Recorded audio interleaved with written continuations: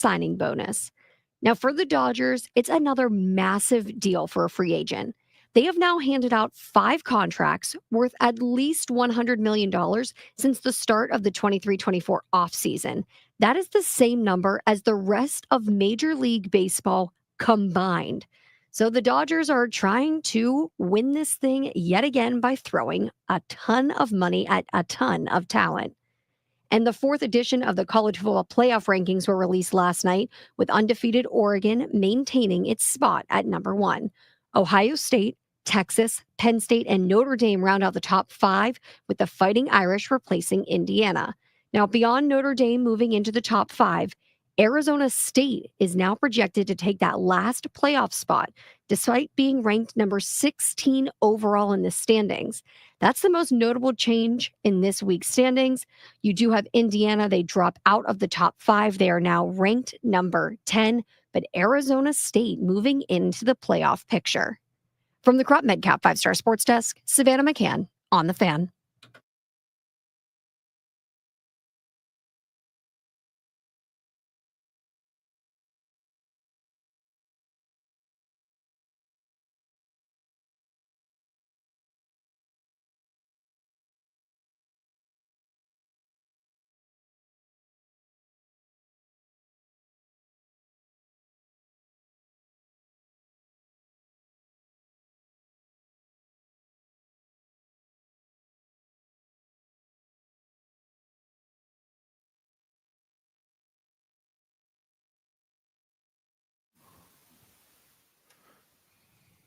In the corky buns. You always have your thing up. Lyrically, I'm Mario Andretti on the Momos. What up, everybody? It is 10 a.m. in the District of Columbia. Points north, south, east, west. Me and B holding it down out west. Ashburn, VA, back on the practice field. Very important week for these Washington Commanders. They've lost 3 in a row. Need a dub. Tennessee coming to town. Titans don't have a good record, but they're coming off their best win of the season, their best play of the season. Yes. Good morning, Brian. How do you do? I am great, man. What's happening? I'm good, dude. It's one of these weird weeks where, there's no media access to practice tomorrow. The whole world kind of locks in on turkey and football tomorrow. And I think, you and I were talking, you've already been to Home Depot buying peanut oil. I've been to Home Depot. I've been to Giant. Did all kind of stuff this morning, brother. So what are you gearing up for tomorrow? Let the people know the B-Mitch Thanksgiving experience is a long and wild ride. It is, and it's long and wild for me. The other guys, like Jeff, they show up at like 8, 9 o'clock. Right. You're an early riser anyway. I'm like up at around 6:30. But what about tomorrow? I'll be up around 6. Okay. And I will have the first propane tank be already. I light that thing up around 6:30. All right. Now, so most people, like when you think of somebody frying a turkey, I'll send you a picture to the text thread. Right. No, but let's try to talk our way through it, right? So, like, most people have that, like, singular kind of bucket-looking the little fryer. Canister. Canister is a great call.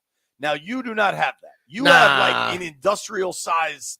Yeah, I could put, like, 14 to 16-pound turkeys in mine at one time. When did you when did you get into this every Thanksgiving morning, I'm frying 100 turkeys? I've been doing that for over 20-something years, but frying turkeys over 20-something years, But over the Did last... you start with the bucket canister joint? I had that, yeah, because I would do it for myself at that time. And then all of a sudden, people started asking me to do it. And then I'm like, okay. So then I went to UL for spring game. Okay. And my buddy, I said, damn, where'd you get that from? He had a single one. He said, you can get the one that they have the double side. You can fry 4 turkeys at one time. So I ordered it. It was a Saturday. I ordered the thing. I called the guy. I ordered it. When I got home that Tuesday, it was at my house. Wow. Okay. And I've been frying turkeys ever since. Leave it to the great state of Louisiana to have the technology to fry 4 turkeys at once. CajunFryer.com, brother. Well, dude, and it really, Thanksgiving is it's a day to give thanks and have some gratitude for all the stuff we're able to have as Americans and family people and friends and whatever else you got. But it's also turned into this, like, festival of gluttony. Like, all right, we're going to make more food than we need and watch more football than we need and lay around. Like, it's. You act like you don't want to watch football. I'm into it. I'm not complaining. The food is cooked. Don't mean you have to eat all of it that day. Sure. But people cook more than they need typically on Thanksgiving. But normally, because they like the thing about Thanksgiving, I think it's always been more than you need for the people right there because you don't know who's going to stop by. Sure. And I think that's the thing. Always having enough just in case somebody stop by. But you know what you could do with that damn turkey? Throw in one of those little meat grinders. Make turkey salad. Just like chicken salad. It's good as hell. I like just turkey sandwiches. Like later that night, just some mayonnaise, like that's the only time I like white meat is in turkey sandwiches. Like on my actual so you do like turkey. My actual Thanksgiving plate, I like dark meat.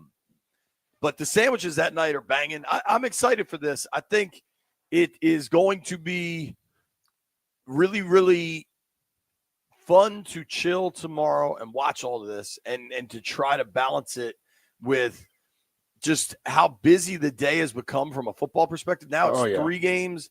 The games tomorrow look like absolute dogs. I don't know if you looked. I mean, we're hoping that Packers Dolphins tomorrow night bails out because it's Bears Lions. And I guess watching the Lions right now is But you know what? It may end up being a damn good game. This is the thing about it. We always look at the games and we just look at it based off of what we're seeing. But those games may end up better than what you think. Sure. I think the Bears could give them a little bit of a contest. The Bears are losing, but playing better. Caleb Williams playing a lot better. But the Lions just seem like an absolute freight train. They are. Say something nice about Cowboys Giants. I hope they finish in a tie. 0-0. There you go. It's the nicest thing I can give those bastards. And then certainly hoping Packers Dolphins at night should be good. I think the Egg Bowl is usually tomorrow night. Ole Miss, Mississippi State. I've always watched that game. I don't know. Wait, that game is going to be on Thanksgiving? I thought they always played at Thanksgiving or maybe the Friday after. Must be a day. I don't think anything else is on. If you are on TV on a day when there are 3 NFL games, you're not getting anybody watching. Yeah, but the third NFL game only started 5-6 years ago. Yeah, but still. Maybe 10 years ago. But what time does the first one start? So they're playing it Friday, I think. Yeah, I wouldn't anticipate nobody trying to compete against that. Oh, dude, this is the first time they've moved. It's been on Thanksgiving forever. And guess what? It's the first time I heard about it being on Thanksgiving. Really? I never knew a college game was on Thanksgiving. Nah, man, the Egg Bowl had been on Thanksgiving forever. And I don't know why. Never seen it. Why do you think they call it the Egg Bowl? See, I don't know. That's how I know you're not a true degenerate gambler. Is if you don't know all the games that are out there, you don't know all the places you can get the points in a rivalry game and take Mississippi State Bulldogs. Jeff, can I get a Mississippi State Bulldog? No, not right now. Why? You busy? No, I don't got the voice for it right now. What happened to your voice, Jeff? He was hanging out. I had the DJ last night. Yeah, he had the DJ. Ooh, where at? Jeff, are you DJing tonight? Isn't tonight one of the biggest bar nights of the year? Yeah, this is the biggest drinking night tonight. This is the biggest drinking night in the United States. I'm in Baltimore tonight. Then I'm at B House at 7 a.m. Oh boy, you're coming in hot. Oh, Lord, yo, he's just. I know what he's gonna smell like, and I know it ain't. Don't worry, Jeff. We're gonna be ready for you, dog. Well, B will keep you outside. You'll be fine. And then the overwhelming smell of brown liquor will take over whatever else has happened.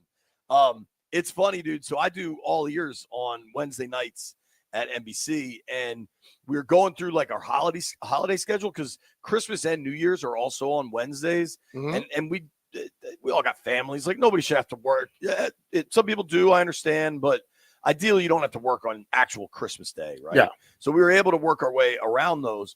And then we were like, well, what about the Wednesday before Thanksgiving? And I was like, there was a time in my life where that mattered because I wanted to go out, but that time of my life is long gone.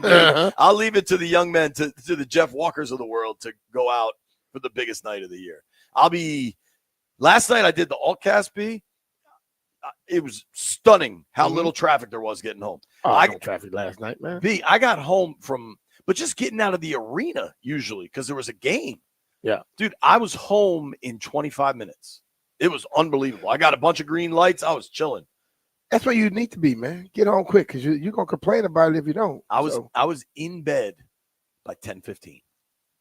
It was fantastic. That's too early, brother. That hasn't happened in a while. Well, I might not have been in bed, but I probably was asleep by 10:15. That damn couch, bro. I don't know what's up with that couch, man. That couch gets you. God. Tailgate Ted just said we need B to teach a master class on turkey frying. I would be there in a heartbeat. I think there are a lot of people. So honestly, just us walking in from the parking lot today, I was kind of asking you how it goes. Mm-hmm. Explain like the floating. Well, as the turkey as it starts to be done, it starts to float more. It doesn't, like when you put it in, it'll sink. And then as it starts getting done, you can start to see it rise a little bit. And then when it starts to get done, the breasts fall forward. And then you just start getting a little Doppler. That's funny. It starts to move around a little bit, but it's cool, man. I like it. That's great. I'm excited for you for your thing tomorrow. I got to go run this freaking race. I'm not that excited about. Maybe it'll rain and I won't go. You're going. Landfill, I wanted to check on something real quick, pal. I know yesterday on the program we were able to break some news. Have we gotten any more confirmation, or is there any more? Is there any more word on B. Mitch's return to the football field? I mean, rumors are swirling. About what? I can report that B. Mitch is at Commander's Park today, possibly undergoing a medical. I can't be sure about that. I can confirm that all the people need to do is just go to 106.7 The Fan YouTube page, and you will see what B. Mitch is doing in a baseball hat. Why y'all just took me off the damn stream? They just took me off the stream. Oh, y'all some bastards, man. That's really funny. That is quite funny. So Landville has this question here that I think is a good one to ask, and we'll go around the room, and it's, what do Commanders fans have to be thankful for besides the possible return of Brian Mitchell as they're looking for a running back and a kick returner? I think a running back already came back. Chris Rodriguez. They signed him yesterday. Yep. So good. I don't have to worry about that. We got to have a Seibert discussion. We're going to do that a little later. Mm-hmm. A lot of people are screaming about a lot of things that I think may be perhaps misinformed or just revisionist history. But we'll start with some gratitude. What are you thankful for as somebody who you said before this organization gave you your life? I am thankful that we have adults in the building running that program now. I am very thankful for that because things may not be where everybody exactly want them, but they're better than what they were. And if we keep it going in that direction, and I hope the people keep their little mindset going, things are going to work out for the better. Landfill, what about you, buddy? Are you thankful that you don't have to be a lifelong Eagles fan anymore? I'm mostly thankful for Jaden Daniels. It looks like we finally have a quarterback after all these years of searching. It's pretty great to see that a long search come to an end. I think that's certainly one that was kind of on my list. Jeffrey, what are you thankful for, pal? I agree with Landfill. That was on my list as well. But, man, I'm thankful for 7 wins, JP. I'm thankful for this season. We weren't expected to win 7 games. I had a good time. We still got the opportunity to win more. I'm thankful for the games that these guys went out and played, and they won. The horse is always prepared for victory. It's always prepared for battle, but victory comes from the Lord. I'm just thankful. I'm thankful for the opportunity to step in Northwest Fed on Sundays. I'm thankful. I'm just thankful. Without paying for tickets. Yes. I'm thankful. I'm thankful for Jameis Winston. I am also thankful for Jameis. Jameis is a national treasure. Yes, he is. I wonder, you all kind of hit on what I would say. The adults in the building, just the vibes surrounding the organization has gone from pariah to celebration. And that doesn't mean every decision is going to be good. And it doesn't mean we can't question them when bad things happen or personnel moves or you don't go for it on 4th and 2. Like, there's there's a recognition that things are very different, and then there's also the recognition that this is football and we all have a role in it, right? But I think just the complete 180 that the organization has done from last year is truly just a gift to the city, to us that work in this profession, to the fans that root for this team so much, to everyone that this team means something to. The last 2 years, certainly, but definitely the last year has changed everything for the Burgundy and Gold. And I mean, for me on a personal level, like what I appreciate most is watching the Browns and the Jets just flounder, watching some of these like perennial bad ownership situations just continue to do their thing, and knowing Washington's out of that is just like such a relief, dude. And Jeff's happy with the 7 wins. That's cool. You'd like, I mean, they got 5 games left. Get to 10. I don't think being happy where they are means you don't have to stop wanting them to accomplish more, right? Correct. But I think it is it's been what a difference a year makes, man. Yeah. And one thing that's crazy, man, I got like people are people, and there's just always going to be crazy people. But the amount of folks that are like still mad about the name or the logo and all this stuff, I don't think it's a lot of them. I don't know, man. It's just like you need a new hobby, dude. Like you need something else to go to your local school board meetings or something. Like be mad about something else, dude. Obviously today is the anniversary, I believe, of Sean Taylor's passing.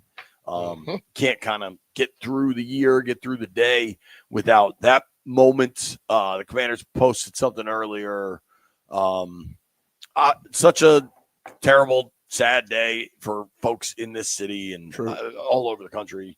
But it's just one of those things that every year comes around and you're just reminded of like, golly, what the hell happened, man? Yeah.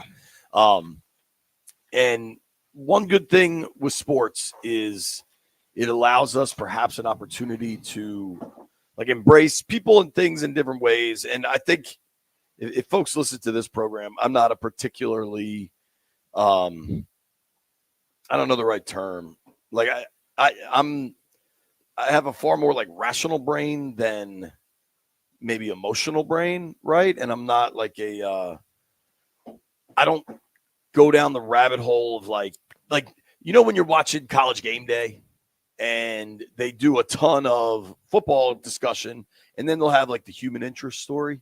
A lot of times like that's when I go get something to drink or go like I don't get caught up in a lot of stories, you know what I mean, that aren't about the sport. You may have to go talk to somebody today. Maybe you running from something out. Maybe I am. Well, hold on a second then, because I stumbled upon this story. Well, one thing I do love is when like the human condition and sports are able to overcome incredibly tragic scenarios and situations. And I just love when there's a bond through sports that bring people together despite awful, awful conditions. And you see it, but not often to the scale of what we're going to do next. We're stepping outside of our normal area here. Adam Leventhal covers soccer on a global level for The Athletic.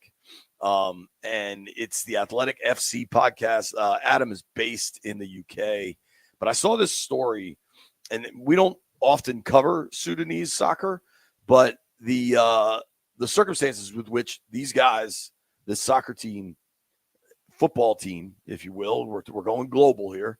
The circumstances they've fought through and a recent accomplishment are just such a testament to like the human spirit and what sports can be as a bridge to overcome awful, awful situations. I just found it astounding. And yesterday we had Azra on in the 10:30 slot, and we all kind of learned something about the big picture. And I think Adam will serve an even broader light on things. So I'm really excited. Adam Leventhal from The Athletic is going to join us next. Now, I have no idea how to segue from that to this. So I'm just going to tell you, Thanksgiving's tomorrow, and you better make sure your appliances are working.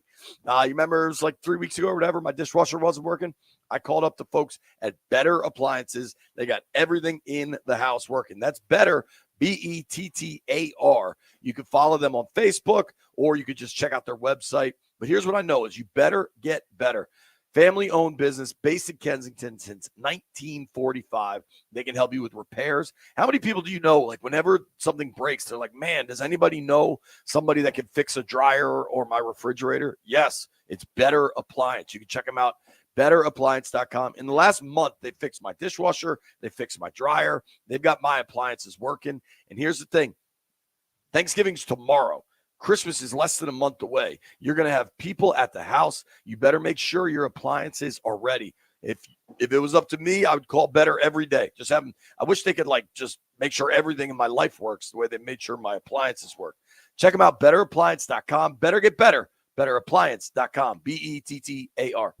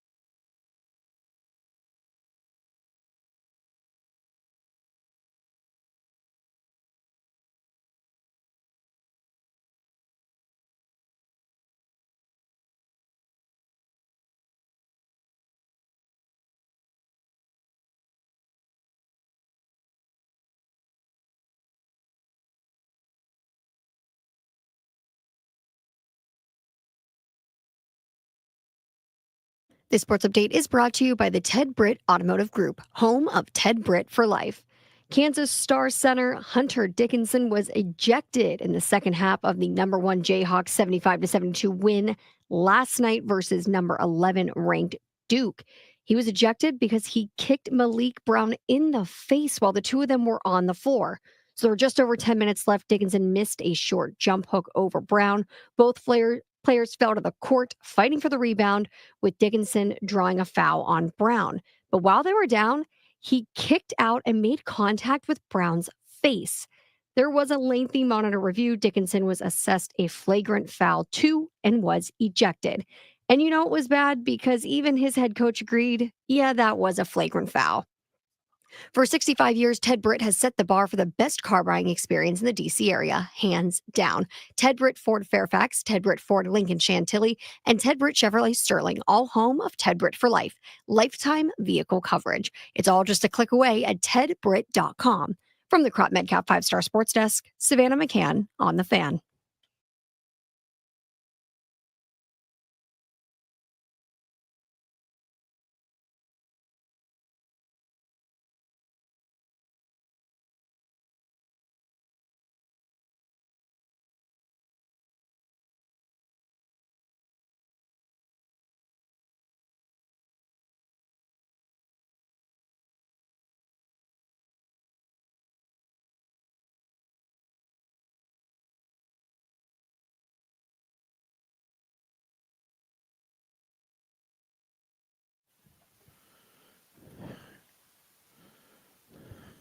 B. Mitch and Finley, 1067 The Fan. In just moments, we're hoping to be joined by Mr. Adam Leventhal. He's over in England. So with all the advanced technology afforded to the Prison Cell Studios, we're working on getting it going here. A little bit of breaking news in the meantime. Daniel Jones, Danny Dimes, signs with the Minnesota Vikings. I thought this was kind of, in my mind, the best decision a guy like that could make is go be a backup somewhere and watch your stock rise because you're not on the field throwing interceptions. We saw this. To me, that was the best move Sam Darnold made, was just go be the backup in San Fran for a while. So now Daniel Jones is going to go to Minnesota. I think he'll back up Sam Darnold. Okay, we're going to talk more about Danny Dimes a little bit later. Right now, though, I want to get to the phones and welcome in Mr. Adam Leventhal. Adam is the host of the Athletic FC, covers soccer or football around the world. Adam, thank you for making time for us. I know you're over in the UK. I know we got a big time difference here, so we really appreciate it. No, not at all, guys. It's a pleasure to be on the show, and I know you're taking a bit of a departure to speak about soccer today. And I heard you speaking before the news break, and you were saying I turn off when I hear about the sort of the humanitarian side of things, and I was thinking, hang on a minute, I'm going on the wrong show. But then obviously the importance of it. Well, no, you're right, dude. So, no, I appreciate you having me on. Well, and I appreciate you making time, and I understand it's quite an effort. So seriously, thank you. I generally do, but I saw this story, and I want to give credit to Victoria, who like emails out all the stories that the Athletic's always doing, and I just found it remarkable. And as you know, here in America, we're gearing up for Thanksgiving and being grateful for things. Sometimes I don't know that Americans have the best sense of the rest of the world and how hard things are. And this story of the soccer team in Sudan is just unbelievable to me. And I was wondering if we could start with you just kind of getting our listeners up to speed on what's going on and what the team has kind of overcome. Yeah, sure. And I appreciate that. I think, there's a lot going on in the world at the moment, and we know that there's, big things going on at home. You guys have just had an election that's been sort of top of mind. You then go out of that and you look at global issues, geopolitical issues, and you look at the wars going on in the Middle East, also Ukraine and Russia. And then you have other things that are going on as well. And that's why we wanted to shine a light on the Sudan issue, coupled with the fact that they have this football team which has overall been quite underperforming. But since the start of the civil war in Sudan, which is basically being fought between the government army and a breakaway faction from that army, which is called the Rapid Support Forces, they're basically having an infight in the country, and that's been going on for 19 months. The Sudan team aren't able to play in Sudan. So like a lot of the people in Sudan, there's 14 million people that have been forced from their homes due to the conflict. The football team, okay, they're not as impacted as a lot of the citizens, but they are also displaced. So they're playing these qualifiers for their continental championship. So all the African teams play against each other in AFCON, and they're also playing qualifiers for the World Cup. We all know where the World Cup's heading in 2 years' time. So they are trying to perform outside of the country, and remarkably, they've not only qualified for the Africa Cup of Nations. Last time they tried it, they finished bottom of their group. This time around, they've qualified, and they're also top of their World Cup qualifying group as well. And that's a tournament that they've never, ever been to. So you think about a side performing in adversity, they're having huge success, and they're doing it inspired by what's going on in the country. So it's quite a story. Not The focus that they must have to continue on doing that with stuff going on at home. because it's got to be their family and everybody getting displaced. Yeah, exactly. And look, we went over there, and I joined them in Morocco, which is one of 5 countries that they've had to play their home matches. I'm holding up inverted commas. Obviously, we're on the radio. You can't see that. But yeah, that's where they've had to play their home matches. Morocco, Saudi Arabia, Mauritania, and Libya, also South Sudan as well, which is another country separate from Sudan. And some of these guys are getting calls from home, and they're hearing about the troubles. And some of those calls are the worst calls that you could imagine, finding out that your family or your friends have been killed. And that's happened a number of times whilst they've been in camps, been playing football, playing soccer outside of the country. So this happens quite a lot. So they're dealing with that. And, you know, Brian, as you mentioned there, it's like they are having to channel their emotions to try and inspire their nation. And it seems to have this galvanizing effect on them. And maybe also a bit of a release for them to at least have something that they can do to inspire the country. It's just remarkable. And so do they have like one incredible player? Like, is this driven by some star that, you know, plays for Man City or something? Or is this just a collection of teammates coming together in spite of kind of the war surrounding their country? It's exactly that. They haven't got a star player. Some other countries will have, one player that breaks out or a few players, like Ghana, for example. Ghana have got a load of players. They played at the Qatar World Cup. They've got lots of Premier League names that people are familiar with, the likes of Mohamed Kudus, who plays for West Ham, Antoine Semenyo, who plays for Bournemouth. There's Jordan Ayew, who plays for Leicester. And Sudan, they don't have that. All of their players, the majority of them play inside Sudan. So there's no professional football going on at the moment. 2 of the main club sides in Sudan, sides called Al Hilal and Al Merrikh, they've actually had to parachute out of there and play in another league entirely in Mauritania. So this is a team of pretty sort of lowish standard players in the grand scheme of things, really exceeding expectations. But they have got some decent players that are playing, just outside, maybe in Egypt or in Libya, and, some are playing in Sudan. But they've really come together, a sort of a band of brothers sort of mentality. And this is not only an opportunity for, them to inspire the nation, it's also for them to make a mark, to maybe get a move to, maybe a European league or things like that. So they're playing on multiple fronts, but they have surprised a lot of people. And they've also been, they've got these big awards for African football run by CAF, which is the Federation of African Football, and they've been nominated as one of the teams of the year. And I think, it would be quite something if they don't win that, because what they're going through and being in contention for an award like that, I think would be richly deserved, considering what they're doing, not only for themselves, for a sporting side of it, but, a humanitarian side. They're doing great things. Are you traveling with them, or are you just covering? So at the moment, for the documentary, I went over and spent some time with them in Morocco at one of their camps.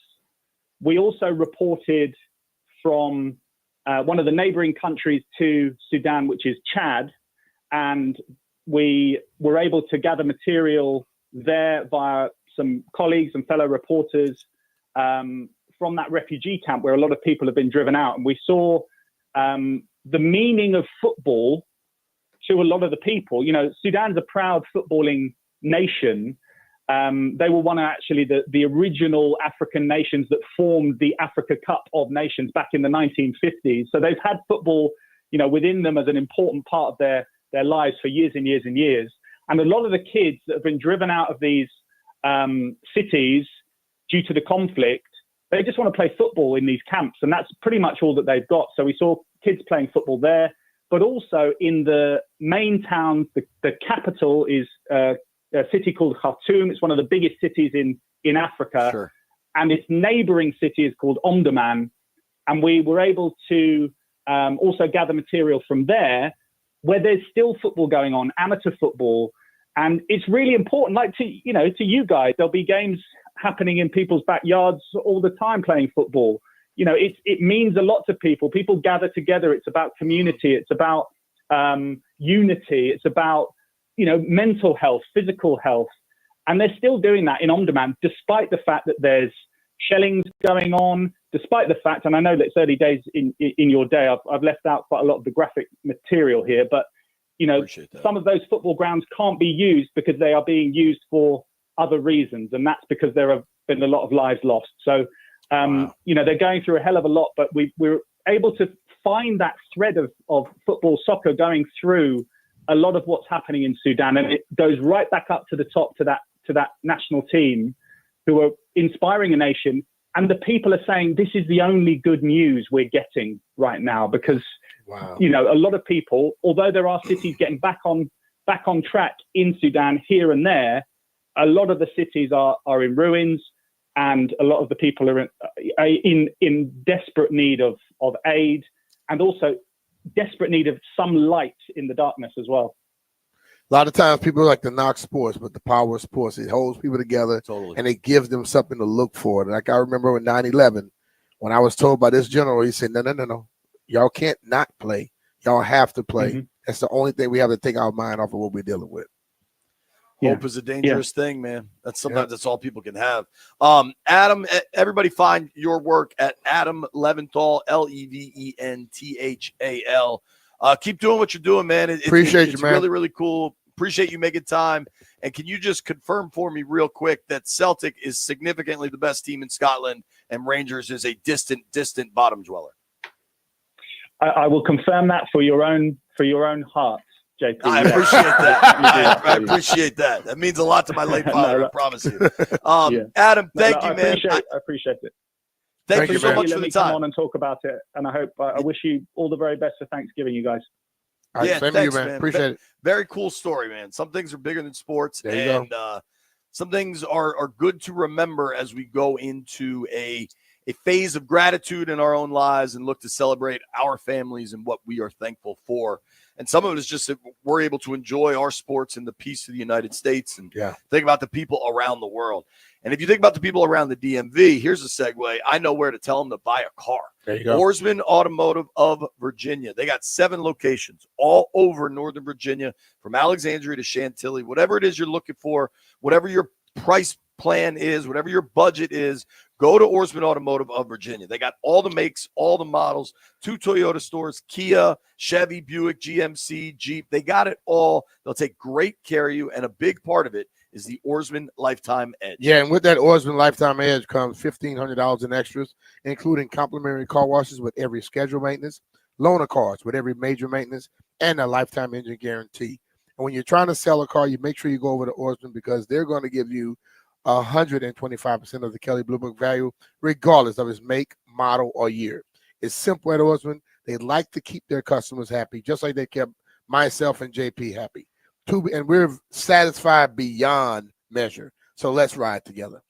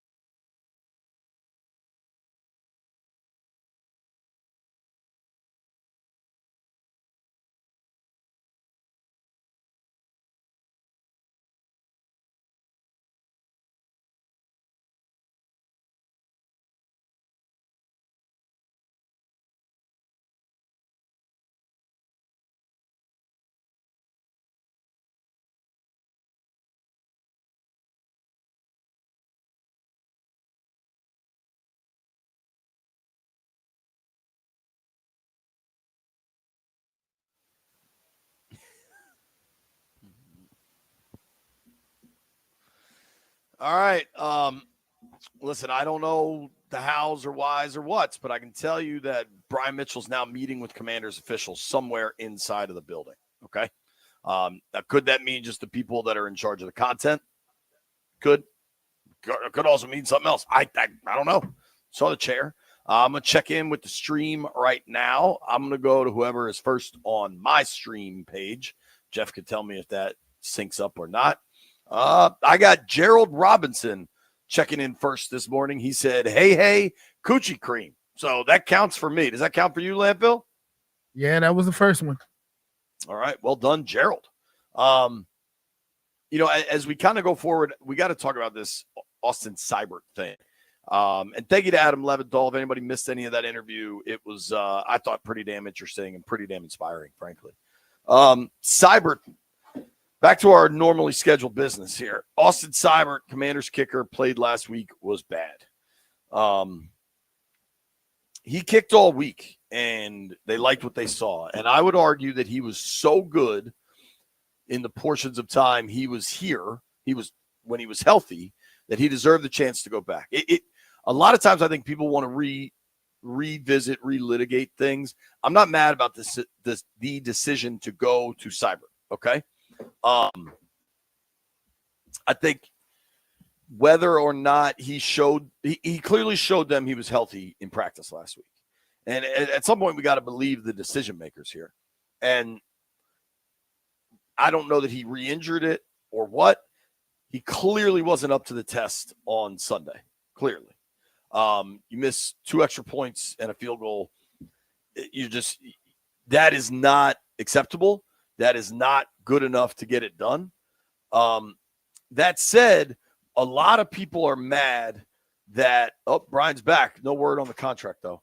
I'm just saying, we know you went and met with Commanders officials elsewhere in the building. Yeah. They are people that work for the Commanders. I work with the content officials. I'm just saying.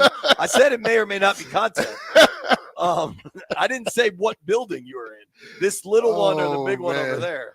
I'm gonna have to stay here the whole time. I'll have all kind of stuff going on. I want to address this Seibert thing because I think people are cooking it in an incorrect manner. The reason they like Seibert so much is he was absolutely nails inside of 50. Mm-hmm. And he made a couple of 50 pluses. He also, I don't think it was a secret to anyone involved. He didn't have the strongest leg. Uh-huh. If you watched, you knew that.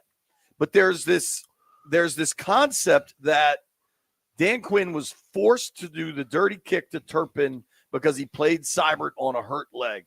And what I would argue with is they played Seibert for 7 weeks knowing he didn't have the strongest leg. Yeah. There's no way to say that Dan Quinn might have called the dirty kick even if it was a stronger legged kicker. And I just think we're assuming so much with that. I'm not saying he definitely Well, I think when Dan made the comment about it's harder than you think, he was talking about to return a kick back, not kick it out the end zone. I think that's what people have misrepresented.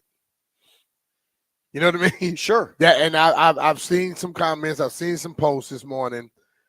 It's easy to misunderstand what he's saying. He's not saying it's hard to kick it out the end zone. It's hard to return kicks in the NFL. I think he was saying it is hard to kick it out of the end zone at all times. Dude. But you kick it 5 yards deep, and with hang time, people are going to keep it in the end zone. Seibert had among the lowest rates of touchbacks. Yeah. But he did that when he did the same thing when they were making kicks and nobody was worried about it. That's my issue. The problem with Seibert is that he missed the 2 extra points. True. Dan Quinn, Adam Peters, Larry Izzo, the special teams coach, everybody had made their peace with Seibert's leg strength. Whether he could or could not get it to the end zone, out of the back of the end zone, everybody was cool with that as long as he was making kicks. When he missed the kicks is when it became a problem. Nobody would be discussing it if he had made the other kicks. Honestly, be honest with you. If he just made the last extra point to tie it up, everything probably changes. Yeah, totally. But we still don't know if DQ would have called for the dirty kick. There's this assumption that they only called that because Seibert can't kick it. They've been starting this guy for most of the year. They've done those type of kicks earlier this year with them too. It's not the first time that happened. They've been doing it all year. Yeah. Landfill stirring the pot. So listen, if you want to be mad about them going to Seibert, fine. I'm not saying you shouldn't be. They had Gonzalez available. Now, Gonzalez's kicks. Landfill. You gotta stop that, man. Gonzalez's kicks hadn't been that clean, but he had been making them. Definitely a bigger guy. You think stronger leg guy. Who the hell reposted this? I haven't, for the record, I haven't retweeted any of that stuff. These dudes here are crazy. All right, so everybody understands what we're all talking about. Landfill or someone, I don't know, I can't confirm who it is, but somebody with access to the B. Mitch and Finley account. And we're not sure who that is. What's ironic in this is the only people that definitely don't have access to the B. Mitch and Finley Twitter account you and I. is me and B. Yeah. The people whose names are on it. Somebody involved with the B. Mitch and Finley account just tweeted, breaking, B. Mitch met with Commanders team officials this morning. Can you confirm or deny the reports, Brian? I was over there talking to the guys that I work with doing content. Are they in charge of who's kicking this weekend? No. Are they in charge of the kick returners this weekend? They will be in charge of me discussing what's happening this weekend. Do you know who's returning kicks this weekend? I don't. Landfill, he cannot confirm who is returning kicks. I don't know this who's weekend. kicking is what I said. The B. Mitch possible retirement is one of the most fun things to come about this week. Let's do this. Our friend, Mr. Neil Greenberg, will join us next.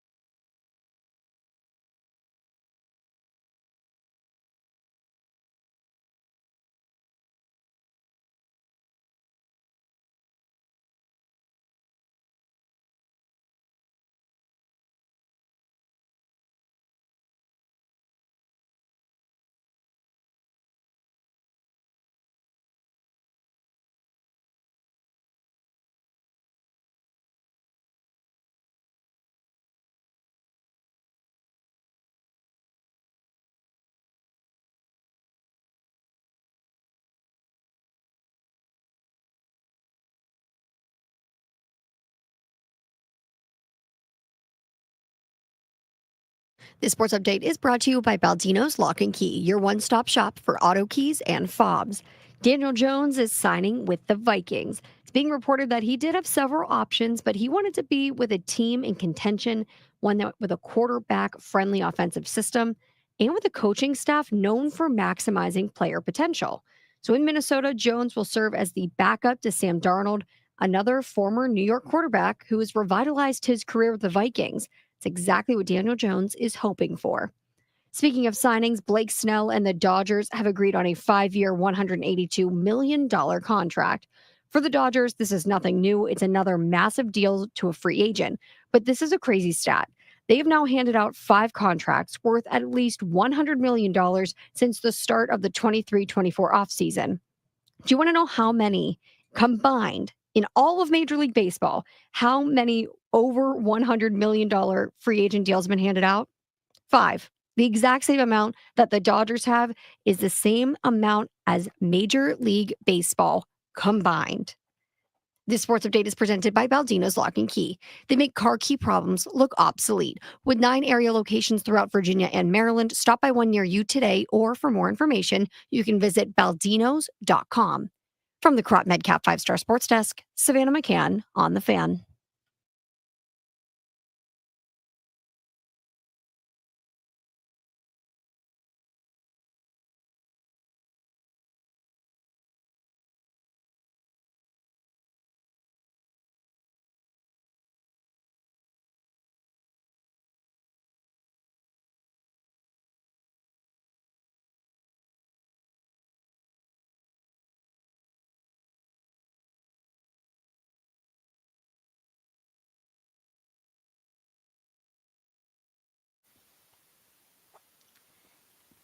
Bum, bum, bum. Mm-mm.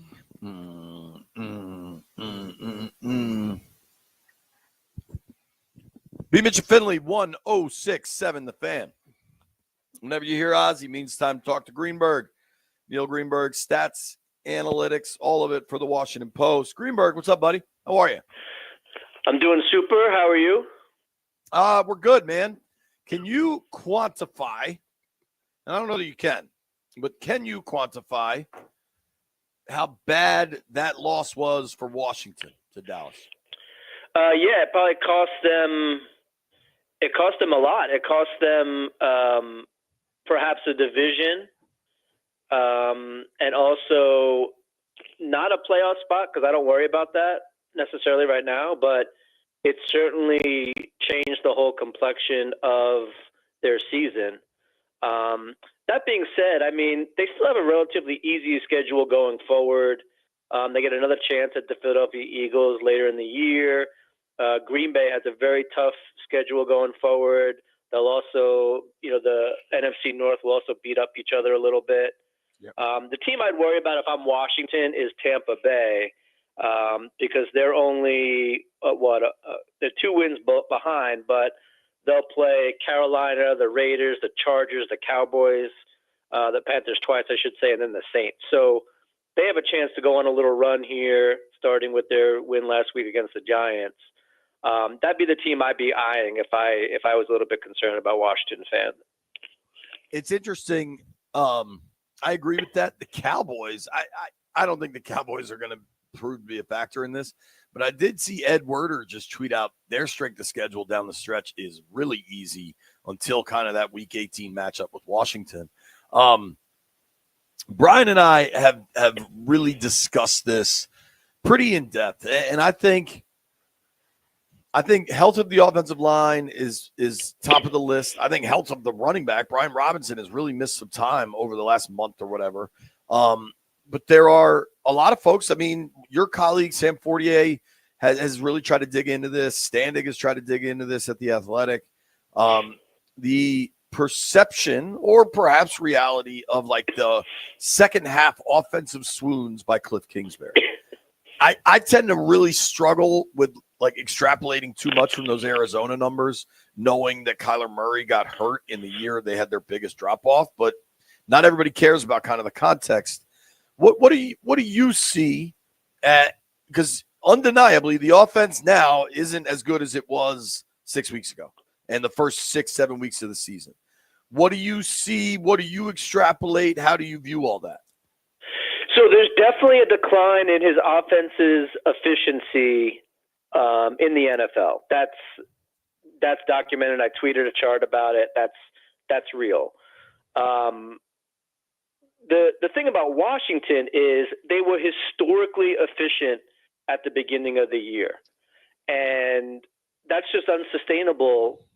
Like, you would never expect a team like Washington coming in with so many new parts to be historically efficient for the whole season. So their offense went from historically really, really good to above average. So, like, optically, yeah, it looks like the downturn of Kingsbury offense is happening. But I would have expected that no matter who the offensive coordinator was. So it's really tough to say, like, are we experiencing the cliff, or is this just a regression to the mean? Because we've seen that, like, with their third down conversions. We've seen it in some other parts of their play. That's just the way the NFL is. They get tape on people, they're able to defend better, and it happens. So we're really going to have to wait and see before we know the answer to that question. And even then, I don't know how much like the blame pie, I don't know how much we can put at Cliff's table setting, because, again, historically great offenses are gonna peter out a little bit as the season goes on. It's just rare for it to continue. But the downturn itself, yeah, it's real. I mean, it's definitely happening. Yeah, and I know he said it. Like he said, well, with his offense in Arizona, it was just him. The fact that he's added other stuff to it, I don't know if it's just that easy to just automatically quantify it and make it comparable to what happened in Arizona. You know what I mean? Because there's more people that are putting stuff involved into this one.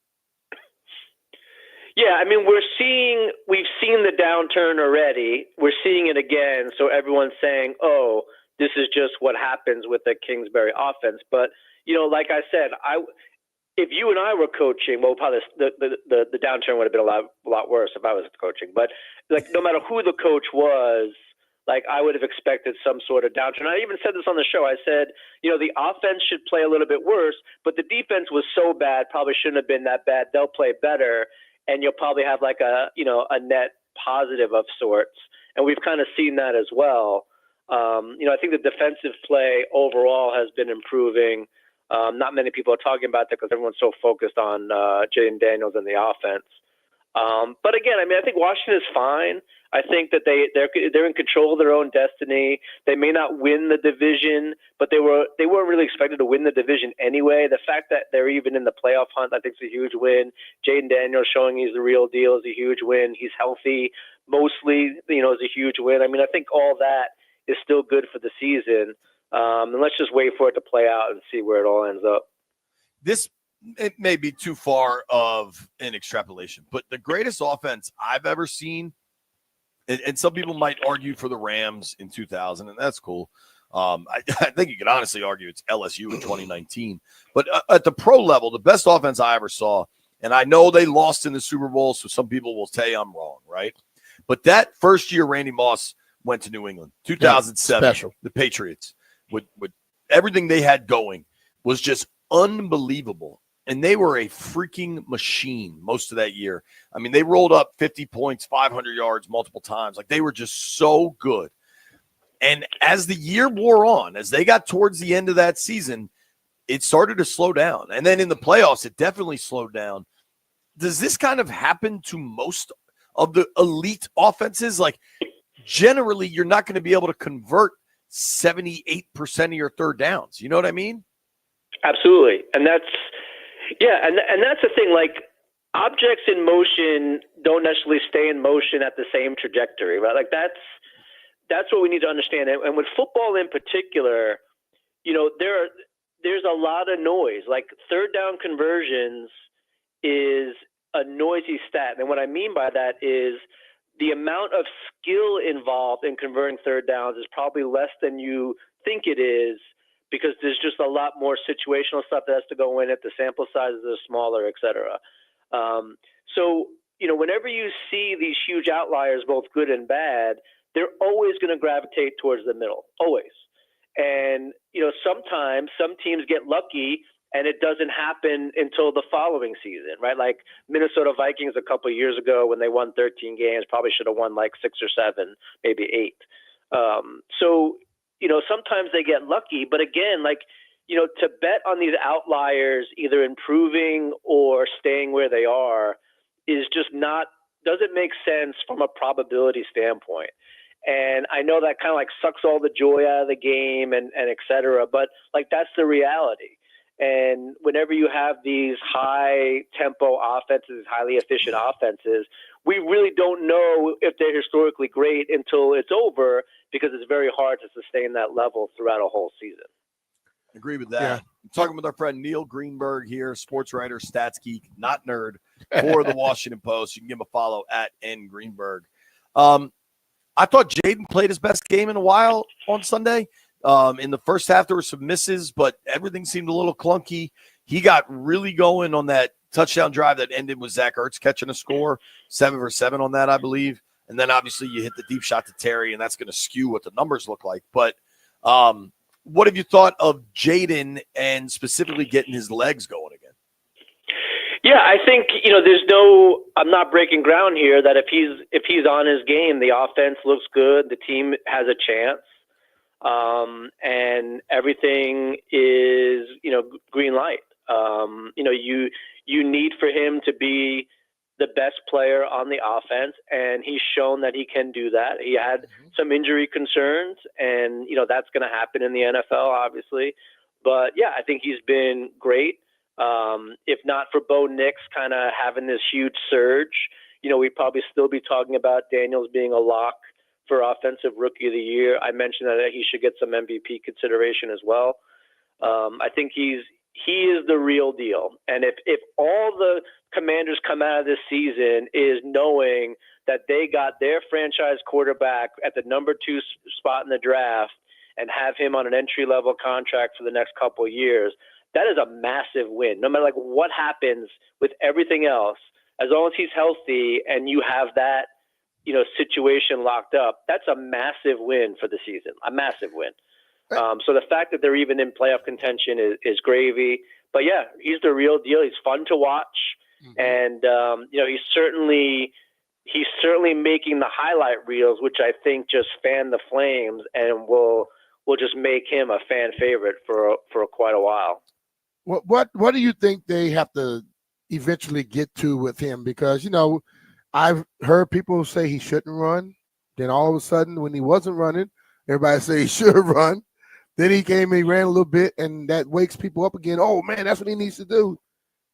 What are they going to sort of allow him to do him, but just say, protect yourself, because he's going to get hit. Let's be real.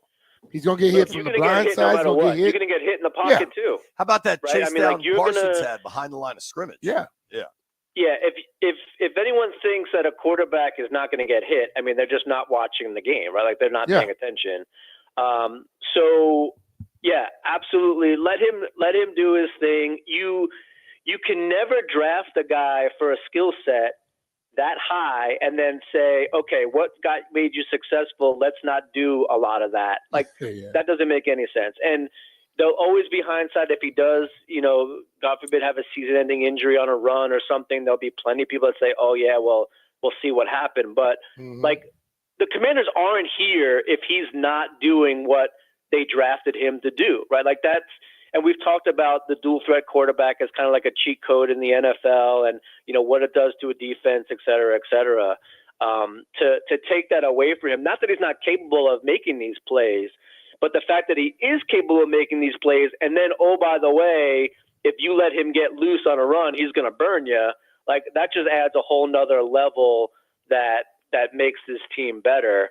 It's easy for me to say let him run loose and with knowing how severe the collisions are, et cetera. But he's also being paid to do that. That's his job to make plays, and I think that just let him do his thing and. Trust that he's going to make the right decisions. And if something catastrophic does happen, I mean, that's the game. It's not because you let him run. It's because that's just the way football goes sometimes, and people do get hurt. True. Sure. Talking with our friend Neil Greenberg here. I think most people, I don't know, perhaps I'm being overly optimistic about most people, but I think most people have kind of gotten to that happy medium with Jaden that you just got to let him play.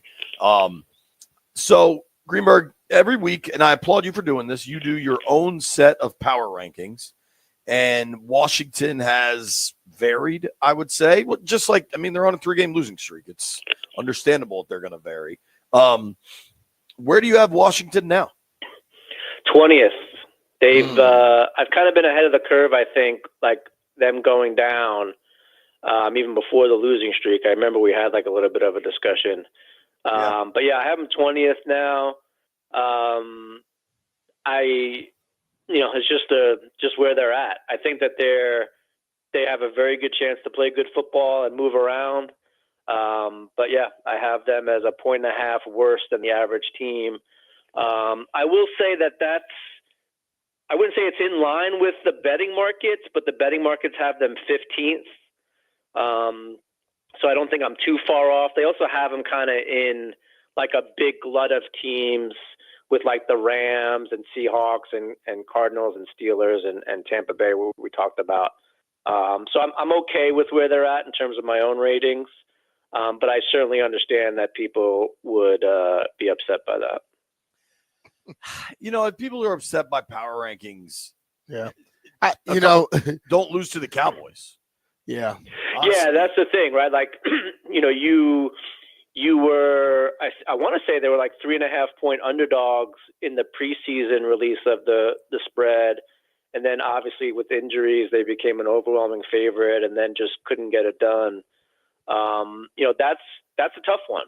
That's a tough one. And it might have saved B. Mitch a 2-2 fashion show, because now they might only get like 9 or 10 wins. I've been asking this question all week, and I think it's kind of tricky. It's relatively simple. Neil Greenberg from the Washington Post, stats analyst. Are the Commanders a playoff team? Yes. You think they get in? I do. Yeah, absolutely. They're in control of their own destiny, and they should get in. Like, there's no excuse for them not to get in. They play Tennessee. They have the bye week. They play the Saints. They have to play the Eagles, but then they play Atlanta and Dallas. So there's certainly 2 wins on that slate, and 9 wins should be enough to get in. But they got to take care of business, and they got to do their thing. And but yeah, I do think they're a playoff team. I would be very surprised if they didn't make the playoffs at this point, especially with how tough Green Bay's schedule is, and that Minnesota and Green Bay and Detroit will kind of beat up on each other a little bit. And then that's interesting, because I tend to agree with you, just to at least get in the door. You think 9 gets them in, huh? Yeah, I do. I mean, 3 wild card spots. Arizona has 6 wins. Tampa Bay has 5. I think 2 wins probably gets them there. Yeah, I think that would be okay. Okay. What do you think specifically this weekend about Tennessee coming off their best win of the year? Oh, I like Washington. I actually, that's one of my picks in print. Now, the picks in print haven't done great, but I do think that they will rebound. I think everything that went wrong, everything that could go wrong for Washington did go wrong going into that Dallas game. I think Dallas week is always tough. Interdivision games are always tough, especially Washington-Dallas. 2 kick returns for touchdown is a very fluky way to lose. Very much. I do think that this is a good spot for Washington. Tennessee is not very good, even though they did have a good outing against the Houston Texans. I believe this is a get-right game for Washington. They go into the bye week strong. I'm pretty bullish on Washington heading into this weekend. All right. Greenberg brother. is bullish. Last question, and I need you to use your full quantitative brain on this, right? Talking with our friend Neil Greenberg at @ngreenberg on X, sports writer and stats geek for the Washington Post. All right, Greenberg, I'll use all the math power you can compute here. What is the right time to have Thanksgiving dinner? 4 o'clock. 4 o'clock.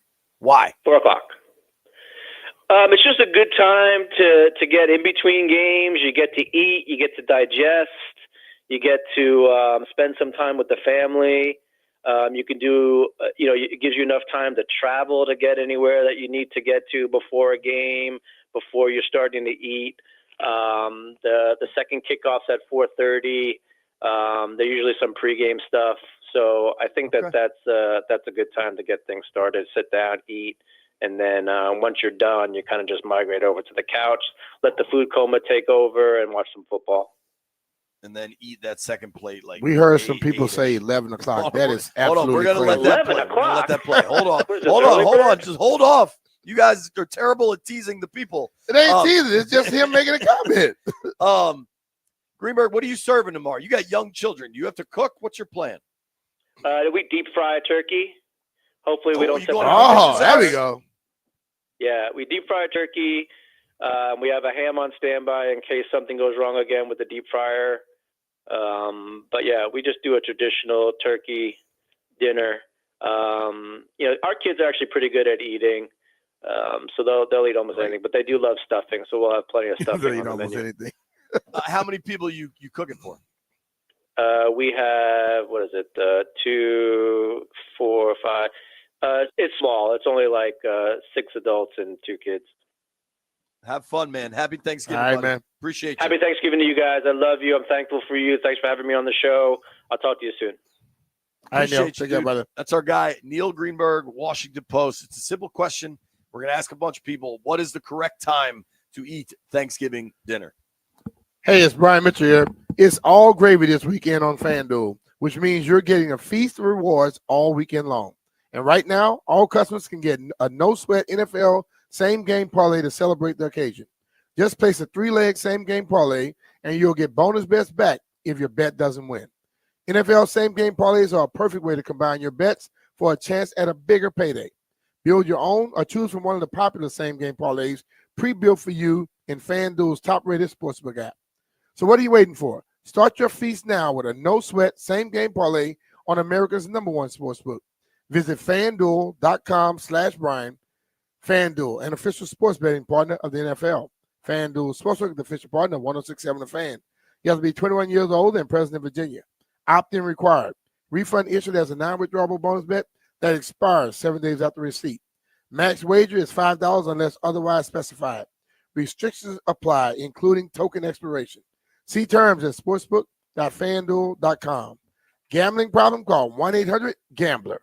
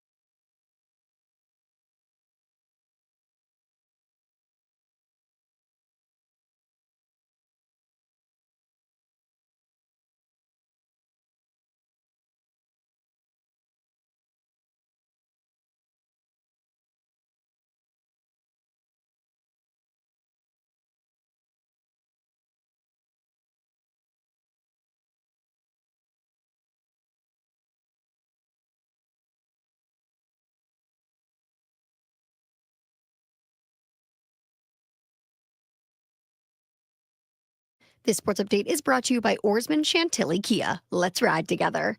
Former New York quarterback Daniel Jones is signing with the Vikings. He's going to be a backup to Sam Darnold, another former New York quarterback who's having a career year and should make some money now in free agency. And that's exactly what Daniel Jones is hoping to do. He wanted to join an organization that has a coaching staff known for maximizing player potential and a QB-friendly system. Well, Vikings head coach Kevin O'Connell, he's an offensive mind and he knows how to make quarterbacks comfortable. So Daniel Jones is headed to the Vikings.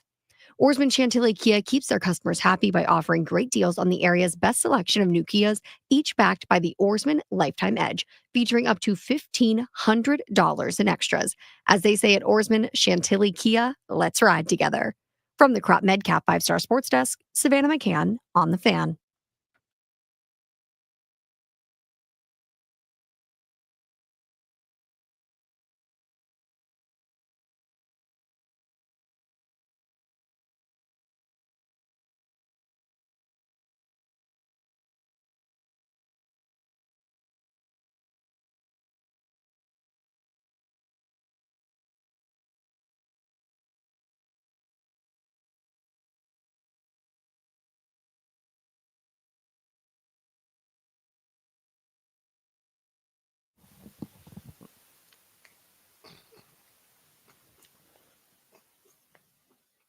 Put up. You know, B. Mitch and Finley, 1067 The Fan. The Commanders content team that Brian may or may not have been meeting with earlier today. I can't confirm it. They do a lot of funny stuff, especially on social media. And they posted something yesterday that I think is something everyone can relate to because there's no one, I suppose you could say there's no one certain answer to this. I would argue there's definitely one wrong answer, but I don't think there's a one correct answer. This is the Commanders players talking about what is the right time to have Thanksgiving dinner. What is the correct time to do Thanksgiving dinner? As soon as the food ready.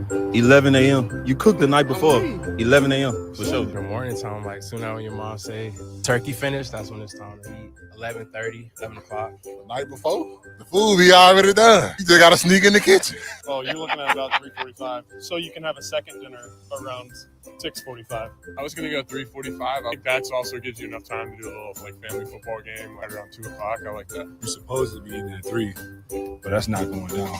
Once they finish cooking, we busting it down. We eating at like 12 or 1. Right before the 3 o'clock game on Thanksgiving, right after the noon game. Midday, like 1 o'clock. I'm gonna say like 4 o'clock for sure. 1:30, 2 o'clock. 4:30. Okay. We're going 4:30. I can see. 4:30.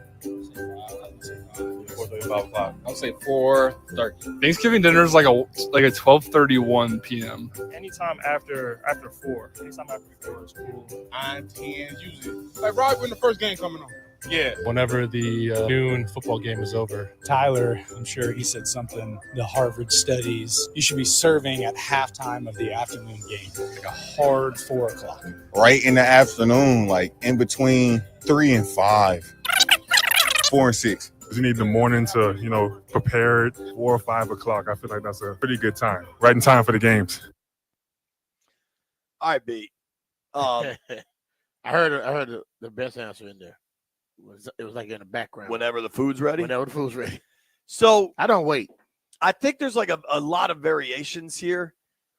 One thing that I heard from a couple people, and one of them was Percy Butler, who said the 11 a.m. I don't know where Percy get that from. Yo, how many people are cooking Thanksgiving the night before? Most people. Now, not the turkey, though. Down south, they are cooking everything early. And I will tell you like this here. Like the turkey, they're going to get the biggest turkey they can cook. And we know turkey in the oven takes for damn ever. But are you cooking the turkey the night before? Some people may. Okay. I wouldn't. Like my wife today is making I think she's doing pies and some like casserole thing. Like she's making that today to have ready for tomorrow. I get that. Mm-hmm. But I think you got to cook the turkey day of. I'm not even a turkey person. I cook it. I cook mine the morning of, So you're and I normally like to time mine right about the time we're about to eat. So what time are you eating tomorrow? I'm gonna eat early, and then I'm gonna eat again. Sure. I'm going to eat around. But you also do the thing where you see who can handle like the hottest piece of turkey. Yeah. We're and all doing that around 9-ish, 10, 11. But that's just you and the guys. But then I'm going to eat. I'm going to sit down at the table around 3-something. Okay. I would say, 3-something, 4 tops. To me, I think like 4:30 is the perfect time because then you could kind of have a day, run around with the kids, whatever. The weather tomorrow looks like it's going to suck, but maybe you play football in the morning, whatever it is, and then you can. I told you better stop playing football. You're going to come up here with a damn boot on. Okay, sold. I was out of town this year. Sex aerobics, baby. I'm good. I was out of town this year for the neighborhood turkey bowl, which may have been for the best. I mean, I'm getting hurt playing paddle tennis, let alone trying to play two-hand touch football. Jeff, what time are you eating tomorrow? So here's an interesting question. Jeff, you're going to B. Mitch's to fry a turkey first thing in the morning, right? Yes. Okay. So what time do you claim you're going to be at B. Mitch's, and what time do you think he'll get there, B? I'll be there at 7. He'll be there. 30. 7? Jeff rolls, dog. Jeff come early. He don't come too late. All right. So because he bringing some product. He got it for me. Jeff's got some You product. got to pick up something for me today, Jeff. Don't forget. I got you. What is it? Don't worry about that. Some wine and some liquor. Okay. From one of my buddies. So Jeff's gonna have this turkey cooked by how you said it's 3 minutes a pound? 3.5 minutes per pound. Okay, how big's the turkey, Jeff? Last year he bought like a 2-pound turkey. I wanted to kill him. It's only 14. How big is it, Jeff? 14 pounds. 14, good. That's a quick one. I'm trying to do that math right now. So you're talking a little over an hour? Nah, less than an hour. Wouldn't 14 times 3.5 is 42. 14 times 3, right? 42. And then half of 7. So 50, 50 minutes. 49 minutes. Okay. So Jeff, you're going to be done. This turkey's going to be cooked by 9 a.m., let's say. Yeah, but you don't just get your turkey and leave. Sure, but then, like, what do you do next, Jeff? Like, eventually, I imagine you're headed back to PG or DC to have dinner with your people. Like, what time is that turkey getting served? He's going to drink with Cody. Cody going to drink some screwdrivers. I'm sure he will. When are you serving that turkey, Jeff? And how do you keep it hot, or do you reheat it? Well, once it's in the foil and in that pan, it's not going to get too cold, and you just pop it in the oven right before you before dinner. We having dinner at like 4, so 4 o'clock for the Walker clan. What about you, Landini? I don't know, like 3 around 3 o'clock. Are you cooking, Landfill? I might cook. Maybe I won't. Maybe I will. He ain't cooking. That sure sounds like I'm ordering. Cooked before. Can you order that? I mean, I guess there's plenty of places that'll probably deliver Some a places will turkey be open. dinner, right? No, I don't know if they're going to deliver you a turkey dinner. You might just eat whatever they cook. I'm not saying delivery, but like there are restaurants that probably have turkey dinner. You call ahead and you pick it up that day. I'm sure that exists. I'm sure. I will be cooking nothing. I would love to eat around 4. Generally at my in-laws, because there's so many babies running around, whatever I want doesn't happen, and we'll probably eat at like 6, 5:30, and I'll just be starving, and then I'll eat like all the appetizers, and then I won't be that hungry when the food gets You just served. got to make time to go get your food, man. If the food's not ready, what am I supposed to do? Just go start eating it myself? Help. You can get him ready quicker. Nah, man, that's not how. There's no room for me to help. Like I generally, I'm guessing my father-in-law will be frying a turkey, and I'll just stand out on the deck with him and drink beer. That's the only place I'm welcome. Well, all you do, I'm tell you how you do this stuff. You get you a The little women in my get wife's you a family. smaller grill on the side and grill up something. Have you something to snack on. Dog. What if I just I make may a pull some of ribeye this. at like Jim, 3 I may pull o'clock? some of this venison out and grill up some of that tomorrow. Oh yeah. No, I'm not doing that. Jeff's Nah, right. do that, bro. That sounds good. Carl Grebe is right about this. We've had this a couple years ago. The stuffed ham from Southern Maryland. Stuffed Yeah, with I've had those- that. That the is spicy good. peppers and stuff. I That can go with is some of good. that. Yeah. Joyce, I highly doubt you're listening, but I would love if ham is served tomorrow. And you Well, you know what? You know how you can make sure ham is served, Jay? Bring it. that's true. But you can't just open the ham and put it in the oven, okay? Not like your beans, all right? You get honey baked ham, you just take it out of the foil, dude. I like it cold. I agree with you. Day after. I don't know why there's this push to heat ham. You could just serve that joint cold and it's banging. I know you like hot food. I don't like cold stuff. Even ham? I want my ham to be hot too. I think when you heat If it I put up, it on a sandwich, I can do that. But if it's gonna just be like on the plate when everything else is hot, the ham needs to be hot. Now, are you putting that on a sandwich with Miracle Whip or mayonnaise? are you asking me or Both of you all. Both of you. I'm not using Miracle Whip. I don't own Miracle Whip. I'm not against it. I just don't have it. I usually buy Duke's mayonnaise. That's my go-to. Duke's is good. Duke's is good. But dude, when I get ham, I like it on the little like potato rolls, like the little slider rolls. Yes. And that bread is so good. You don't The need Hawaiian mayo for ones? that. Yeah, the Hawaiian joints Yes. are awesome. Mm-hmm. Now, if I'm making like an actual sandwich because my wife is healthy and won't let me have Wonder Bread around the house, and it's like vegan wheat bread with 8 seeds on it or whatever we have, that needs mayonnaise. And my wife claims she didn't, but I know she did. I'm airing some laundry here. I swear to God, my wife threw away my mayonnaise and replaced it with like vegan avocado mayonnaise, and I threw a little bit of a hissy fit, and she wasn't thrilled. So this is a good reminder to me. I'm gonna hit Wegmans. I'm gonna get some damn mayonnaise, and B, I think I'm gonna get a steak. You think? Will I offend anyone at my in-laws tomorrow if I just roll up there with a ribeye for just me and cook it around like 3:00? Yeah. Should I do it anyway? No. Why not? Nah. They know how I feel about turkey. Well, They know I want to eat you earlier. just talk about eating turkey sandwiches and all this stuff. Don't get yourself beat up. You just told me to bring a snack. That's a snack. I didn't say go. If you're gonna bring a ribeye, you need to bring it to where everybody else can eat some ribeye as well. Nah. All right. Well, What do you think, Jeff? you have a J-Dogs problem. forever? Do it, JP. Yeah, Jeff can give a damn about you getting punched in the eye. I almost want to do it just to see what Lauren and my mother-in-law would do if I just pull out a steak at like 2:30 in the Do afternoon it. and grill it up. All right, we'll see how that goes. Maybe I will. Hey, Lauren and Mama, understand that was Jeff that told him to do it. Anytime you B. Mitch and Landfill didn't speak. Anytime you can get advice from a guy like Jeff, that's what you want. Now, if you are looking to get into the housing market, I don't recommend talking to Jeff. I recommend talking to another J-Dog. His name is John Leahy. He is the DMV MVP of real estate. Yep, you want to reach out to John just like John and Catherine did. Listen, when you're preparing to move, John is the guy you need to be calling because he's probably going to get your house sold quicker than you think. He's going to get more money than anybody else can get, and then he can get you right on your way to move to the next thing.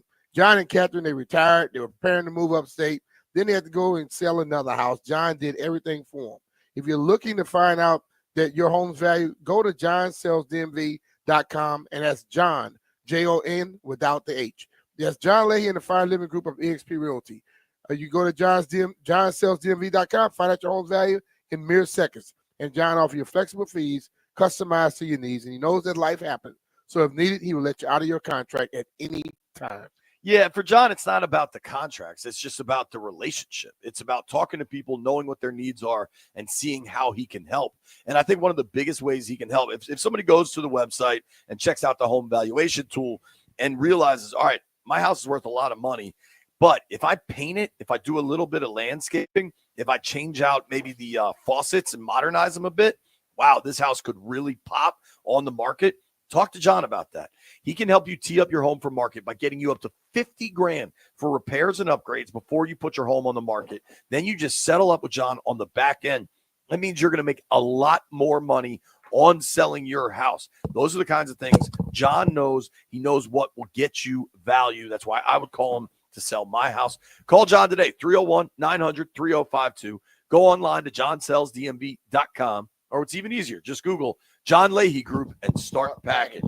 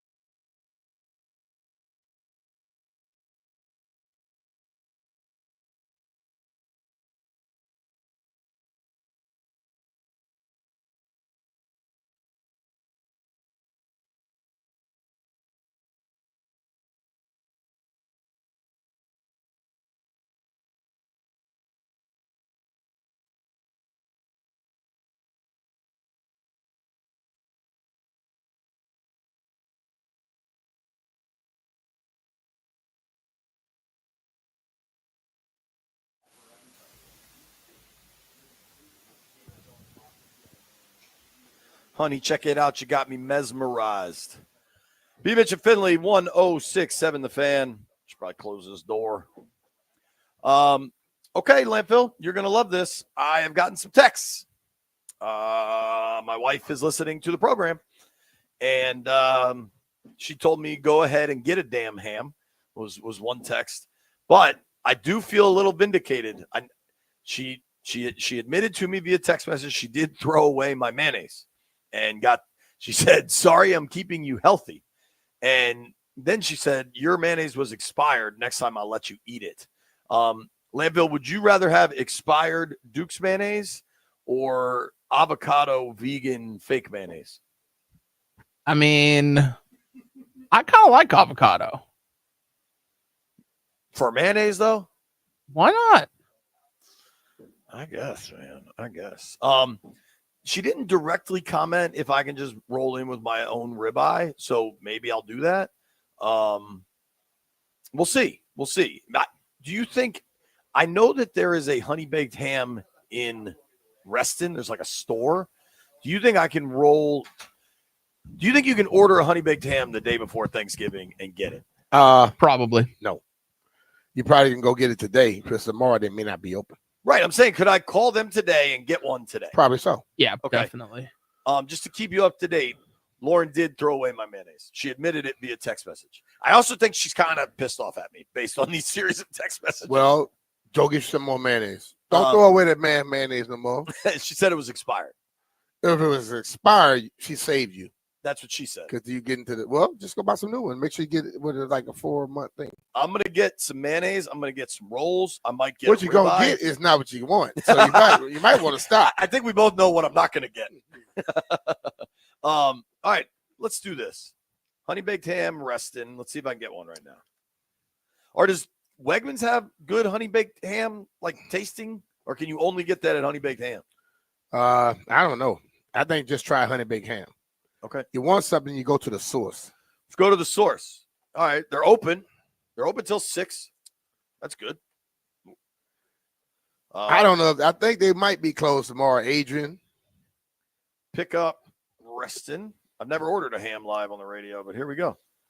All right. It's 1.4 miles away. From here? It's just in Reston Town Center.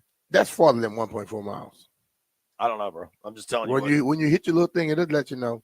I ride a bike from there. It's more than 1.4 miles. I don't need.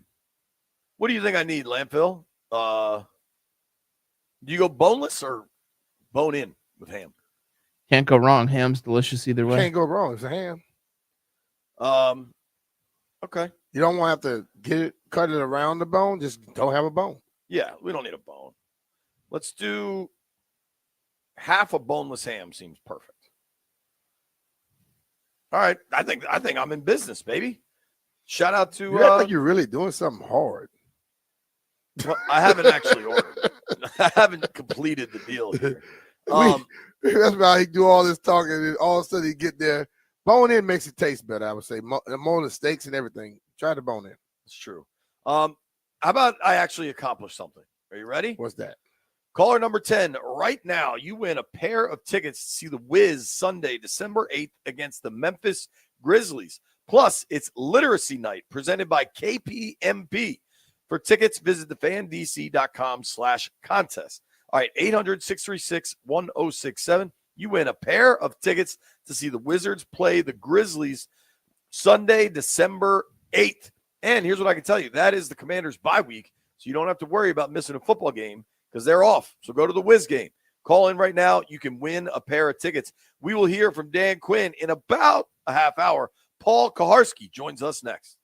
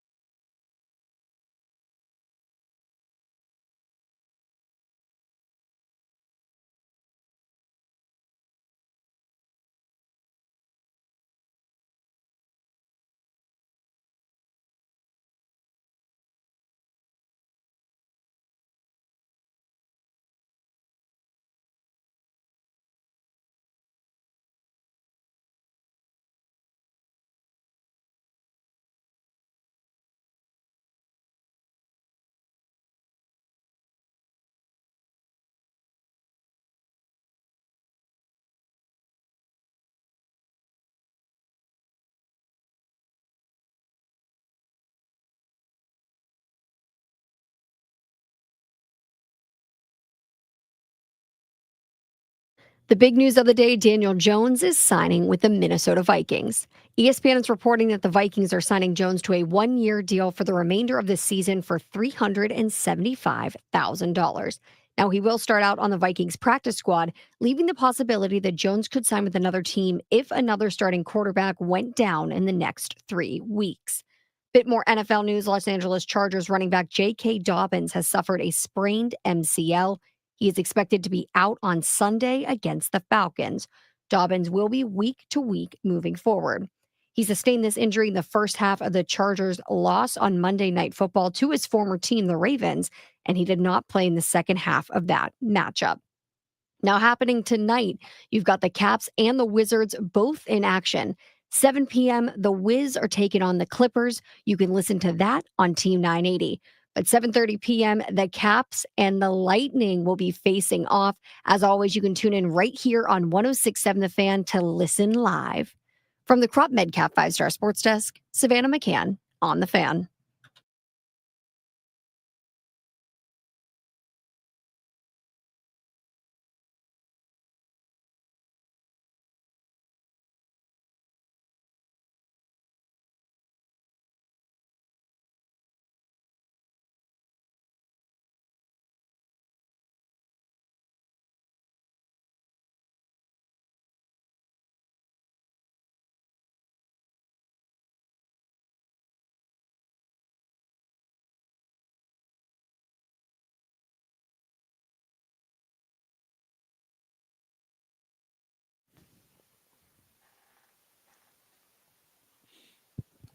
B. Mitch and Finley, high noon in the District of Columbia.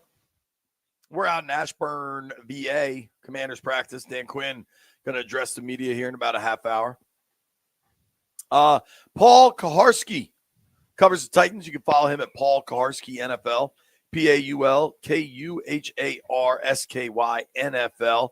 Paul joins us now. Paul, what's up, man? Thanks for making some time for us. Good to be with you. Appreciate you. Let's get up to speed on all things Tennessee. You know, Washington had been on a run of division games, and we know the division so well. But the Commanders and the Titans don't – honestly, I bet the Commanders and the Titans have never played. I think the last time these two teams played, it was Redskins in Nashville when DJ Swearinger went nuts in postgame. Sounds right. But I've got bad institutional memory on such things. That's okay. Yeah. Oh, actually, no, that's not. They played as the football team when De'Ami Brown caught those 2 touchdowns from Carson Wentz. That was only a couple of years ago. Yeah. Regardless, they're playing on Sunday. Tennessee obviously struggling, but damn, they looked good last week. Get us up to speed, please. Well, last 3 weeks, Will Levis came back from a shoulder injury that held him out for 3 games. Mason Rudolph played. So these last 3 weeks have been against pretty tough defenses for a bad football team, the Chargers, the Vikings, and the Texans. And, the story of this season for the Titans is really Will Levis. Can he be a guy that they move forward with? And in the last 3 weeks, he's been a much better, steadier quarterback. Bad pocket presence. They've got a shaky offensive line, particularly on the right side. He's taken 20 sacks in those 3 games, which is a nightmare number.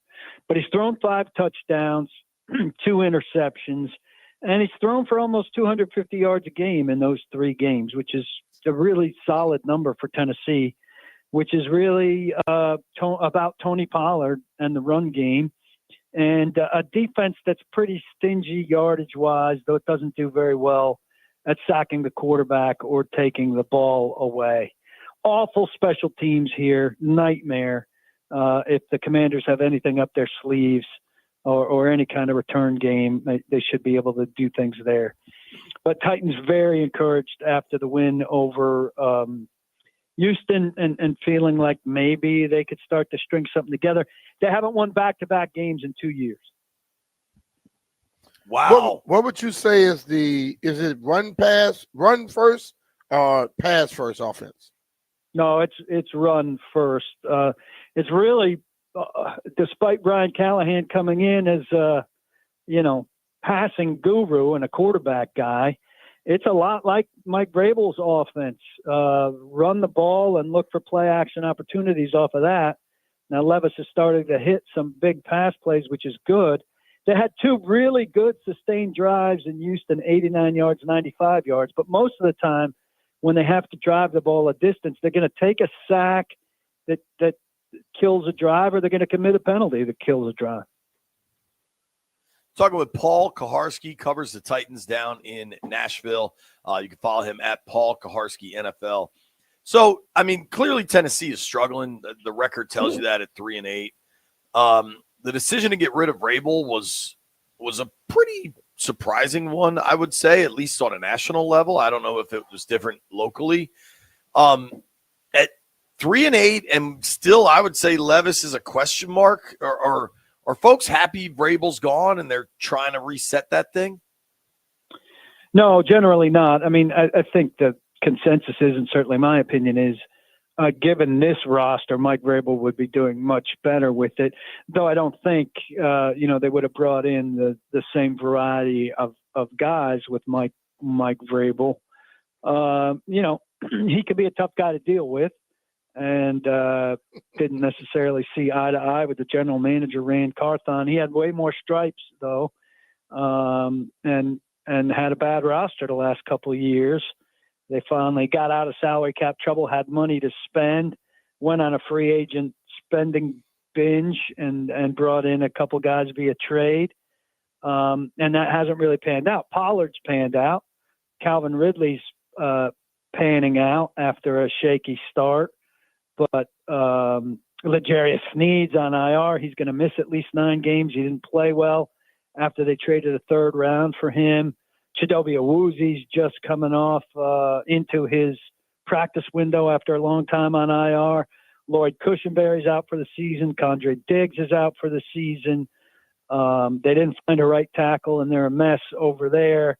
So they spent like $250 million on free agents and haven't really gotten, the team, you guys know it better than anybody, the team that wins March usually doesn't win in the season, and the Titans have certainly been representative of that.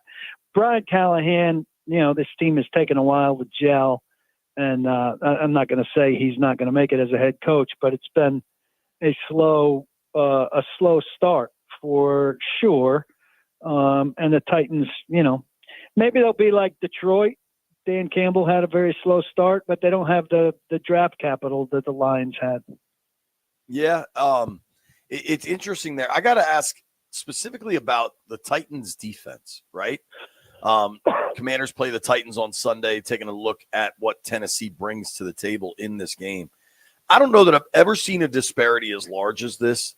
They're 27th in the NFL in points allowed, and yet the Titans are 2nd in yards allowed. I mean, that is it's crazy. I mean, is Levis throwing picks at his own 5-yard line all the time? How does that disparity come to pass? Yeah, well, there's a bunch of things. So he's thrown a few pick sixes. They've given up a few special teams touchdowns.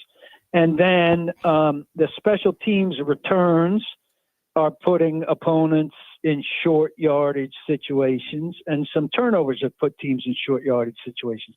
So the defense doesn't have to defend a long field. So the yardage number is kind of pretend. Then they don't turn the ball over and they don't sack the quarterback. So the yardage number is kind of inflated, and the points number is kind of inflated in that special teams and offense have given up some of those points. So the defense is a solid unit, but it doesn't force turnovers. It doesn't sack the quarterback. And lately it hasn't been as good in the red zone. But it plays a lot of short fields also, which accounts for some of the yardage stuff.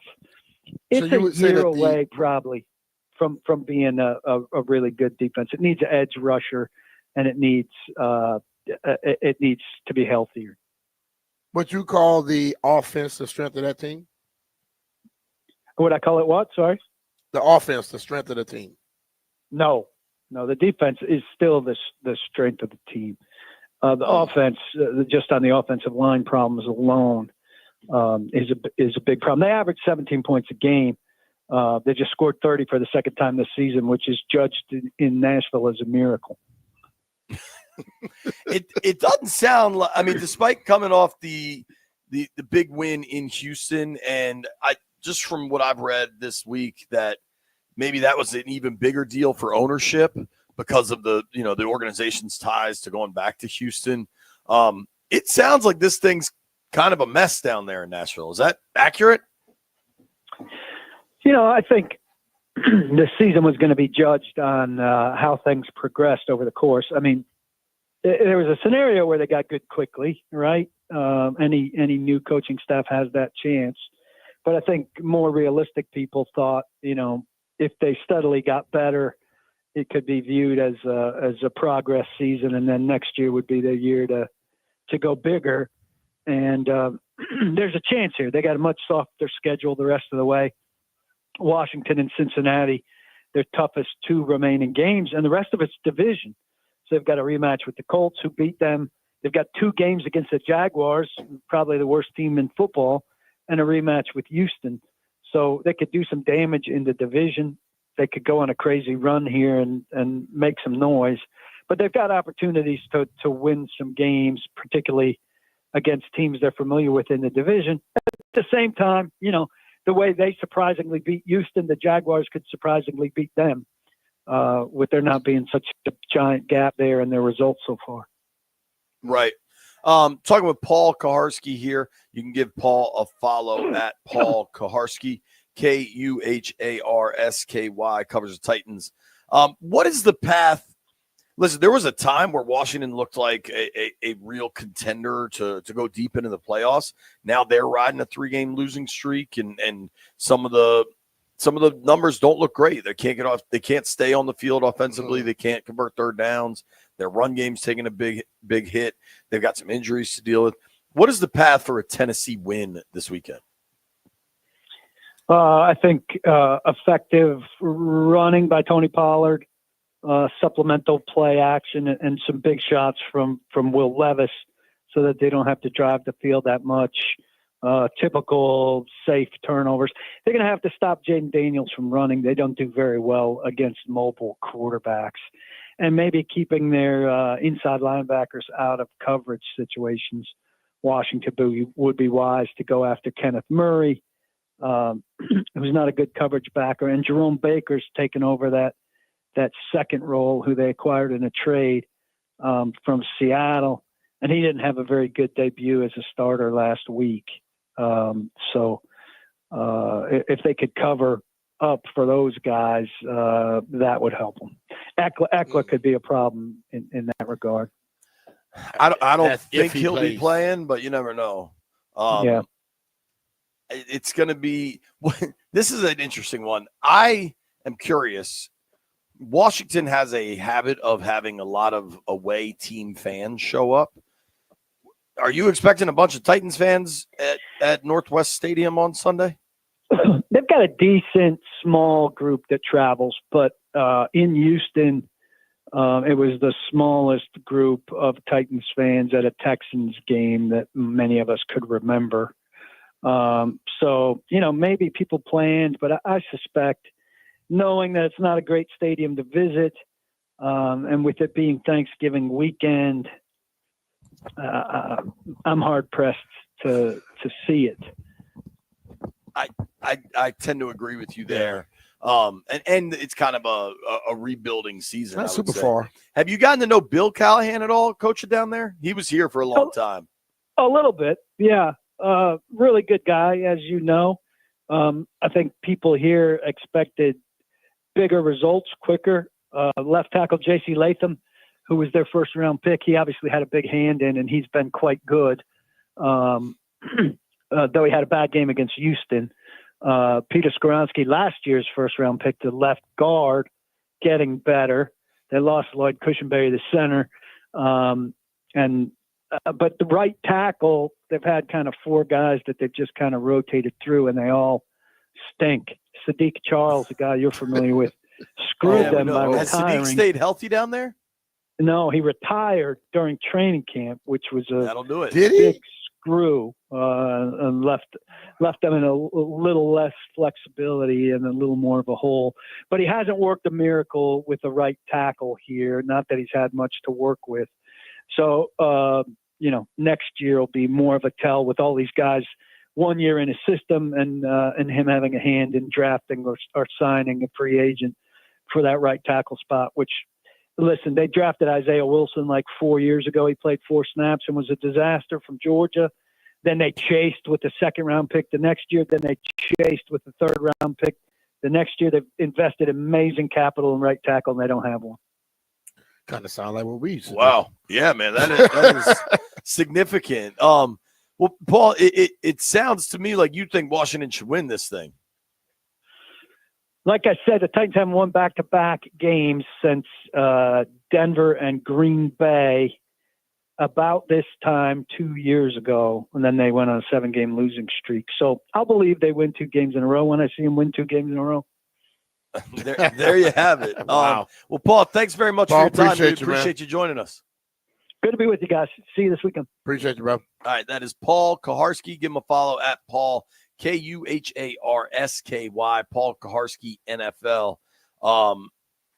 B, I know you hate when expectations are high for the Commanders to get a win. Mhm. That interview made it seem like folks in Nashville have very low expectations for Sunday's matchup. They do. I know, but you can And hear this that. is not a division game. No, you can hear that in his voice, but they are excited about certain little things, but they know that overall right now this isn't the year for it. But I feel this team here in Washington, they have to come out and hit the ground running and not allow teams to get any confidence. Because teams in the position of the Titans, they're waiting to lay down. You know what I mean? But if you keep letting me hang around, Just like the team last week. if you keep letting me hang around, I get a little confidence with me, I can give you some problems. And I think that's exactly where they're at. And this has to show that they're over the other things that have transpired. Yeah, so I was incorrect. My buddy Matt texted me. The last time these two teams were on the field together, I was correct in that it was when De'Ami Brown caught the 2 bombs from Carson Wentz. Mhm. It was the De'Ami Brown game. He caught the 75-yard touchdown, then he caught a 30-yard touchdown a little later. But Wentz also had that terrible interception at the goal line that sealed the win for Tennessee.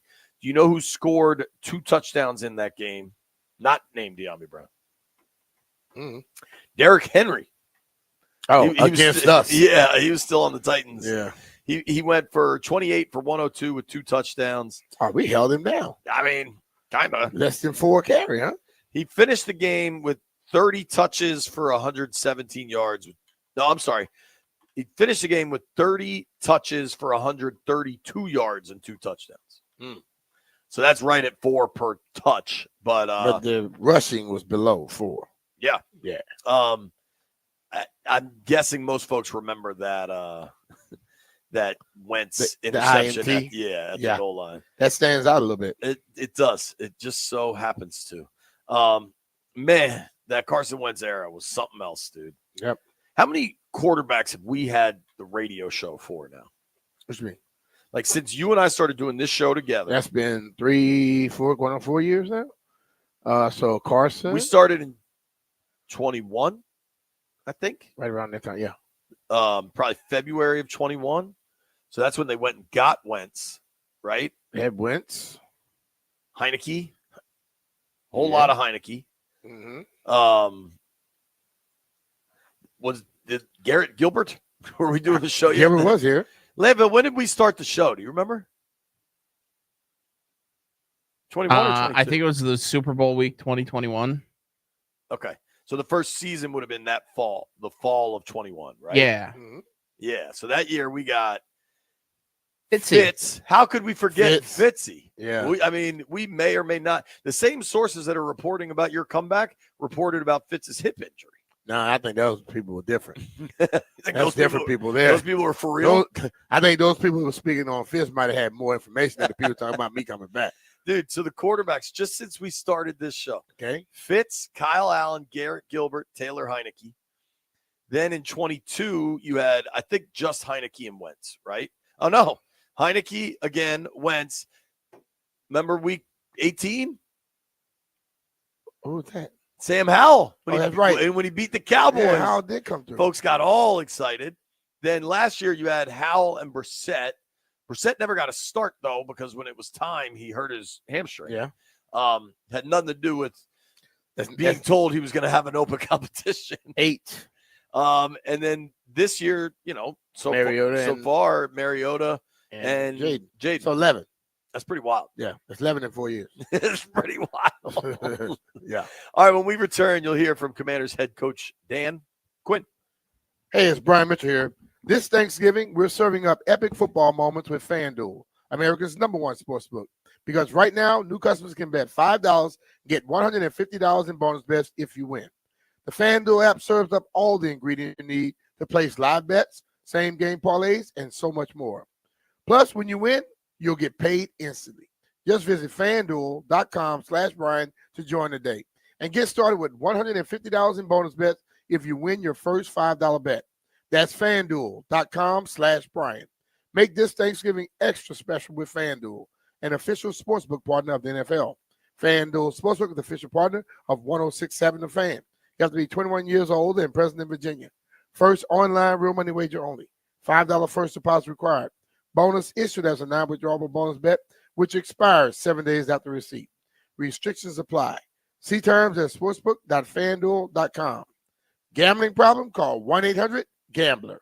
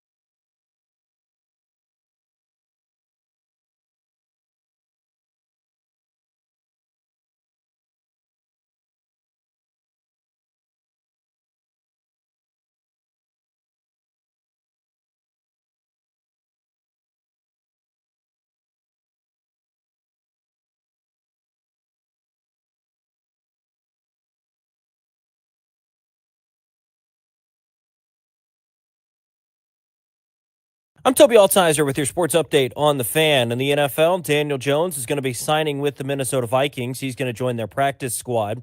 Thanksgiving games tomorrow. You can listen to all of them right here on the Fan. The Bears and the Lions will kick things off at 12:30. The Giants take on the Cowboys at 4:30, and the Dolphins take on the Packers at 8:20. College hoops tonight. Maryland taking on Bucknell at home. 4:30 tip-off. You can hear that game on the Team 980. Virginia Tech taking on South Carolina in the Fort Myers tip-off third-place game. That'll tip off at 6 o'clock on 1580 a.m. In the NBA, the Wizards fell to the Bulls last night, 127-108. It's the 12th straight loss for the Wiz. They're now out of the NBA Cup. They'll take on the Clippers in a back-to-back tonight. 7 p.m. tip-off. You can hear that game on the Team 980 following the Terps. And in hockey, the Capitals take on the Lightning in Tampa tonight. 7:30 puck drop right here on the Fan. From the Crop Metcalf 5-Star Sports Desk, I'm Toby Altizer on the Fan.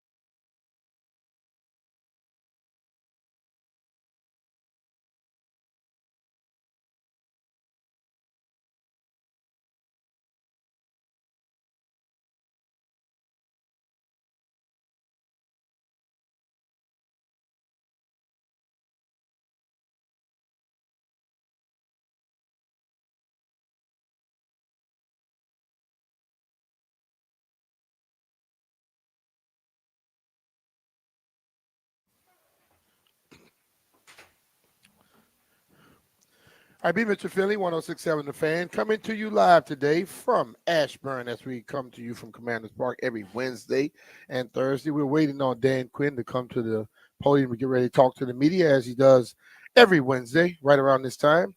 And I'm sure there'll be a lot of questions about, Seibert being gone, Chris Rodriguez being back. What happened last week is going to continue on, and I promise you, they'll try to find out what they're going to do differently this week. We're playing against a team that I believe is not better than us. And I believe we can't worry too much about them and what they're going to do. We have to worry more about what we can do and change those things up. If we can go out there and do those things, then I think we'll have a better outcome. I've said a lot of things about everyone talking about all of the numbers and things like that. Football is not a numbers game. It's not played straight by numbers. Played by a lot of emotion too. And I don't think anybody can tell you anything about the emotion just by throwing some numbers out there. Those things have to change up, and we'll figure those things out. But ultimately, it comes down to them correcting the problems they had last week and trying to move forward to make sure that those problems don't come back this week. You can't keep faltering when you have opportunities. You can't give up those big returns as you did. Let's go right out to Ashburn and listen to Dan Quinn as he speaks to the media. As we get started today, for us, as you know, Competition Wednesday, and for us, big emphasis on third down, both sides going against one another to try to emphasize some things. So, been good morning so far. Prep-wise, Tennessee, they're a tough team, and we're definitely expecting their best. And as it gets to it, it's finally December football on Sunday, so December 1st, and we're absolutely fired up about that. So let's get rocking with you guys today and get ready for the game. I want to start with something new. Marshawn Lattimore. What's he gonna be able to do today and maybe this week? You know what's awesome? We're gonna get some, first, shots at practice with him today, and we're really following a rigorous process with him, John. And that's not just with Marshawn, but like with, especially with soft tissue injuries. And we got a great staff, and they're working, together also with him, and the feedback that goes with it, and also, keep him safe as well. And but we are pumped to get him back on the field. It's hard to predict, on soft tissue injuries. And so it'll be awesome to have him back out, working into practice today. What will Brian Robinson be able to do? The two guys that will be out today will be Austin Eckler and Andrew Wiley. Both are in the concussion protocol, and everybody else will be practicing at some level. With Austin, obviously concussions are a scary thing. He's had 2 this year. What's your view of that in terms of just in general for any player when you have 2 in the same season, getting them back out there quickly at all? How do you kind of view that? You really, you follow, what the medical advice is and how that goes. So the protocols are there, and they're rigorous for a reason, to protect the players and keep them safe. And so, just on a case-by-case basis, and we'll follow that all the way through. And so it's awesome to see him, doing obviously much better from Sunday, because it's a scary thing for him, teammates, everybody, going through it. So it's excellent to see him doing better. Like I said, him and Andrew are both working through the concussion protocol, and we'll give you updates as it goes. And with the, I guess the kicking situation, I guess one was with Austin Cyber. What was the reason to put him on IR beyond the obvious? I guess he's hurt. But then secondly, with regards to the kickoffs, you said the other day it's not that easy to get touchbacks or kick it out of the end zone, but you guys are like pretty much at the bottom of the league at that. I'm just wondering how much is that the strategy versus not his bag? Sure. Let's start at the top first. And so regarding the injury, so Austin reported the injury on Monday then, and he was evaluated, and he's got a groin injury, which is different than what he had previously. And so that'll knock him out for a few weeks. So that was the decision to put him onto IR. And then as far as like kicking and kicking off and that, like we do love the cover kick. So there is times when you say, okay, I want to knock it out of the end zone or do that and, create a touchback. And that's what I'm referring to. There's times when you can, and there's also times when you won't be able to, due to weather and wind and as that goes. So I hope that answers both sides of that. Sorry, back to Marshawn. Sure. As from a coaching perspective, not necessarily health perspective, are there certain things you need to see from him, since he is a veteran, to feel comfortable to put him into the game once he is healthy? Just the practice reps and getting into the flow. I think that would be the one, Nikki, for him. The communication in the system, all those are the things he's already done in the walkthrough. So about getting comfortable and just really the confidence in it. And so, like I said, that's why going through the process with the medical staff and his engagement in that too, because that's part of our protecting the team is also the player and making sure that he's safe. And when he is ready to go, that no limitations on that. This might be a dumb question, but there's been much to do outside the building about where Terry McLaurin lines up, if he's primarily on the left or if he's moved around. Does that matter? I'm curious what your thoughts are from a defensive perspective too. Does that matter really? It can for sure. It's there's no dumb questions here. Now I'm just as I was going into it, it does matter on certain plays and concepts to go. Certain teams it matters more than others if they're the primary part of where you're going to go. Years back, the Colts were pretty good and they just played left and right, but that's all they always did. And that was effective, with Reggie and Marvin, how they utilized those guys. So I would say it's a little bit specific to the club, Nikki. And the reason I say that is you can be left and right like Coach Moore did, utilizing those guys, and you can in breaks from the same location to the same side to catch the same pass all the time. So you could make cases for that, as well as moving people into different locations. I think the long-winded answer is probably there's a combination that works, for both. When it comes to improving the run game, is that a play calling thing, a toughness thing, a schematic thing? What do you think goes into that? Well, I'd say number one, winning performances in all parts are what we're wanting in the run game, the passing game, and we want execution, we want play style, all of that. We want it to happen a lot, so we need to train it a lot. And so that's what today is about, being out at practice and going through the things that we need to, lines of scrimmage. I'd love to say there's one thing, that any team is working on. That's not how it goes, Sam. There's a lot. There's no shortcuts to it. You got to put the work in. You got to go through the combinations. You got to go through, this front versus different front, this team versus that team. So it's literally about improvement. And it's honestly what we're going to relentlessly chase. So that's why I love practices like we, today and tomorrow and this week, where we're able to fully do everything that we need to do. And there's no shortcuts to that, man. You just continue to just absolutely chase after it. What makes Tennessee's run defense so good? And is that a particular challenge, I guess, this week? It's an excellent challenge. Really stout inside. I thought, honestly, that their whole defense has really played tough. They played well on third down. There's, square and how they play. The linebackers can get downhill. I've been very impressed about what I've seen so far from them. They got good size inside, mixed between 4 down and 5 down. So for sure a challenge. You've talked throughout about how you take everything week by week by week, and there's a plan. Does any of that planning or urgency or any of that change after 3 straight losses?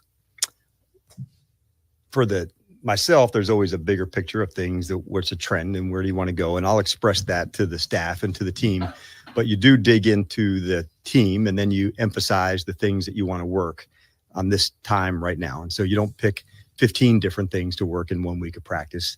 This is something you want to improve on. Let's put the work in to do that. So after 3 losses, it's challenging. It's the most challenged we've been so far. It's confusing, frustrating, all of those things. That's also part of competing and knowing how to handle those emotions and dig in on the things that you need to dig in on. And that's what we intend to do. And then I'm guessing some of this is just situational, coincidental opportunities, whatever it is. But the numbers of 4th down attempts to go for it have just kind of diminished a bit. Is that a result of less efficient offense, or are there more factors to not going for it on 4th as much over the last 3 weeks?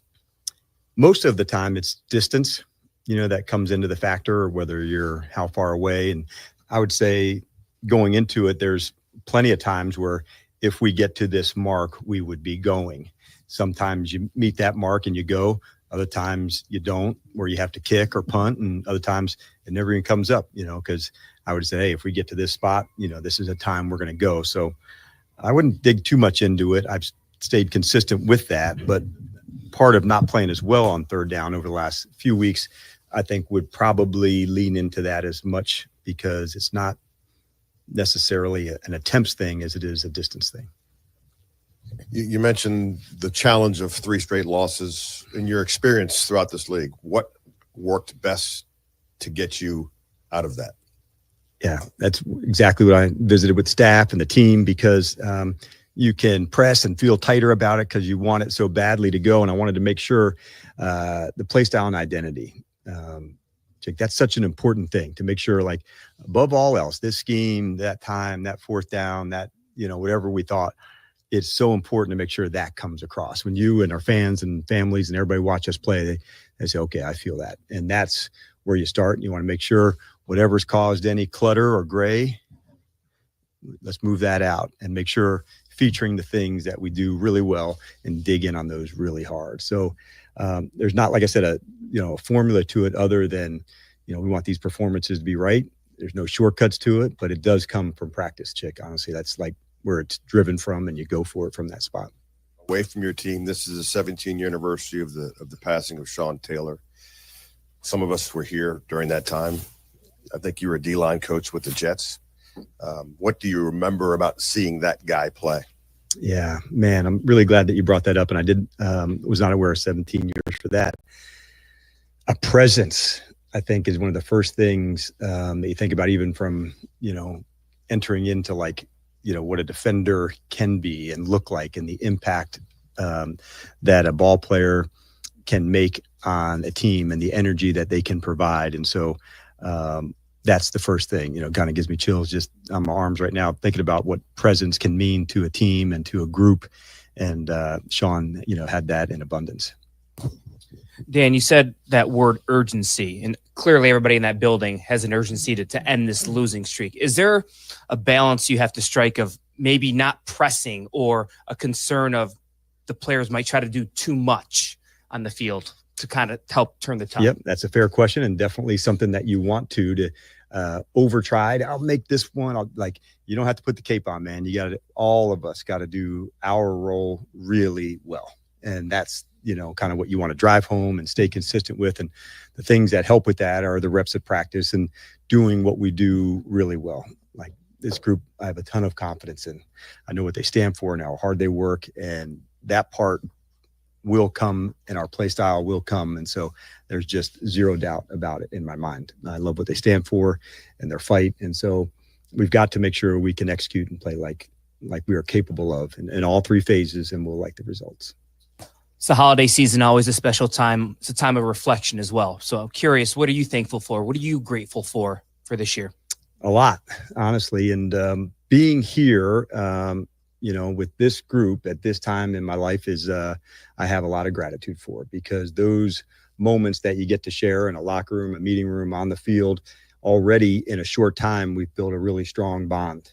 And so for me to have all these new relationships from February to now has been really cool. And I love seeing those grow and get even stronger as we're hitting it. So having this chance to be here in this city with this team, number one.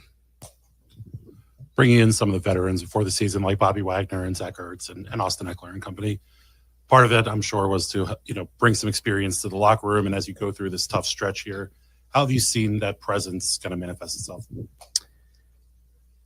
Leading, honestly, and it is everybody doing it in their own authentic way. And so it's not always me, being out in front of the one talking. You hear it from Zach, you hear it from Wags, you hear it from others that are doing that in their own way.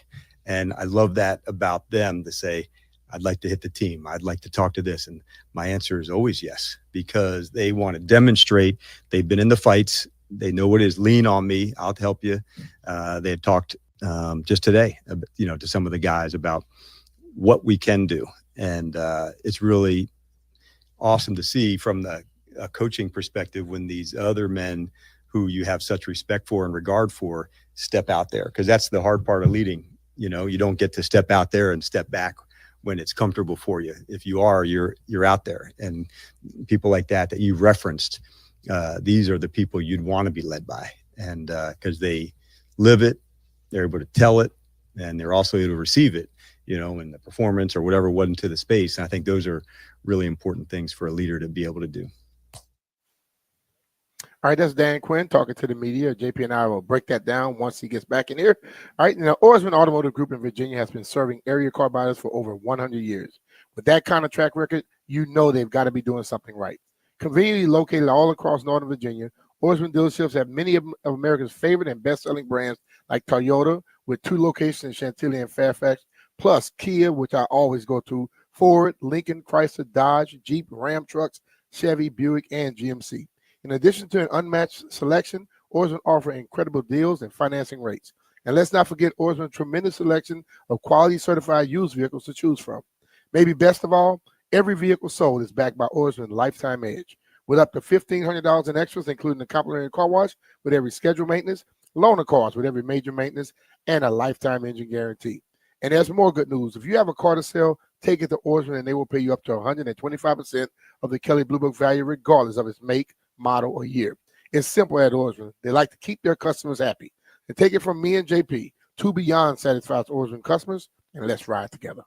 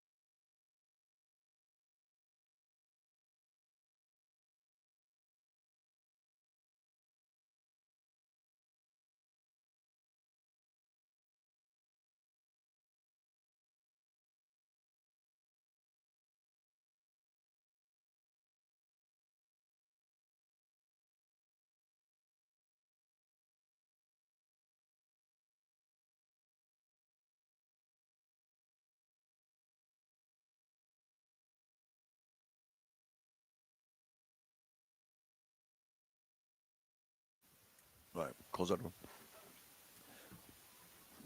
B. Mitch and Finley, 1067 The Fan. Just heard Dan Quinn talk to the media there. Going to be pretty interesting. A lot of people are going to yell that, Dan's lying. I believe him with the Seibert stuff. There's no way they go back to Seibert. And it's not just Seibert told them he felt okay. They watched him kick during the week. Yeah.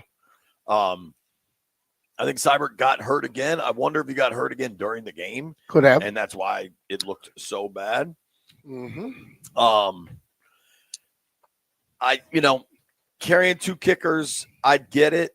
Like, I think what the Giants did earlier in the season was really, really a bad decision. I think they had reason to trust Seibert in this situation because they had watched him all week at practice.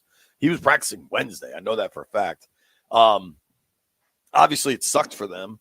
I always appreciate DQ's honesty in talking about, like, when I asked him about, 3 straight losses, like, how does that change things? And he's like, when you were on good teams or bad teams, coaches generally want to approach things the same way every week, right? At least to the players. Definitely. Even if everybody feels the heat.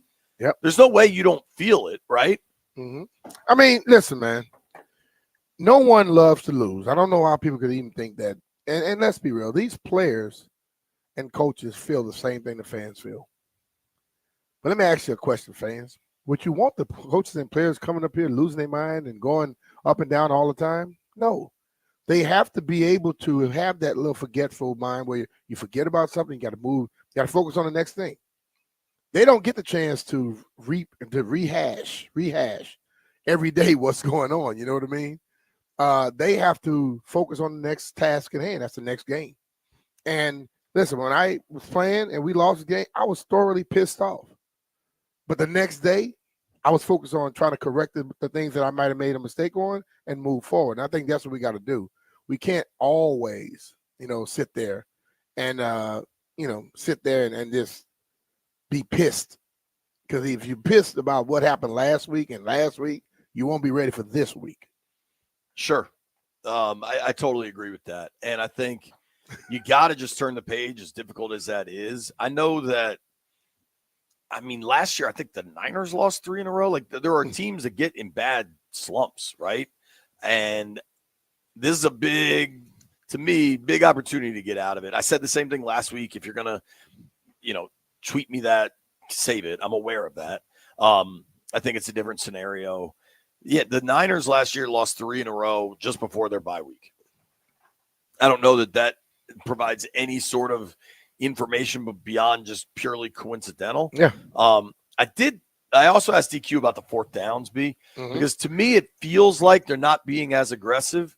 There is some numbers that would back that up. 3 weeks ago they were 11 for 11, and then the last 3 games they've gone for 2, missed both. Yeah. So, but there's also that a lot of factors. But see, like, you can look at that they're not being aggressive, but 2 weeks ago they had been healthy up to that point. Completely healthy. They were moving and they had an offensive rhythm. Well, the last few weeks ain't been no offensive rhythm. A lot of injuries have happened. You look at situations and like I just said, they're just like fans. You look at the situation, we hadn't been doing real good. Let's not do it right here. You know what I'm saying? If you don't have confidence, you're not going to call it. So. Yeah, I agree with that. Here is the plan on B. Mitch and Finley. Really, really smart gentleman that's in the Hall of Fame. David Aldridge will join the program next.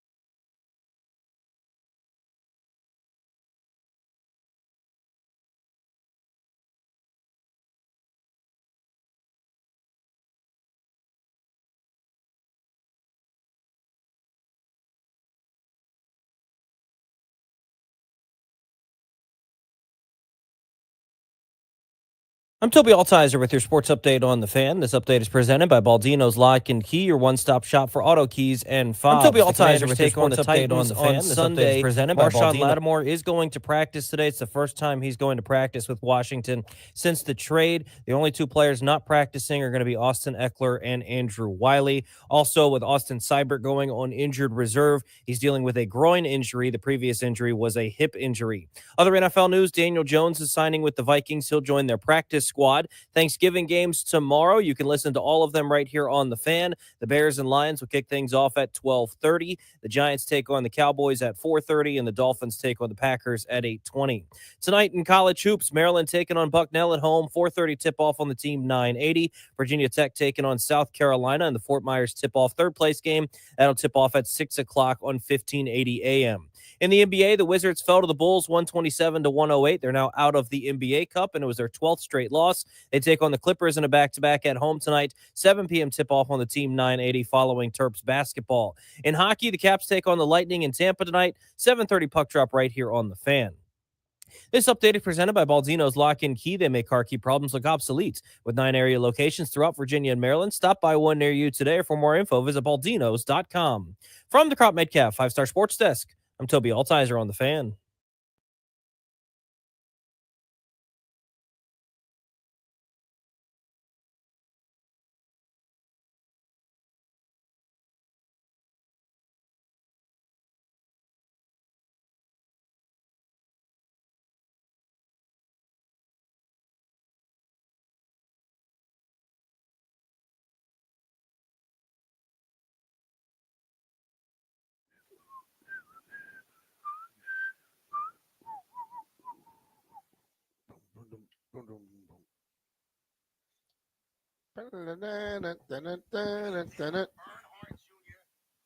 B. Mitch Finley, 1067 The Fan. I'm going to present this without context. Somebody in the stream is saying Jeff deals toilet paper. So do whatever you need with that information. I'm going to focus on far more important things. That is like getting our friend, the Hall of Famer, Mr. David Aldridge, on the program with us. DA, what up, man? How are you? What is happening, fellas? You guys good? We are good, but you are better, man. There's a new book out there. This is shopping season. Christmas is less than a month away. Everybody knows Black Friday on Friday is the biggest shopping day of the year. And DA's got a new book. So this would be a perfect Christmas gift. The Basketball 100, the story of the greatest players in NBA history. DA and John Hollinger on that. You can get it on Amazon, wherever you get your books. Check it out. Congrats, DA. Man, it's been crazy, but good so far. So I appreciate it. I appreciate the shout out. It is a great holiday gift, and it is a gift that you can put the book down, go run some errands, pick the book up, grab some lunch, put the book down, go pick up your kids, pick the book up, have a cold one. You know, it's designed to be put down and picked up multiple times as you read each of the 100 chapters on each of the guys that are on the list. I love that. Now, I don't know. I'm guessing. I'm asking. Is this a 1 to 100, or is it just you've decided on who the 100 are? No, it's 1 to 100, or we like to say 100 to 1. Okay. You know, we start with number 100 and work our way down to 1. If you read the book. Who's 100? 100 is Draymond Green. Wow. Okay. I'm gonna buy some of these books and hand them out, Dave. Huh? I'm gonna buy some of these books and hand them out. There you go. There you go. So yeah, no, we wanted to, we wanted to make sure that we looked at the totality. We didn't want it to just be about the numbers. The numbers do matter, of course, right? They're numbers. Sure. There are benchmarks, but it's not just about numbers. It's about impact on the game, on the league, and in the biggest cases on society, right? I mean, yeah, there are people, there's a handful, there's not many, but there's a handful of guys that move the needle societally, is that a word?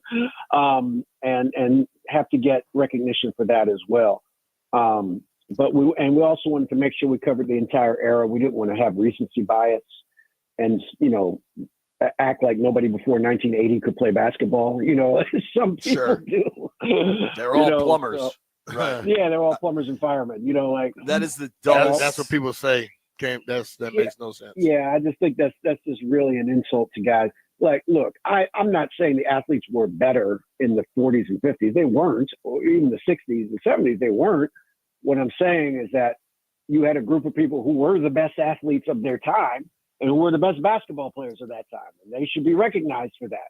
You know, like, you know, like you can't last talk night. about you can't. I'm just saying, you can't talk about the NBA without talking about George Mikan. Like, he's part of the NBA. Yep. Like, there's no NBA Right. without him. They You know, changed so the rules because of him. Right. And they still do Mikan drills every day in practice in every high school and college and most NBA teams still do the Mikan drill for big men because he was that important to the league. DA, it's funny. Last night I did the alt cast with Buck and Phil, which was really cool. Yeah. And Yeah. and they both talked at length about Earl Monroe. And Earl Monroe, I mean, he started in the NBA in 1967, played all the way till 1980.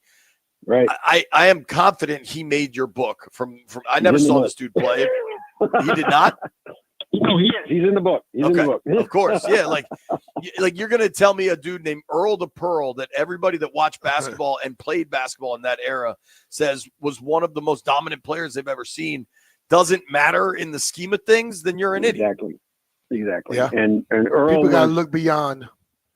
I think it's like, I just say people today better understand, just you can Google whatever you want. Google past when you were born. Try it sometimes. Yeah.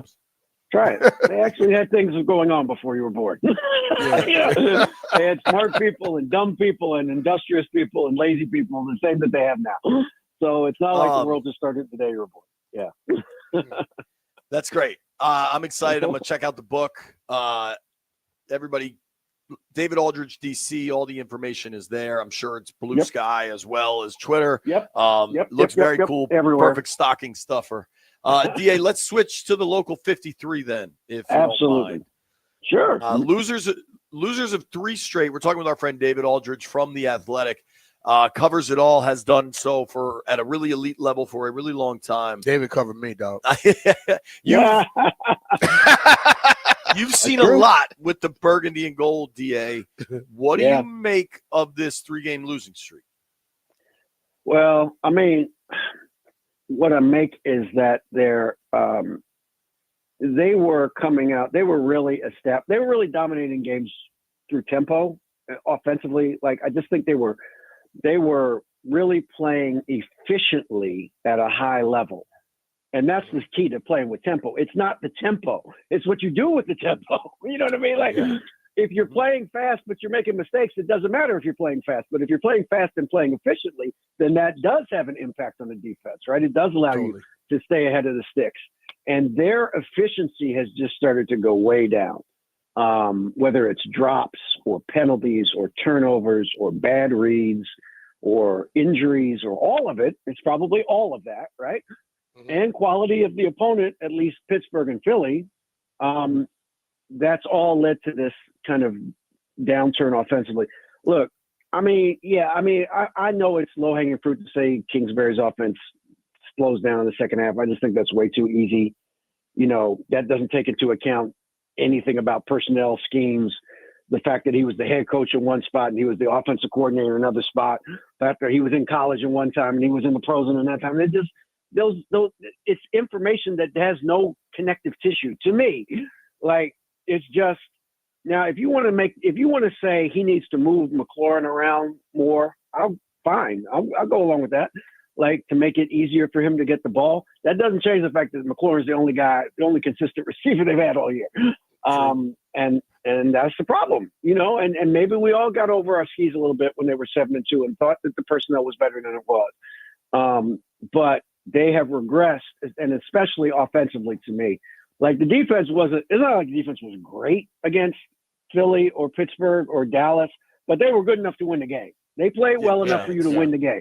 You know what I mean? If you were doing anything like you were doing normally offensively, you would have won all 3. You could have won all 3 of those games. So to me, it's the offense that's really taken a step back. I don't know what happened Sunday on special teams. That was just like, I don't know. That was like bad news bears. Special teams. I can't imagine they're going to be that bad again in one game. You know, like, I mean, that's like literally they had a blocked field goal and a partially blocked punt, and everybody's talking about how bad they were. That's how bad their special teams were. Besides that, Seriously, so yeah. isn't that amazing? Like, so that's a factor in it too. But yeah, they got to get the offense straightened out, and I think a big part of it is B-Rob just not being 100%. And hasn't been for a while. It seems like even when he's playing, he's been dinged up. He played Sunday and only played 12 snaps because he got dinged up again with the ankle. And it's not a criticism of him. It's just that he's been getting dinged up, and he's a big part of their offense. He's a big part of why a play that looks like it's going to get 2 yards gets 4 yards, and a play that looks like it's going to get 4 yards gets 7 yards. Because of his ability to finish the runoff, and that makes a big difference.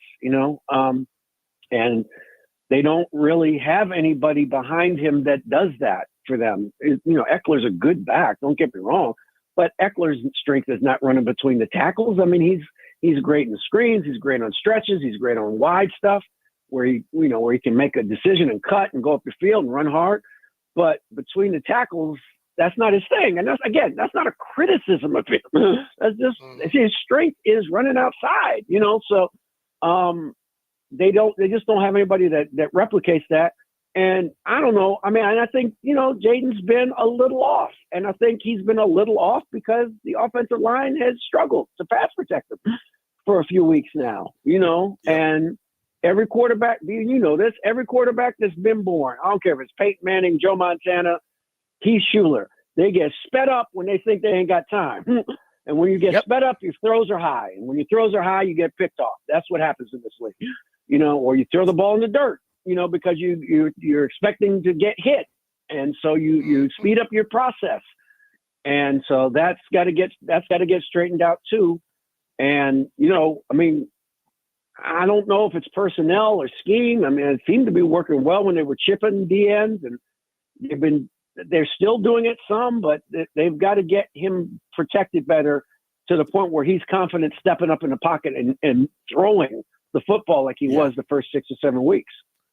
So I think with your explanation right there makes a lot of sense to me, because it's easy to say one thing when there's a multitude of things, because early on, when the first 7 and 9 games, all offensive linemen were basically healthy. Okay. Yeah. And you can work things out. And you saw a guy sitting in the pocket, poised as hell. Now you see the color coming in the backfield, and you see him moving out and doing things. And I think it's crazy for most people to think that a young guy was going to carry the team the whole year, being in his rookie year. I understand he was great early, but that's damn hard to do. Hard to do, and it's hard to do when if you are. I won't say vanilla offense. I don't think they're vanilla offensively. I think there's things they like to do, right? Like every offense. But I think defenses are like, no, we're not going to let you do that now. Now we're going to take away the bubble screens. We're going to take away the tunnel screens and the things that you ran to grade, the first half. I think one thing I do think they need to do is take more shots. Not because I expect them to complete more shots, but I think you just have to try to take the top off the defense 4 or 5 times a game. I just think you have to do that to get them out of playing, some comfortable 2-deep zone all the time, and the one guy that has the speed to do that they have is De'Ami Brown to me. So, and again, whether they complete the pass or not really doesn't matter to me. Like, it'd be great if they did, but I just think they have to show a different look, or he has to take a different read on a couple of deep shots per game. And Terry too, Terry was getting open early in the season for some big shots, and they need to go back and do that again, just like they did with 20 seconds left in the game, and the defense dictated it, but they found McLaurin deep and he took it to the house. But even that though, Dave, the defense knew they were going to be throwing the ball deep, and you were able to complete a pass, and he was never touched. So if they could do it at that point, you could do it any other time. I literally don't know the defense Dallas was playing. That was wild, dude. What they were doing on that play. What defense were you in, actually? That was called the invisible defense, not the prevent. Like, it seemed like a real deep cover too, but they just had nobody working the boundaries or something. It was remarkable. Yeah, exactly. How bad that looked. One guy was at 10 yards and kind of drifting, and one guy was at 25 and kind of drifting, and there was this big 15-yard gap between them. There was a cool moment in the stadium too when Terry kind of made the first split and starts running inside, and then Yeah. you see him go hard to the sideline, and it's like, oh Right. wait, Nobody's out there. He's gonna go. Oh, he's actually going to score a touchdown on this play. That's why I started laughing in the press box. I couldn't believe it. I just couldn't believe it. I say this all the time whenever we have our friend David Aldridge joining us now from The Athletic. Sitting in press boxes with DA is one of the great joys of my life, because you react in the moment in just these hysterical ways. Everyone does, but yours just always make me smile. I've been asking a difficult question of all of our guests this week. Yeah, DA, and I got to ask it to you. Sure. Are these Commanders a playoff team? Well, I looked at it the other day. They're at 73%, I think it is right now. This is our metric at The Athletic. And it was 89% before the Cowboys game. Now it's 73%. So, yeah, I guess, right? Probably, because not because I think they're playing good, but because everybody gets in now, in every conference. So they'll probably get in still. I mean, their schedule. I mean, I know you can't play the schedule, but Lord, I mean, if they can't win 3 or 4 of these last 5 games, then they don't deserve to be in the playoffs, right? So, right. I mean, Makes sense. it's not you're not exactly facing murderers row here the last 5 weeks of the season. You have one hard game with Philly, and it's here. So that's out of those 5. I mean, that's the one really tough one. You should be, if not favored in each of the other 4 games, you certainly have a chance to win each of those other 4 games. And if you win 4 of your last 5, you're 11-6 and you get in. I mean, I can't imagine you don't get in at 11-6, right? So 10-7 would be more problematic, but I think 11-6 certainly should get you in. Oh, 11-6, 11-6, you're all the I think way you're walking in there. I almost wonder, because of the structure down the stretch here, you've got all these NFC West teams bundled up, and then you've got a couple of NFC South teams bundled up, but they all got to play each other. Somebody got to win. Right. And Right. I Washington mean, you're going to have is at still least 2 games 3 over 500. Yeah, you're going to have at least 3 from the NFC North. I mean, I think they're all like Minnesota, Green Bay, Detroit. They're all getting in. Yeah. They're all in, right? So, Yep. and Chicago still got a outside shot, I guess, of getting in. But more likely, there's going to be 3 from the North, 1 from the West, maybe 2 from the South. So that still leaves, maybe you got one the or 4 2. division winners, right? Right. 4 division Right. winners, more. and then 2 from the North. So there's 1 spot for There's 1 everybody. spot. else. Yeah. And I think we can all be realistic But at this point. I don't think Washington's catching Philly. If they handle business, if they handle business going forward, I think those teams in the North, somebody falls out because they're playing each other. They are playing each other. Maybe one of them falls off the pace. Yeah, that's true. Maybe they do. DA, I now have another difficult question, and this is fairly controversial. What is the correct time to eat Thanksgiving dinner? I would never. You can't eat before 3. That's my personal thing. Like, I know people eat at lunchtime. That just seems awfully early to me to start eating before the first game. I mean, like the first. Well, see, maybe it's different now because Detroit's actually good. Like, you would just have it on in the background, right? Right? You just have it on in the background while you start drinking and doing all the things you do, and then you would say, "Oh, Detroit sucks. They're awful. God, they're so bad. Why are they on every year? Why does somebody else get a chance?" But now they're good. You have to kind of pay attention. So maybe you do eat a little earlier. I don't know. That's an interesting. I wonder what the Lions' corollary on Thanksgiving start times is going to be going forward, because now you actually have to watch the game because they're pretty good. I wonder if more families will push back into the Cowboys window now, because Yeah, it's like, no, well, that- Dallas yeah. stinks. Let's watch Detroit and then we'll eat. Do you think people really look at the games and decide when to eat? Yes. I think some I have people do. never thought about the game. I just thought about when my Because food was ready. You played in them. For regular Right, folks right. that have never played on a Thanksgiving day. Right. You structure your meal around the football. What games you want to actually Dave, watch. I watch You know what I mean? I watch TV every night eating or drinking. Right. So That's it what doesn't I'm bother saying. me. Thanksgiving's So, one like- meal that a lot of people will try to be at the dining room instead of just kind of wherever you end Yeah, up. or the rec room or I'm whatever. gonna be in where you my living room no matter what. My watching family TV, room, but no you're matter what. watching. So now the Cowboys are so awful, you don't even want to watch the game. And then they're playing the Giants. This is like, what is this? Like, who? Oh, this is awful. Drew Lock, Like, baby. God, man. Drew Lock versus Cooper Rush. That's what the TV networks Right. wanted right there. Right. Although the last game's pretty good.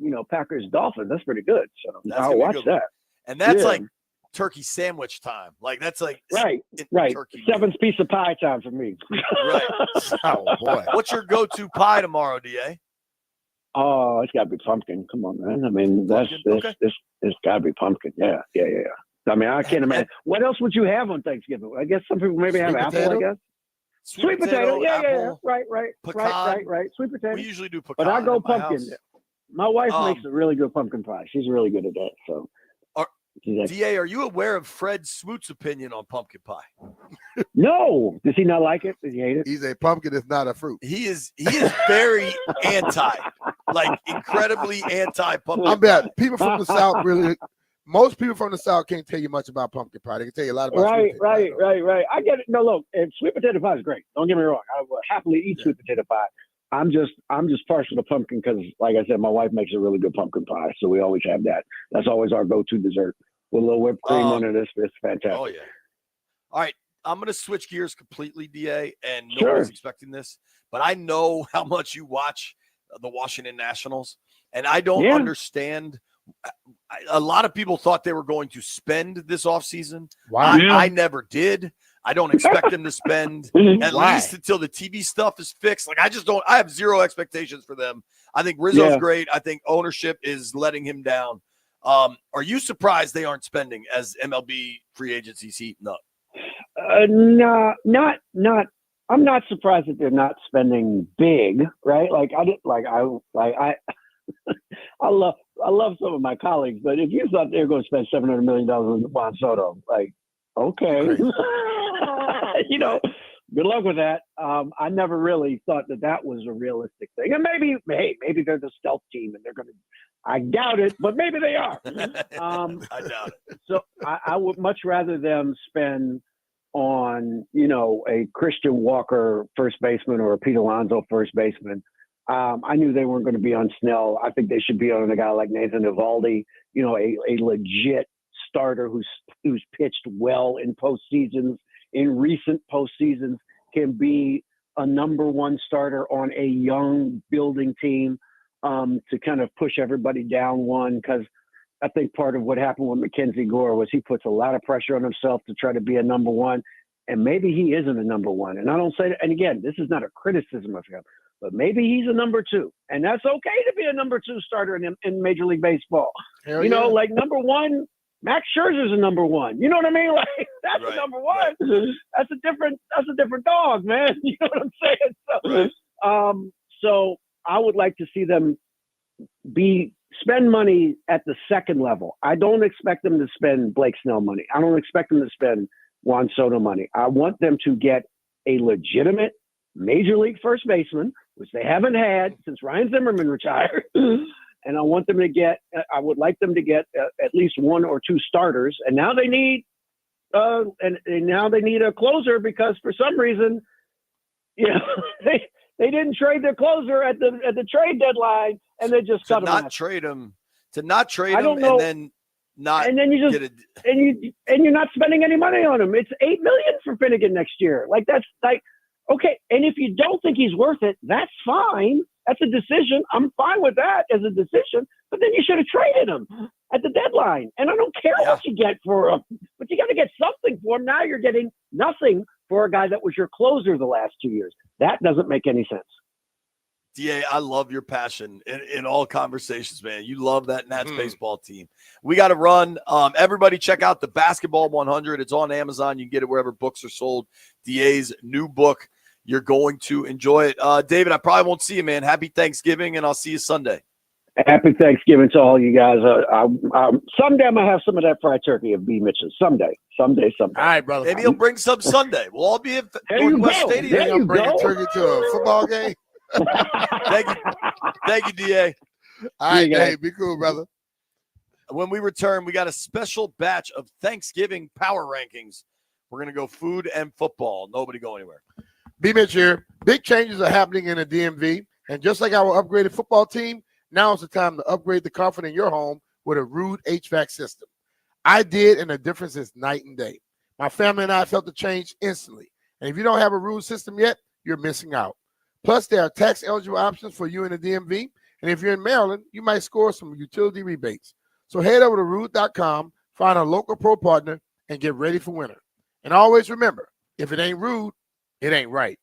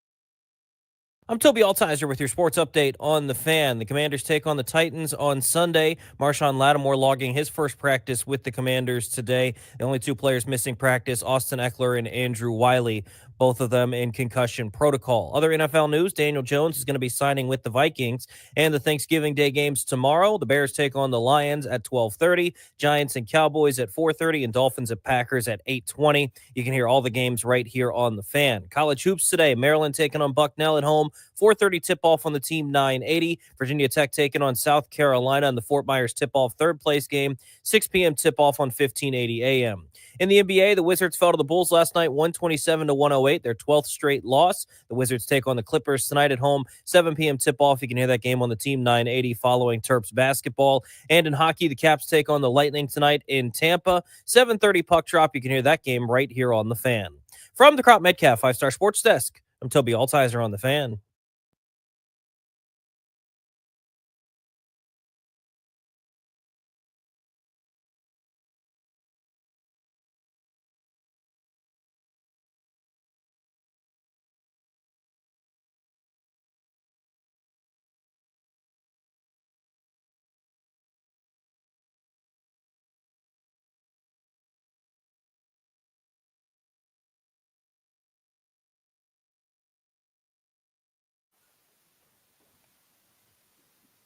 Until I got. Yeah. Until I got. Why, man? Why, man?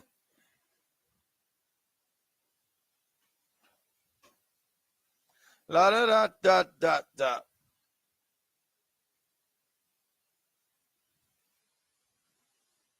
B. Mitch and Finley, 1067 the Fan. We're out of Commanders practice. Marshawn Lattimore back on the field. There's plenty of videos. I tweeted a couple if you want to check them out. JP Finley, MBCS. My guess is going to be a limited designation, but still, it's his first practice since they traded for him a couple weeks back. You get him back this Sunday, maybe, or not. But if he's practicing now, certainly for that New Orleans game. Plus, where he happened to play before they traded him. Yeah. And it seemed like, maybe he got a little era of discontent. Interesting to watch. We will see, brother. All right, B. I have a series of questions for you. Are you prepared? I'm ready. Let's go. I don't think any of us debate at this point who the best team in football is, right? Detroit? Nope. Detroit. Who's number 2? I'm still going with Kansas City. They got Buffalo. Still going with Kansas City. All right, Buffalo beat KC head-to-head. KC just barely beat Carolina. Last week you went with Buffalo. But see, that happens though, dog. When you play teams like that, they were up on them 29-3. Sure. And then they just started relaxing and they came back and then they had to close out the game. You know what I haven't looked at? I'm pretty curious about this. What is Kansas City's point differential, you think?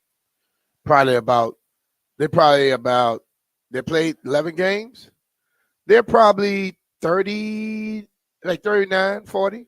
I think it might be lower, man. Could be. I haven't looked. All right, so they're plus 52. Comparatively, the Bills are plus 106. Detroit's plus 177. So what are they now? What is who? Kansas City. Plus 52. 52. Which that, I mean, this is crazy. So the Chargers are 7-4. The Broncos are 7-5. Both of them have a higher point differential than the Chiefs at 10-1. Yeah. But see, that's the ultimate thing though. Still what matters most is the 10-1. Yeah. Like we look at those numbers, whether you beat them by 50 or 1, it's a victory. Sure. And all that matters at the end. All right, so give me your top 4. You would go Lions, Chiefs, Bills. I'm about to get the Vikings in respect now. No Eagles? Forgot about the Eagles. I get the Eagles first, and then I'll go Vikings after that. So NFL.com goes Lions, Bills, Eagles, Chiefs. I think the Eagles have now won 6 in a row. Saquon, I find this pretty damn interesting. Pacheco's coming back to the Chiefs. That's going to be a plus. Yeah, he was back on their roster. I think he was activated off IR last week, but hasn't played. If he plays, they're going to be a difference. Eventually, he's going to play one way or another. But listen to this. So Saquon Barkley now has 4 Offensive Player of the Week awards. Okay. He is the 4th running back to win Offensive Player of the Week 4 times in a season. Mhm. The other running backs to win this were Barry Sanders in 97, Terrell Davis in 98, and LaDainian Tomlinson in 06. Do you know what those 3 quarterbacks in those years have in common? They won the MVP. They all won the MVP. Your questions are so easy, man. You just Well, you lead the witness. Well, Brian, I was the point guard there. I was giving you the alley-oop. Do you think Saquon will be a legit MVP I candidate? think he definitely is. I think he should be. Hell yeah. No, I say is. I ain't say should be a candidate. Yes, I he mean, is. Okay, the same thing. Yeah. It does not only have to be a quarterback award. They need to just make a award for all quarterbacks because they try to make every award offensively about the quarterback. There are other people that are on the field other than the quarterback. All right. So your top 4 is Detroit, KC, Buffalo, Philly. Do I have that correct? Your top 4 in the B Mitch Power Rankings would be Detroit, KC, Buffalo, Philly. Yeah. Now I need your top 4 power ranked Thanksgiving side dishes. My top 4? Yeah. It's your list, dude. All right. I'm going with the dirty rice, which I absolutely love. Then you give me some collard greens. Who makes the greens tomorrow? Bria normally makes them, but she's not there, so I guess gonna fall back on mom, on Monica. Then mac and cheese and sweet potato casserole. Ooh, with the marshmallows on top? No. Oh, I love the No. marshmallows. We call it sweet potato crunch. We have pecans on top, and it kind of makes like a crust. Okay. Unbelievable. Landfill, give me your top 4 of both. Eagles, Bills, Eagles number 1? Lions, Chiefs. Wow. Landfill said, I said what I said. Eagles number 1. Is that top to bottom, or is that just Well, the you teams forgot he you're is listing? an Eagles fan, That's dog. true. That's true. Yeah, that's the top 4. Okay. And then your top 4 Thanksgiving side dishes. Obviously, mashed potatoes, the best. We've been talking a lot about mashed potatoes today. Mashed potatoes. Mashed potatoes are banging. They're not the best. Not on a damn Thanksgiving. False. That is false, B. Mitch. Hey, man. That's a Also, cultural thing, must be. I consider ham a side dish on Thanksgiving. So ham. Now you're talking. I love corn pudding and stuffing. You say what? Corn what? Pudding. Corn pudding. It's good. I like it. You're saying mashed potatoes are a cultural thing? I think mashed potatoes. Mashed potatoes sees no mashed race, potato gender, years creed. round is one thing. I don't see a lot of brothers having no mashed potatoes on Thanksgiving. Jeff, just being real. I was about to say we have mashed potatoes all the time. All the time. They have to. I was about to say, I'm talking about like Thanksgiving, Christmas, and they have to be homemade mashed. We don't do that instant stuff. No shade to people who do instant Nobody potatoes, listen. but we nobody mash our can potatoes make up here. instant mashed potatoes on Thanksgiving. Nobody. That should be a You direct think expulsion. JP, you think everybody making from scratch no On Thanksgiving? Hell Yes. yeah, no. Who's making that's the instant mashed easiest potatoes on thing to Thanksgiving? make from scratch. There's a lot of people making that. A lot of people, I guarantee you. No. Those people should have their Thanksgiving card revoked. Let me ask you a question. And I'm an open turkey What hater. do you cook on Thanksgiving? I don't do anything. So stop talking. You don't know what they're doing. But I know that somebody is going to make from scratch mashed potatoes. You I can't be don't buy making that. instant mashed potatoes. Hey, I bet the people Chick's buy that. pissed. You think people can serve instant mashed potatoes on Thanksgiving? That's Because we're having JP. a mashed potato debate. B-Mitch says only white people like mashed potatoes on Thanksgiving. I've never had mashed potatoes on Thanksgiving. I have stuffing. I Now have you're in rice. here yelling. I have You stuffing. don't even have a rice, mic. Collard greens. They have a sweet potato casserole. I have mac and cheese. I don't have no mashed potatoes. I get mashed potatoes any day I want. The only thing that got me yelling, I was deeply offended at the thought of instant mashed potatoes on I Thanksgiving. guarantee people It's a use federal instant mashed holiday. You got the day off work.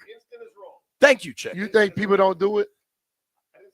People do a lot of things. No, I'm saying people are making it. Everybody can't make no damn from scratch. Listen. I'm not anti-instant anything, but on You Thanksgiving, anti you got the everything, time. but you don't cook nothing. Correct. So what the hell are you talking about? I still want to bring a steak to my in-laws. I just can't Yeah, tell. you do how that, that's- you gonna get shot. I got, promise you. I got a very thorough "do not bring a honey baked ham tomorrow" text. So I've ceased my honey baked ham purchasing. As I get a text from my white friend says, "White people like some of the weirdest food I've ever seen in my life." Next, people are going to Greg. claim we put raisins in It's the mashed Greg. potatoes. It's Greg. There will be no raisins served. Nobody. in any fashion I've never tomorrow. heard raisins in mashed potatoes. Never heard of that one. Ever. You know where they do not serve instant mashed potatoes? Where's that? Oarsman Automotive. They of serve Virginia. deals. They got deals for Yes. days, baby. Go check them out on Black Friday. Buy a new car. They got great interest rates, great selection, all the makes and models you are looking for. 7 locations all over Northern Virginia, from Alexandria to Chantilly, 2 Toyota dealerships, everything in between. Billy and Chantilly, slanging Kias. You need it. They got it. Check them out. And especially check out the Oarsman Lifetime Edge. See, you're gonna save a lot of money when you go over there to Kia, Billy, and Chantilly. When you go over there, you save a lot of money, and you can go get all the turkey, all the Thanksgiving food you want, and you can get all the mashed potatoes you want, JP. But you know what you're gonna get from Billy? you're Send gonna me some mashed You're gonna get a potatoes. lifetime, the Oarsman Lifetime Edge from them. That's gonna give you up to $1,500 in extras, including the complimentary car wash with every scheduled maintenance, loaner cars with every major maintenance, and a lifetime engine guarantee. Also, if you're trying to sell your car, go over to Kia. They're going to give you even more. You go to Oarsman, they pay you 125% of the Kelly Blue Book value, regardless of its make, model, or year. It's simple at Oarsman. They like to keep their customers happy, just like JP and I. To Beyond satisfies Oarsman customers, and let's ride together.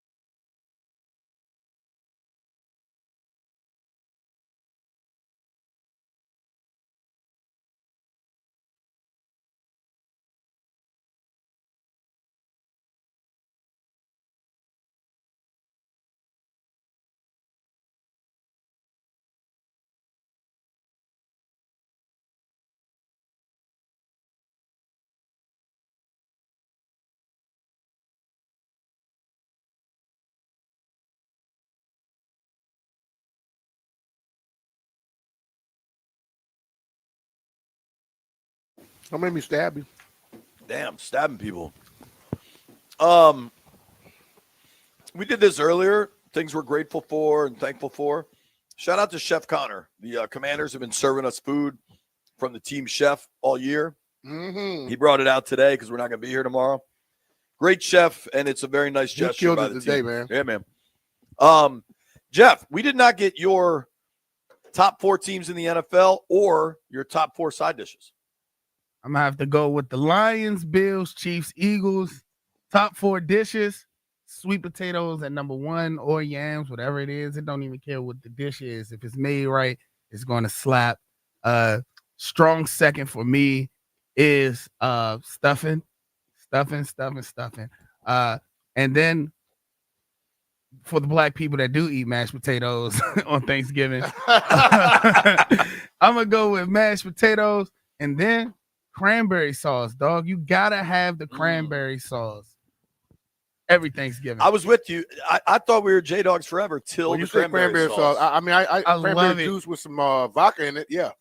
Nah, I love it. You can even get the ocean spray out the can, or you can make it by yourself. Either way, it's amazing. How you gonna do it this year? I actually got I got 2 bags of cranberries that I'm a prepare tonight for tomorrow. You're gonna make your own. Yes. Don't bring nothing to my house tomorrow. Damn, good for you, dude. I want to be clear about a few things. I'm gonna make nothing over the next 36 hours, unless I go buy this ribeye that I may or may not make tomorrow night when we get home. I'm excited. I like Jeff's list. I probably go mac and cheese. I definitely don't go cranberry sauce. We didn't get to do this. I think Where that's do we think? overrated. What? I Mac would and have it number cheese. 1. What mac and cheese not overrated? Now you get it done right. I also love collards. I also love like broccoli cheese casserole, green bean casserole. I like vegetables. Real quick, where do we think the Commanders are on the power rankings now? Greenberg on his had him 20th. I'm gonna go with 17. Jeffrey? 15. NFL.com still believes, man. They got him at 11. All right. Big chance this weekend to prove that is correct. Let's try to make some bets. There's a whole bunch of games tomorrow. What do we like early? We'll go around.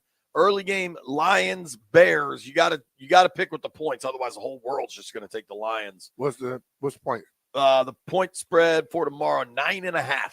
Give me the Lions. B's laying the points. Landini? I'm also taking the Lions. Jeffrey? when the world zigs, sometimes you got to zig with them. I'm taking the Lions as well. I mean, I'm not picking the Bears. Bro, I sure thought you were about to say JP's crap. I think on this one, I'm zigging too. We'll leave the Zaggers to another part of the world. Giants, Cowboys. Cowboys favored by 3.5, Brian. Let's go, Tommy. I'm not going to pick the Cowboys.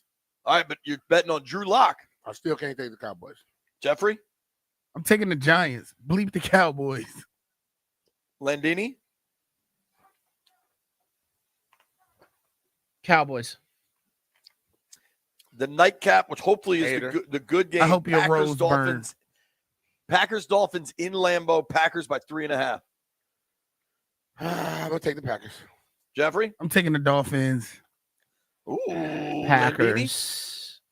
All right, there you have it. I think I go Lions, Giants, Packers. Hopefully it's a fun day. I want to wish everybody on the planet a happy Thanksgiving. Yes. Thankful for all the boys. We all get to work together every day and largely enjoy ourselves. Have fun with each other. Thank you for B. Thank you for Landini. Thank you to Jeffrey. Thank you for Jeffrey. Grant and Danny come your way next. I'm sure those boys are thankful for lots of things. Thank you to everybody that joined the program today. Neil Greenberg, Paul Kaharski, and David Aldridge. Of course, thanks to all the listeners. Hope everybody has a great Thanksgiving. Be safe. Take care of everybody and make sure people know that you're thankful for them and that you do love them. Yeah, man. Let Life the is too world short. know. Life is too short. If you made it this far, B owes you a fried turkey. All right, B. Mitch here. Big changes are happening in the DMV. And just like our upgraded football team, now is the time to upgrade the comfort in your home with a Rude HVAC system. I did, and the difference is night and day. My family and I felt the change instantly. And if you don't have a Rude system yet, you're missing out. Plus, there are tax-eligible options for you in the DMV. And if you're in Maryland, you might score some utility rebates. So head over to Rude.com, find a local pro partner, and get ready for winter. And always remember, if it ain't Rude, it ain't right.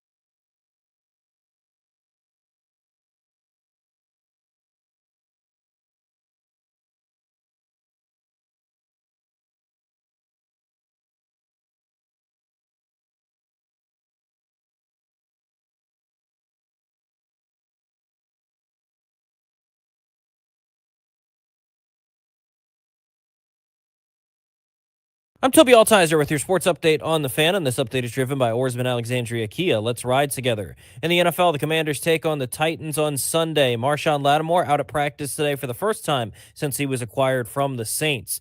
Also in the NFL, Daniel Jones is signing with the Vikings. 3 Thanksgiving Day games tomorrow. The Bears take on the Lions to kick things off at 12:30. The Giants take on the Cowboys at 4:30, and the Dolphins take on the Packers at 8:20. You can listen to all those games right here on the Fan.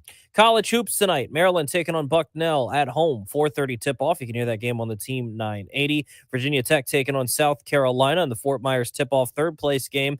6 p.m. tip-off. You can hear that game on 1580 a.m. The Hokies looking to snap a 3-game losing streak. In the NBA, the Wizards have lost 12 in a row as they lost last night to the Bulls 127-108. They take on the Clippers tonight. 7 p.m. tip-off on the Team 980 following Terps basketball. And in hockey, the Capitals take on the Lightning in Tampa tonight. 7:30 puck drop right here on the Fan. Oarsman Alexandria Kia keeps their customers happy by offering great deals on the area's best selection of new Kias, each backed by the Oarsman Lifetime Edge, featuring up to $1,500 in extras. As they say at Oarsman Alexandria Kia, let's ride together. From the Crop Metcalf 5-Star Sports Desk, I'm Toby Altizer on the Fan.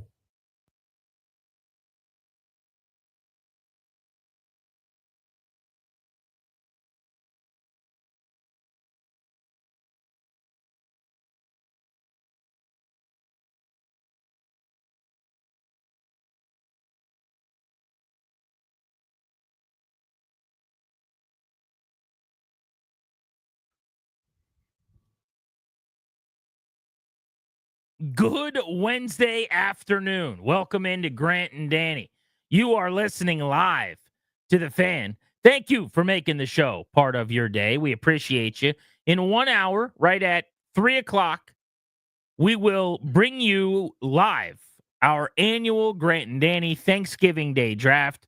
We do it each and every year on our final Wednesday broadcast before tomorrow's perfect holiday. Should probably turn my mic on. It's the best day of the year. It's perfect. And I don't want anyone to take it away. I don't want any changes to it. I don't want any tweaking. I don't want to, what if we don't do it? Don't mess with it. Just put that food, all those carbs on that big old countertop, the table, whatever. My feet is up watching the football, and I go in to eat, fill my stupid fat face, and I go right back to watching that football. You let me have it. The rest of the days you guys can have. Let me have this one.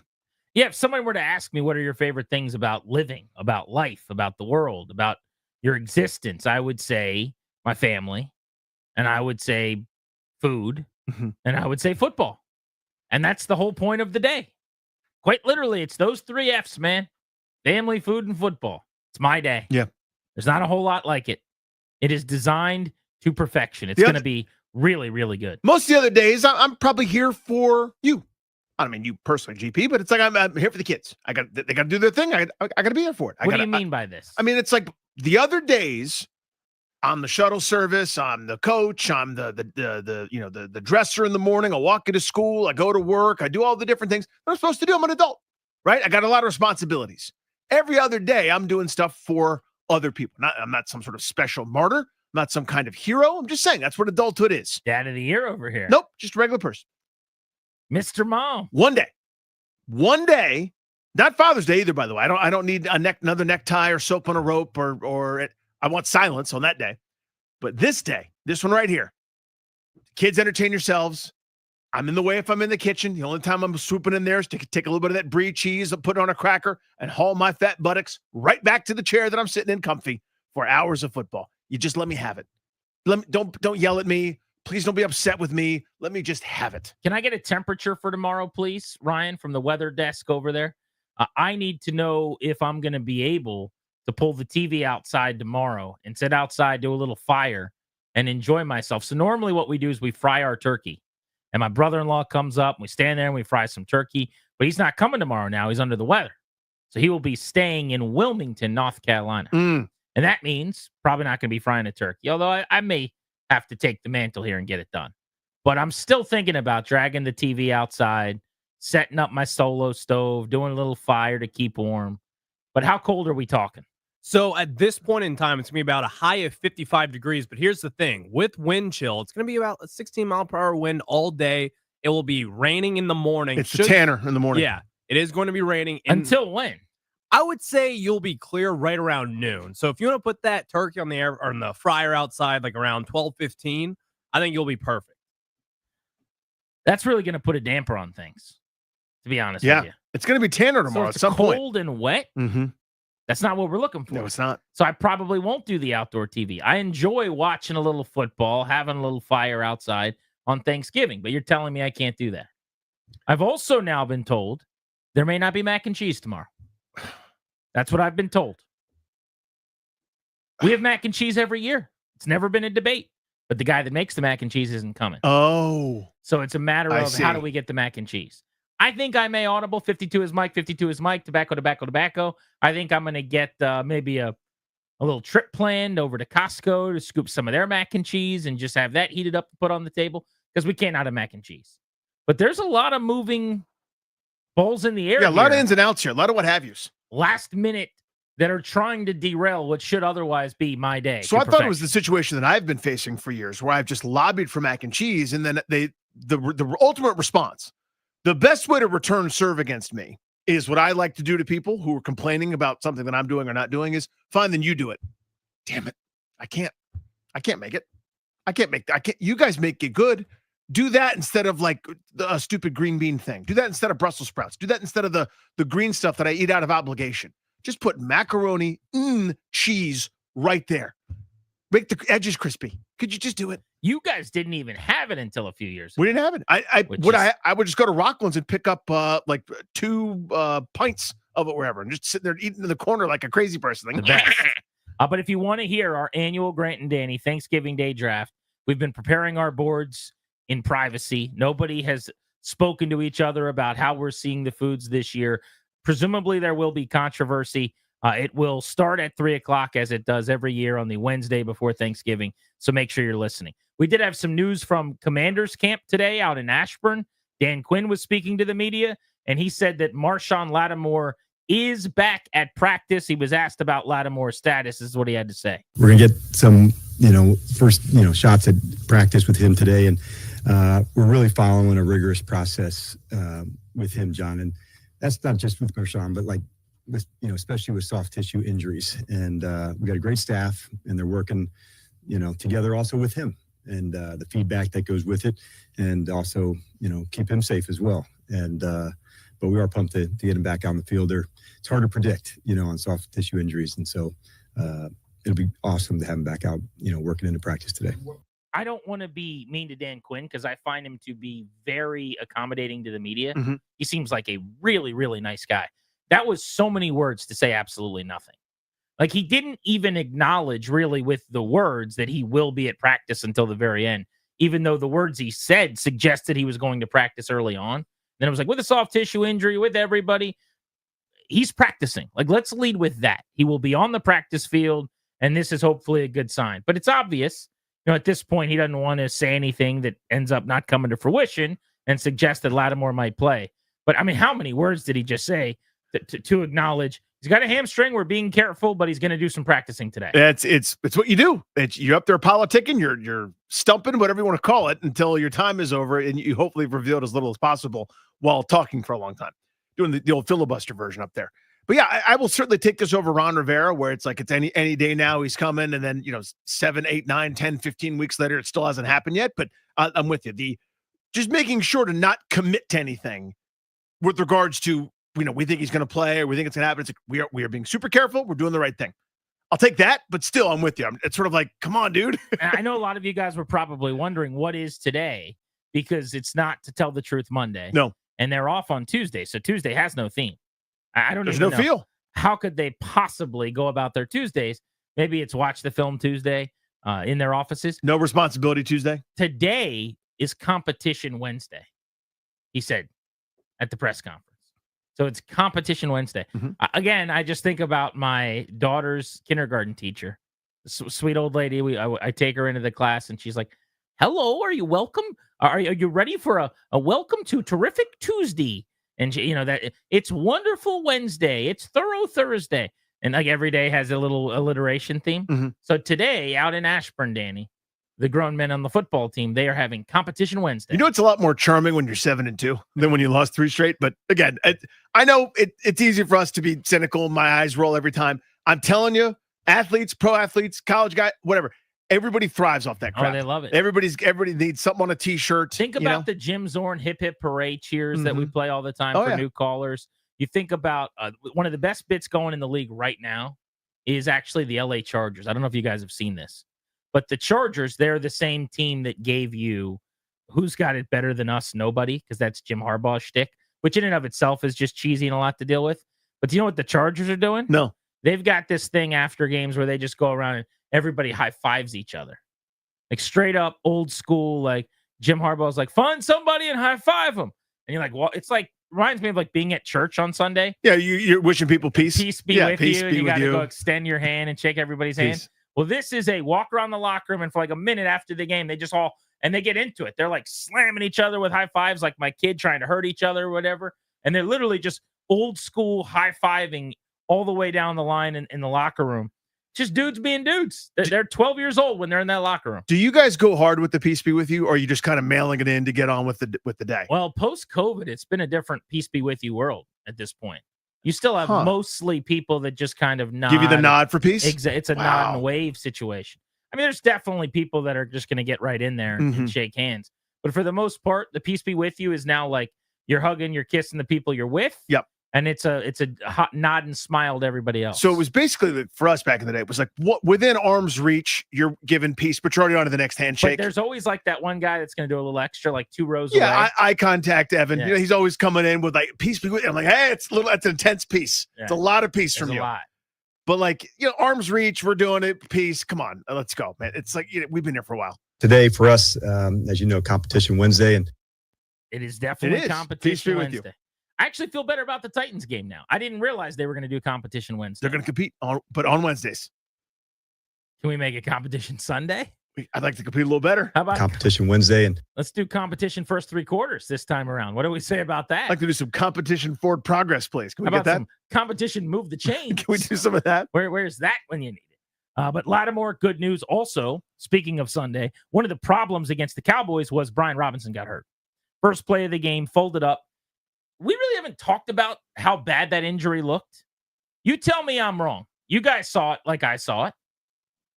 Did that not look like a terrible injury initially? Live, I went, oh no, like yes, like not quite to the level of Willis McGahee live in that championship game back in the day. If you remember that injury when he was out in space, clear as day, and his 80% of his body went one way, and the bottom part of the leg went the other way, and Yeah. I was like, I'll throw up if I ever see it again. His leg jolts out one way, and like Yeah. the rest of his foot is underneath the guy. To me, It looked bad. I thought we had an Alex Smith situation. That's what I thought. I thought Joe Theismann, Alex Smith, like that kind of deal. But when they showed it the first time in the press box, everyone audibly goes, oh. Well, it turns out his leg was fine. He walks off the field. He comes back into the game. Yeah. And he ends up playing again. Now, he did not finish the game. He didn't play in the second half at all. But the fact that he was able to get back into the game, he told the Junkies when he was on the show with them yesterday morning that he's had massive progress already made in terms of just the recovery post Sunday. And today he's practicing. I'm guessing he'll be listed limited, but Dan Quinn said the only guys not practicing are Eckler with the concussion and Andrew Wiley, the right tackle, with the concussion. We can get to those guys in a minute. But, I mean, come on. Dude. Yeah. That Brian Robinson recovery and the fact that his leg didn't snap or his knee didn't tear, that's amazing. You know what it reminds me of? Not the same situation, obviously, but remember when Bryce Harper landed awkwardly on first base? Yeah. And it buckled, and I went, knee, done. That's it. Nothing will ever be the same. So we'll see you in spring training, Bryce. Yeah. And, you know, he was out for a while, obviously, but just because he's just physically different than everybody else. You know, like, yeah, the same guy that was shot in the knee and played that year was able to bounce back better than most people would. Just the strength of not only just of the body, character, spirit, everything else, but the like everything around those load-bearing structures in his body are able to withstand those kind of things. Just insane to me that he came back on the field after that. They're way better than when he plays than when he doesn't. Obviously, he's their starting tailback. He's got a couple 100-yard games. But, Danny, I would sit him this week. And here's my logic. On multiple occasions this year, he has played when he was questionable throughout the week, like game time, We'll see how he feels on Sunday. Sure, the situation that's developing now. And both of those times he's played through pain, he has not been available in the second half at all. I believe the Bears game was the last one, if memory serves. No, it was the Carolina game, actually. It was when they scored 40 against the Panthers and Mariota came in. They did not have him after halftime in that game. This past week, he did not play after halftime after that injury. And there was a game where he was supposed to play all week. And then by surprise, we found out based on pregame warmups, I think it was the Giants game maybe, that he was not going to go. Add up all that, I'm giving him 3 weeks to rest. And I'm telling him we got a stretch run coming up that I need you for. If you don't play in this Titans game, you will get 3 weeks off from the injury against Dallas until the New Orleans game on December 15th. You will have gone from November 24th to December 15th without playing football. And I'll be light on you at practice. You don't need to be on the field very much. We'll go through as many mental reps as we can. But then I've got him for the Saints, Eagles, Falcons, Cowboys, needing to win a couple of games there to try to make the playoffs. I would sit him, and I would just try to – I know it's no Eckler, so it's a hard thing to do, but I would try to get through this game with McNichols, with Chris Rodriguez, who's played well when he's gotten a chance. You call up Michael Wiley. It's next man up. And by the way, everyone tells me the running back position doesn't matter anyway, right? We don't pay these guys. We're not allowed to draft them early. They don't matter. All right, then fine. Let's let Jeremy McNichols and Chris Rodriguez and Michael Wiley see you through. It's the Titans, by the way. Your 5.5-point favorites. Will Levis is going to turn the ball over 2 times. Find a way to get to the Saints here without Brian Robinson, and I think you're way better off down the stretch if you can. I actually tend to agree with it. Short term, it's painful, no pun intended, but you're not as good in a game against a good defense when your offense is really struggling. You could use your bell cow, your safety blanket. He turns 2 into 4, 3 into 5, 1 into 3, and keeps you ahead of the chains when he's right. When has he been right is my question 1. And question 2, if we're going anywhere this year, I'm not confident that we are, but bear with me. If we're going to do anything special, aka make the postseason, maybe try to win a postseason game, etc., I can't do this dance right now that Brian Robinson is doing for that post-game week. In other words, think he's going to play, maybe he doesn't, test it out pregame, he can go, takes up a roster spot, has 4 carries, has to come out, doesn't play anymore. I can't do that. I need him fresh for that final stretch of games, and then hopefully, knock on wood, postseason.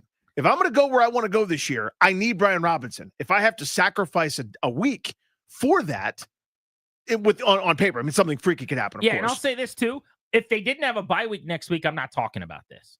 But this is the equivalent of giving a baseball player the day off before the on a travel day, the day where you don't have a game. Where now you never get this in the baseball season, but I'm giving you what we call a reset. You're going to get 2 full days. It's like a 72-hour break. You don't play from the end of the night until 7:05 a few days down the road. It's that kind of deal where I'm not playing you against the Titans. You had the second half off against Dallas. I'll take it light on you this week. And by the way, if he's not going to play against the Titans, and you can just tell him that now, then the amount of rest, putting his leg up, not trying to get back on the practice field, not pushing it, is a game changer this week too. Yeah, it's nothing but long-term treatment, not short-term Band-Aids, right? It's like, get your deep tissue massage that would leave you sore the next day that you wouldn't normally do because you're playing on Sunday. We'll do that. Let's get some treatment going, more so than maintaining for trying to get back on the field. More so, let's with a horizon of December 15th, a few weeks from now. And I'm not pretending like he's not their best running back. Obviously, he helps them. But Jeremy McNichols is averaging 5 yards a carry this year on 44 carries. 5 yards a carry on 4 carries is one thing. The guy's played in close to 10 games. Mm-hmm.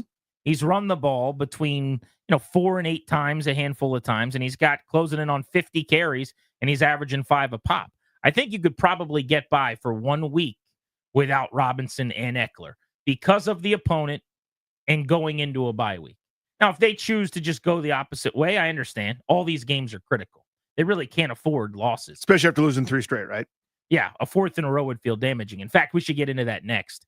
It does feel like, in a lot of ways, the perception on whether or not Washington's a playoff team is on the line on Sunday. Because I think that is how a lot of people are approaching this game. If they lose to the Titans, which would be consecutive home losses to non-playoff teams that aren't very good, I think most people will say they're not going to make the playoffs. Whereas if they beat Tennessee and they're 8-5, well, now you're almost certainly going to get in. They'll have a 70+% chance of getting in. Right now, it's about 56%. But if they lose, that percentage will dip under 50% for the first time in a couple of months. So let's get to that next. If they aren't able to beat the Titans for some reason, would you still think there's a path for them to get in, or would you then start feeling like they're not going to play in the playoffs? You're listening to Grant and Danny. We'll get to that next on The Fan.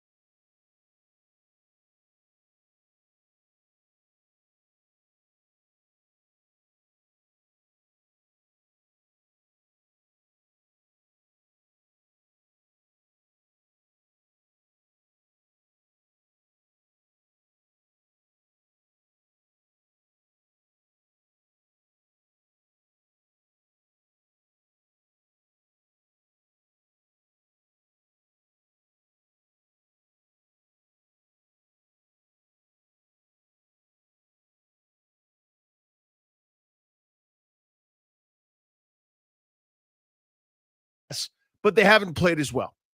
Is it as simple to say that if they lose again to Tennessee, we're now talking not bottom has fallen out, but it ain't what we thought it was. The rug has been pulled, and we're kind of, in a throw us a life preserver type deal as they tread water and hopefully, find a way to do something after the bye week. And if they win this game, are they back in the playoffs? Is it too simple to say that, GP? So for me, it isn't. I think that last week changed my perception of this team pretty considerably. Prior to losing the game against the Cowboys the way that they did, Danny, they had been taken out of the tier of teams, in my opinion, that is just okay. And okay teams play up and they play down. Mm-hmm. And I thought they were a good team. A good team doesn't play down, doesn't lose to terrible teams, often dominates them, which is all they had done this season.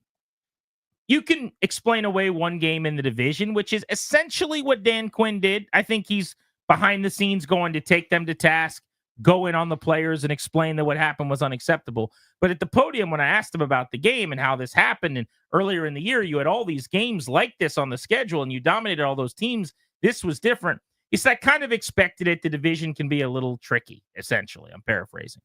But this is not that. This is out of conference. This is like when the Browns came to your place and you beat them by 20 plus, right? That's what this should look like. So if they lose consecutive games, if they spoil an opportunity with 2 straight weeks where you should be 2-0, and at worst, even if you play badly, at the worst, you should be 1-1.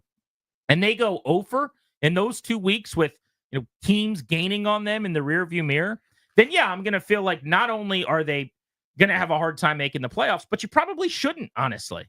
At that point, they will be 7-6. They will be a Hail Mary away from a losing record, 6-7. And it will have been a very real crash back to reality of 4 games where we got ahead of ourselves. We were really excited. Nobody was wrong in the moment. They were 7-2 at one point. That happened. At that time, only the Lions were better in the conference. But that was fleeting. It was not authentic, and it was not sustainable. And so, yeah, I think if they beat the Titans, based on the math, which tells you at a 70-some% clip they'll make the playoffs, they're probably going to. If they lose to the Titans, Danny, and they're sub 50% for the first time, I think that those numbers are correct. I have a hard time envisioning them going 3-1 in 4 games with the Eagles on the schedule, with a Cowboys team they should beat, but has already beaten them. Atlanta's going to be a toss-up. At New Orleans is not a fun place to play, even though they're bad. I could see them playing pretty good football and going 2-2, and that still gets you to 9-8 and needing help. So the way I view it is, along similar lines, we get to a similar conclusion. If you can't beat 2 teams at home, mind you, by the way, with extra rest for the Dallas game than they had, if you can't beat 2 teams with a combined 7-15 record as a quote-unquote playoff team, what are we talking about? We're doing the same old Redskins, WFT, new team name dance of, all right, if this team loses and 4 other teams tie and we might win on Sunday, but if their backup quarterback plays, and then maybe we could score, but keep the score within 7 points, back into the playoffs thing at best, which is what it's been. And we're ahead of schedule. I'm still very happy, big picture. Frustrated about this year, though. I could spin both plates. But we've done this dance before. If you can't beat 2 bad teams who are going to pick in the top 10 at home in late November, now early December with the Tennessee game December 1st, what are we doing? Like, you know what I mean? Let's math it out and let's see what happens. And we'll do that. That's the exercise. So that's an important clarification, right? Because I think it's true that even if they lose to the Titans, of course, you can see the path.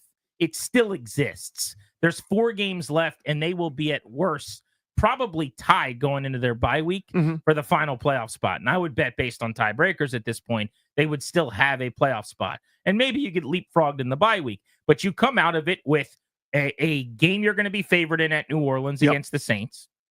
And you'll end the season with a game you're favored in against the Cowboys. So if you just hold serve at 2-2 there, you don't win any games you're not supposed to. You're still 9-8 and you've got a shot. And now you've got to beat a very beatable Falcons team that this past time they played, they were at a bye week this week. They got blown out by the Broncos, and an Eagles team that you could have led in the 4th quarter. Very, very hard to beat them. So I think the ceiling is probably 3-1. That still gets you to 10-7 and gets you in. Everyone can see how they can do it. But the point is it even worth that exercise? Like, what are we talking about really if they can't beat Dallas at home and they can't beat awful Tennessee offensively? They're pretty good defensively. But Will Levis wants to give you the football 3 or 4 times in that game. If you can't accept those gifts and just beat Tennessee on the road, then what are we doing? Yeah, 8 of the 11 teams Tennessee has played has beat them just fine.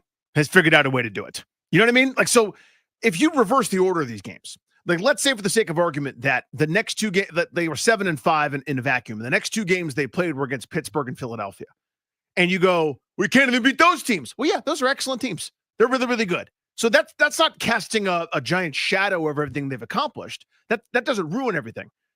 Losing to 2 bad teams at home in a stretch run when you're trying to qualify for the postseason and everybody thinks your bleep don't stink, that's a let the air out of the balloon, thunderstorm on the parade, let's all calm down and look big picture instead of week to week this year. Yeah, that is what's at stake on That's Sunday. that's what's here. I think it's pretty simple. It's not a must win. It's an auto win. It's a game you should win because Tennessee has a 5.5 point dog, which is about half of what you were favored over the Cowboys who beat you last week, by the way. So take that for what it's worth. But they're going to come in here. They're going to give you chances, just like Dallas did. Dallas didn't play a great football game. Dallas didn't look like a playoff-bound team that just got hot for a day. That wasn't what happened. They were bad, and you matched their bad. So now, this week, with the Titans here and a turnover-prone quarterback and an offense that's going to run the ball and try to make some explosives down the field and a top-5 defense, probably a tougher customer than the Cowboys were on paper. If you win, you're going to be expected to make the playoffs. It would be hard not to. They would have to collapse again after the bye and go like 1-3 with a loss to Dallas in the final week or a loss to the Saints in New Orleans to not get in at that point. If you lose to the Titans, now you got work to do. And I think it's the line of demarcation in the sand. Right now, this second, like Monday we said, are they still a playoff team? I said yes. You still think they're going to make the playoffs? My answer is yes. You ask me that right now, I would say yes. If they lose to the Titans, my answer for the first time since probably, I don't know, after the Carolina game would be no. We get hung up on, not you and me, but I think us, all of us, football fans, people that care, on the phrase must win. And there's like a semantic argument around it where you're going, well, unless they're facing elimination, then you can't say must win. I understand that. So I'm not going to use the term must win. I'm going to say they need to win it. Here's why on a number of fronts. One, just as we're talking about it, fighting for your playoff lives. You're in the 7th seed. 3 teams are right behind you. A couple are now getting healthier as they go with easy schedules. And the NFC West, if Arizona is able to do anything at all, they're decently positioned. When you're on a bye, they'll have a chance to win, and they can be tied with you, et cetera. All that stuff's true. We got that. To validate the program a little bit, to validate or to dispel some of these narratives that are creeping up that aren't helpful narratives.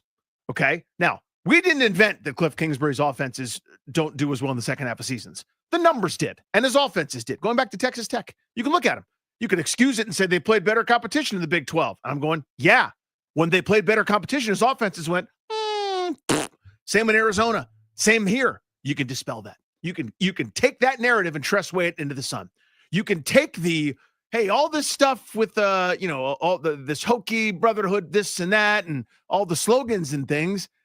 Are we really doing the best we can? Are we really coaching them up the right way? Are we winning press conferences by seeming like we're everybody's buddy? You can kick that away. If you stop the bleeding, rally, and play well starting this week, you put some of the chirping and the noise and the questions to bed. So it's not must win. Again, that you can reserve that for a game 7 or when you're down 3 games to none in a postseason. That's all fine by me.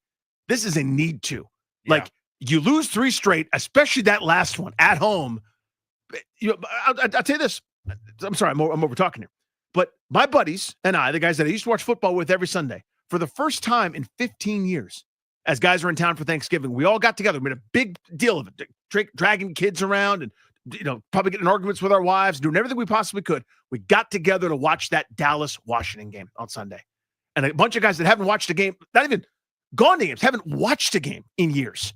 And they're like, this is it? You need it. You validate some of this stuff. You're trying to bring the fans back, right? You can't just bleed out to end the season. Everybody talks about the 3 losses in a row.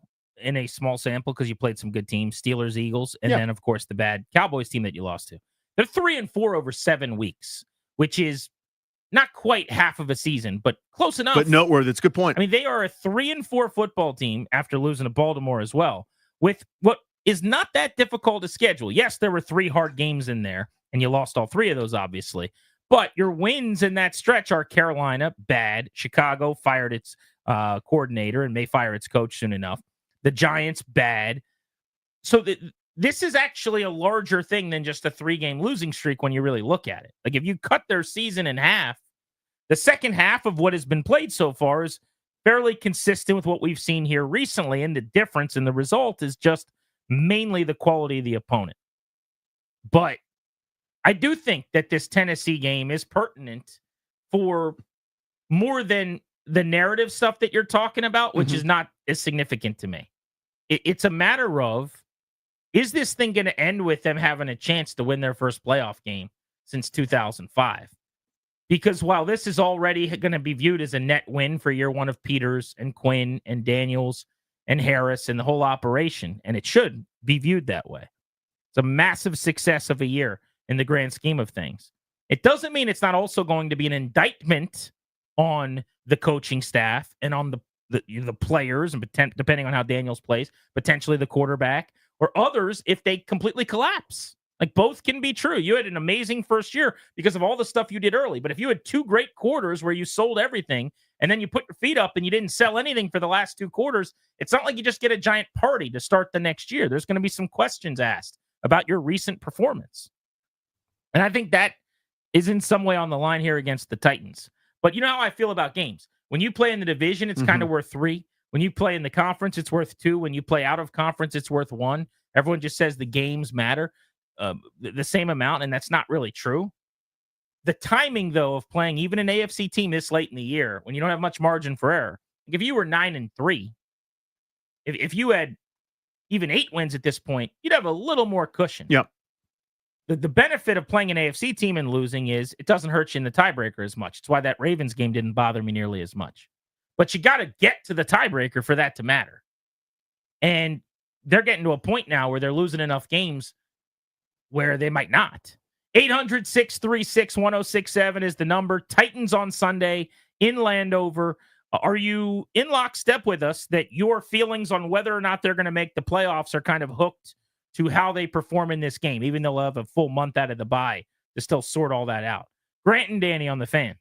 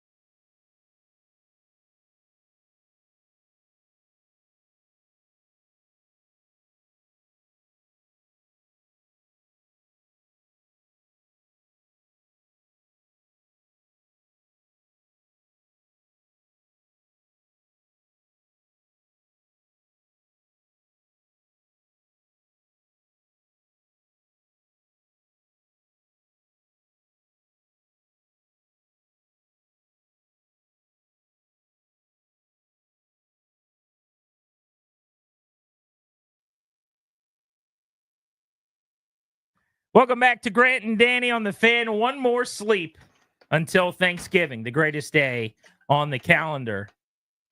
And we got football to discuss tomorrow. 3 games, the triple header. Danny, can you acknowledge that a third window on Thanksgiving's a win? I know you're anti a third window on Sundays. Yeah, because it's correct times. It's nothing in the morning. There should be no morning football at any time ever. The morning is not for football. The morning is for cereals or baked goods or pancakes or eggs and bacon and then other pancakes and stuff. And coffee, it's not for football. We have huge news right now. This is big Commanders news. This is Jaden Daniels related news that is into our desk right now.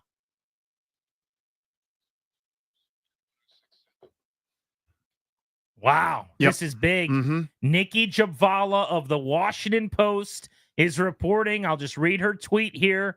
Breaking: Jaden Daniels' favorite Thanksgiving food is mac and cheese. There he is. Ladies and gentlemen, that's my quarterback. On the right side of history, that's my quarterback. That's my quarterback. That's my QB1. Jaden Daniels, mac and cheese guy. Let's go. Now, I hope he eats a lot of that mac and cheese. Puts on a few pounds, like in that midsection and that upper torso a little bit. How about we give him a football helmet full of mac and cheese and tell him not to get up until he's done eating it? A little extra butter on those mashed potatoes, but I love you, Jaden. You hear me? This is old Randy Douye talking. I love you, pal. You're my guy. That's the right answer. He would not like dealing with me in the Thanksgiving Day food draft. I'll tell you that. That's coming up at 3 o'clock, 12 minutes from right now. The annual G&D Thanksgiving food draft is just a few minutes away. Let's go to Vince in Accokeek. Vince, the question for you is Titans in town Sunday. We think that a win means Washington's probably making the playoffs, but if they lose, we're going to start assuming they're not going to get in. You think it's too much to put on that game? No, I don't. First off, happy Thanksgiving to both of you guys. You too, buddy. Thank you very much. No. Would you do me a favor, by the way, before you answer? Yes, sir. I've got a buddy I want you to wish a happy Thanksgiving to. Okay. Okay, so yeah, if you wouldn't mind, is this Vic in Accokeek? Hey, tell your brother happy Thanksgiving. Are you guys going to see each other tomorrow? Yes, we will see each other tomorrow. Yes, we will. You guys going to talk burgundy and gold the whole time at the meal? Maybe not the whole time, but it's definitely going to come up for sure. Will you argue about anything? We will not necessarily argue, but we will have differences of opinions because he is very defensive minded. Yes. When he talks football, very critical of the defense. Where I've been giving Joe Witt and the boys a little bit of slack, not too much because we don't differ too far in opinion. Yeah. But he is very critical of the defensive side of the football. We actually talked about it last night, to be honest. When you guys gather in Accokeek, what's the number one item that's got to be on the table, Vic, for you? Stuffing is good for me. Yep. I'm not a big mac and cheese guy anymore, but stuffing is good. I stopped eating bread like that a while ago. Vegetables, maybe some smoked salmon, things of that nature. I like a salmon. I'm a big salmon guy. We like the salmon. Yeah. Vince, what about you? Jaden Daniels is definitely my quarterback. Mac and cheese is my number one. There he goes. I'm going to Vince's house. There he goes. Vic. I would say my mom. Everybody probably says their mom makes the best, but I'll put my mom's macaroni and cheese up against anybody in the world. Wow, Vic, whose mom makes better mac and cheese? Your mom or Vince's mom? Well, our mom is the same mom, so I guess we are. That's a good point. It's a tie. Jaden Daniels' brother. I just wanted to get you guys on to share a little Thanksgiving, camaraderie. But then keep it in the family. You could see the two brothers. They couldn't agree who would talk first. You could just see it. Yeah. Whenever we get them both on and I tee it up, they both go. I wonder next time one of them calls That's in. a football family, man. How many years apart they are? I'll bet you. But tomorrow, the entire meal they're chopping it up on burgundy and gold. Jeremy Chin's name's gonna get said. Benjamin St. Juice. There's gonna be the fork's gonna hit the plate. Ding! Make that big sound. Yeah. And then this kind of talking. Yeah. You don't play like they're gonna yell at each other about responsibilities on I can't defense. wait till Vic cuts off Vince and goes, Vince, I'm gonna let you finish. But and then Vince is gonna say something. Vic's gonna say, let me get right to it. That's a great bet. Let's go to Chris, who's in Burke on Grant and Danny. What's up, Chris? Hey, gentlemen. Hey, thanks for taking my call. Happy Wednesday. Happy Thanksgiving to both of you. You too, bud. Hey, so the answer to the question, I think, is that they need to win this game tomorrow, this weekend, in order to be a playoff contender. But I want to make another point too, is that they had so many holes coming into the season on both sides of the ball that honestly I was hoping to get 8 wins and I would be happy. But that my expectations have kind of changed a little bit. But your point, they have beaten the bottom dwellers if they needed to, other than Dallas. But let's see what they can do. Maybe It's they can push simple it for further. me, Chris. If they can't beat Dallas and Tennessee at home, why do I then think they go to New Orleans and handle the Saints with ease? I can't. Why do I now think, because I, at the moment, will pick them to beat Atlanta. I think the Falcons are very mediocre. I think their defense stinks. I think Washington can move the ball on them, although they're not moving the ball on anybody. I was going to say, yeah. Did that help Sunday? But until Sunday, I thought their offense was kind of fine, and it was just an issue against good defenses. Now I think their offense is broken. So they have to fix how I feel about them with this Titans game. Nate's in Rockville. What's up, Nate? G&D, what's up? Man, those Agacheek brothers are hilarious. They even talk alike. They're like twins. It's funny. That's what I'm saying. I wonder if they either are twins or like a year or two apart. They gotta be. They gotta be twins in my book. But Jaden. First of all, y'all scared me to death, man. I thought Jaden Daniels was out for the game. I'm gonna give you a rib shot next time I see you, Grant. But that was crazy. I do apologize. A couple people seemed like they were nervous. That was not my intention. I just needed to let people know as soon as possible that he loves mac and cheese. That's a big deal. A couple people were like, "Dude, you can't do that." That's a big deal. He likes mac and cheese. The one seed is definitely stuffing with gravy. So Jaden's definitely tripping on that. But the Titans game is definitely a must win. Like, to me, they got to get back to that aggressiveness. They've been playing not to lose instead of to win. We're going for it on 4th down early on. So they got to make a statement. I think they will win. We're at home. But I said this on my show yesterday. It's a must win. Like, we're teetering right now. Like, we're like a kid out on the roller coaster ride that don't know if you want to get on or off. Like, it's looking bad right now for us. Like, we need a jolt of energy. So I do think it's a must win if we're going to make the playoffs. Nate, they got a gift while they were free falling a bit with the Cowboys and the Titans to save your season, to get back on track. You don't even have to be good. You just have to beat terrible teams, and you get to continue to essentially pretend like you got a shot, right? You get to kick the can down the road till we find out what's what. And then you lose to the Cowboys. You can't have 2 of those. Let Will Levis give you the gift of interceptions and lost fumbles. Accept the presence. It's the holiday season, is it not, Danny? He's going to wrap them up for you. He's the guy that after he shops, he goes and like pays $4 to the band and he gets everything wrapped at the mall. So he takes it home already wrapped. There are going to be a couple wow plays because he's got like some physical traits. You're like, oh my God, that's incredible. He can't wait to throw up on himself. Right. He loves it. Next on Grant and Danny, the annual Thanksgiving Day food draft. Darius, Ryan, myself, Danny, we have prepared our boards. We've had scouts out on the road for months, all culminating in the segment ahead right here on The Fan.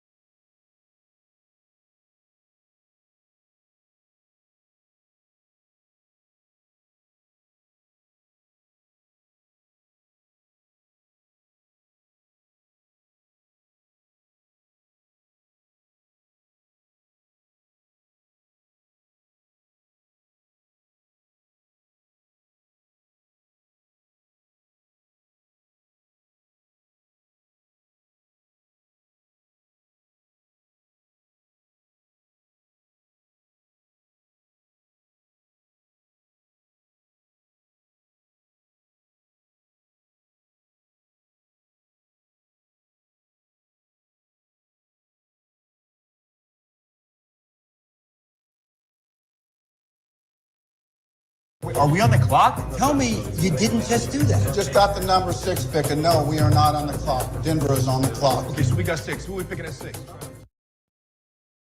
It is draft day on Grant and Danny on the Fan. Welcome back in. Thanks for listening to the show. We are sponsored exclusively by the law firm Kondori and Murad. They'll help you update your last will and testament. They'll set up a revocable trust for you and your family.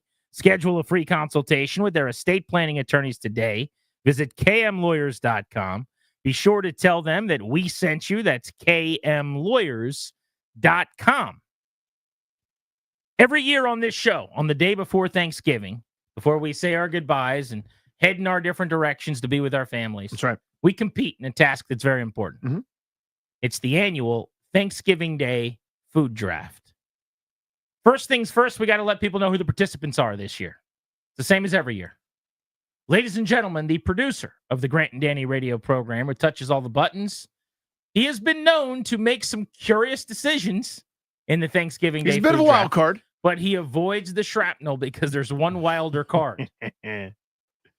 Darius Dammer.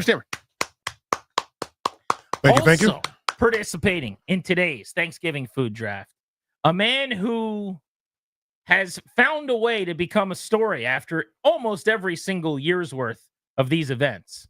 A man who routinely drafts gravy for some reason that we can't quite figure out early in the Thanksgiving Day food draft. Ryan Clary. I'm here.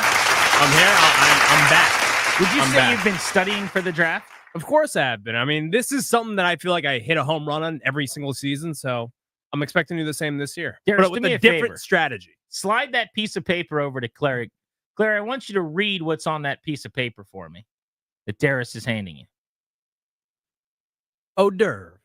Yep. What is it? Rugned. Rugned Odor. Spell it out. HORS. Yeah. DOEUVRE. Hors d'oeuvre. Odor? Hors d'oeuvre. What is it? It's like an appetizer. Fancy word for an appetizer. Yeah, so like past food, they go to a wedding or you go to a special event. They have, what are they called? An hors d'oeuvre. An hors d'oeuvre. A Rugned Odor. What's that smelly odor? Hors d'oeuvre. So like a smell is in Hors d'oeuvre. I'm looking for odor. Odor. Right? Odor, yeah. So, but that word, try it one more time. It's not odor. What is it? Hors d'oeuvre. Why is he saying it in that weird voice too? Dude, can you say it without that voice? Yeah, why Hors d'oeuvre. It's an hors d'oeuvre. Oh, there's a V on it. I don't know. No, there is a V at the end of it. But is it In silent? the spelling. Yeah. So you're saying it with a V. But you know what we're talking about, right? Like it's past food. It's like a snack before your meal. Yeah, like it's an appy. You're standing up, not in a sit-down restaurant, but like you're standing up. People have little like pigs in a blanket or little crab cakes or a piece of cream cheese If I with go like an to a olive wedding, on it. they Go to a pass it wedding. around on a plate. They're they passing say, around hors d'oeuvre. hors d'oeuvre.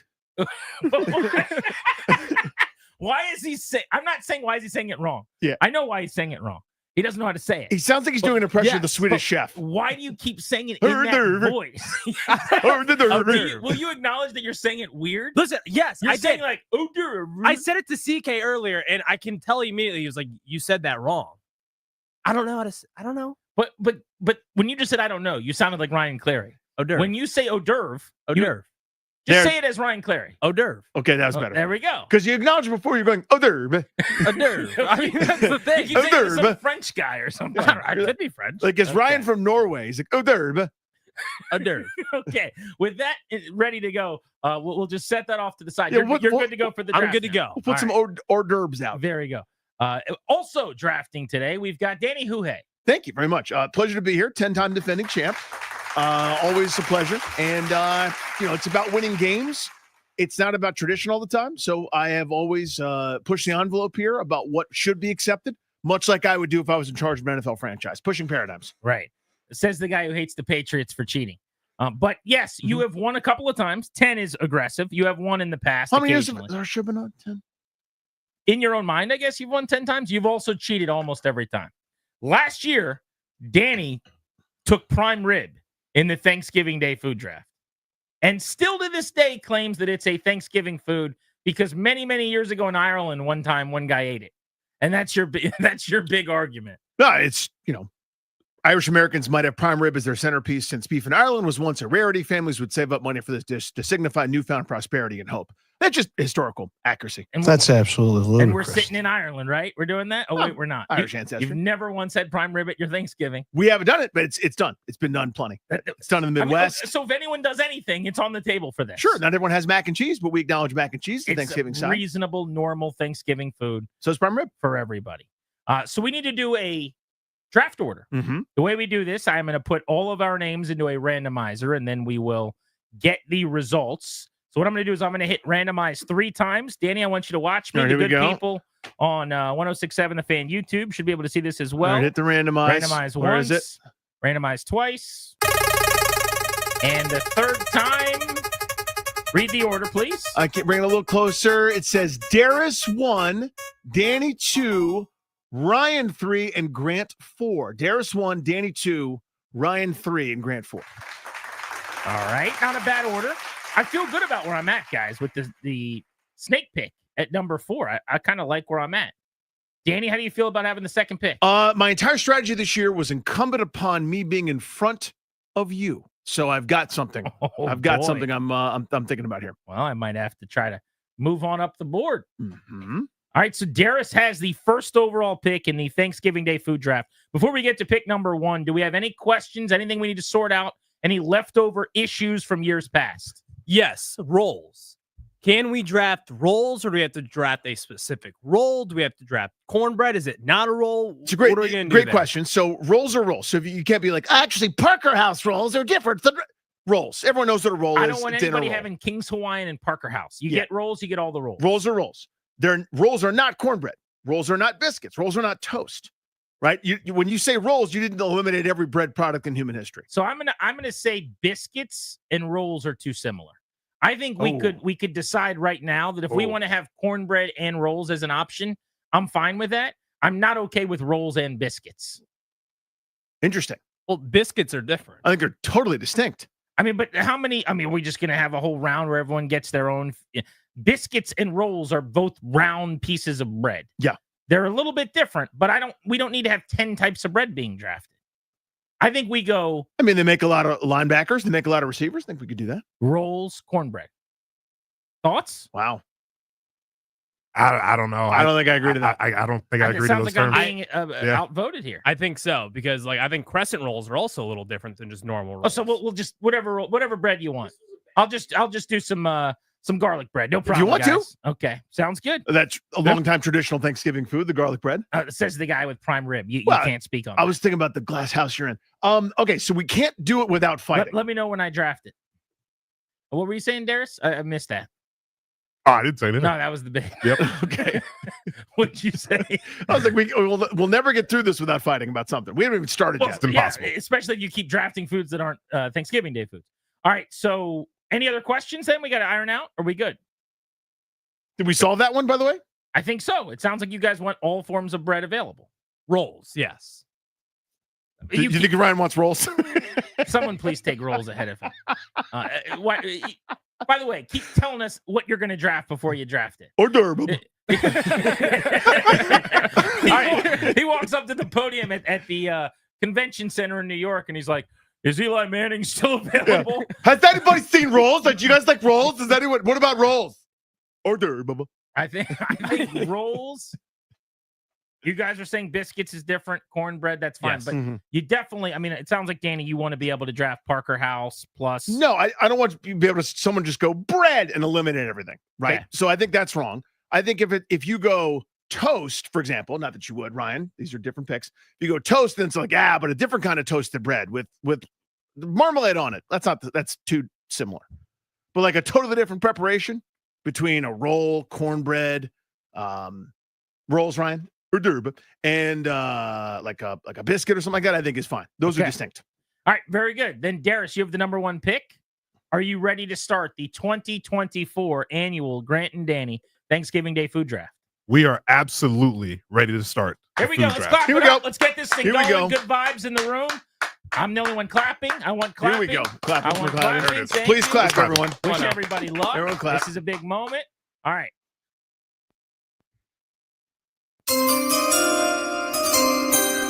With the first pick as Mr. Goodell said there, with the first pick of the Grant and Danny 2024 Thanksgiving Food Draft, Team Darris will select the only number one possible pick. Mac and cheese is coming to Team Darris. Mac and cheese, good choice. Mac and cheese. That's a good pick. choice. Solid. You and Jaden Daniels, we found out today that was Jaden Daniels' number one selection. Let's go over to Danny Kuiper for his breakdown on mac and cheese. Not as traditional as other foods. We think Turkey the Pilgrims didn't have mac and cheese. They didn't have access to that kind of melted cheese in an oven. They're able, however, to slide up the board. This has become a premium position. It's the best side dish. You get all sorts of carbohydrates in there. You get melted cheese, the crusty side. It is an outstanding food. Everyone loves mac and cheese. People that don't are from space. Back to you, Boom. Clary, do you want to play a Jets fan who's mad that they just took mac and cheese? Like we go to you on the broadcast now as a Jets fan and you're just salty that they took mac and cheese first? Of course. Boo! This guy stinks. Are you saying boo or hors d'oeuvre? Yeah, let me hear. Can I hear you say that again? Actually? Hors d'oeuvre. Hors d'oeuvre. Hors d'oeuvre. Hors d'oeuvre. Hors d'oeuvre. Oh, I love how he says it so much. All right, so that's pick number one. Mac and cheese is off the board. That brings us to pick number 2 and Danny Rouillet. The pick is in. With the second pick, We don't have this highest on our board. We don't think it belongs here, but we know someone else that does, and we're looking to make a deal. With the second pick. Uh-oh. Hello? Hey, Danny, it's me. It's Grant. Oh, hi, Grant. What pick are you? I'm number 4. Okay. What are you about to take? Well, I can't tell you that. Are you about to take mashed potatoes? There's a strong possibility. I'd like to give you the 4th pick. Okay. And the 5th pick. That's picks 4 and picks 5. Right? For your second pick. That second pick is pretty sweet, though. I could probably just take something and be really happy with what we got. And what I want at 4 and 5 may not be there for me. You could have 4 and 5. I'll give you 2. Can you sweeten something else? Can you offer me anything else there? I can't. You can't give me any other picks? I can't. I don't think we have a deal. Ah, you hate to see it. I can't trade my whole draft. I've made that mistake in the past. You could trade a little bit more of it. Got fired at my last job. You could trade a little bit more of it. What if we did a pick swap in the last round? Follow me? So I get that would benefit me. I get 4, I get 5. No, you're on the snake, you're coming back. Right. The last round I pick. Oh, you did pick 4. So I think it's going left or right.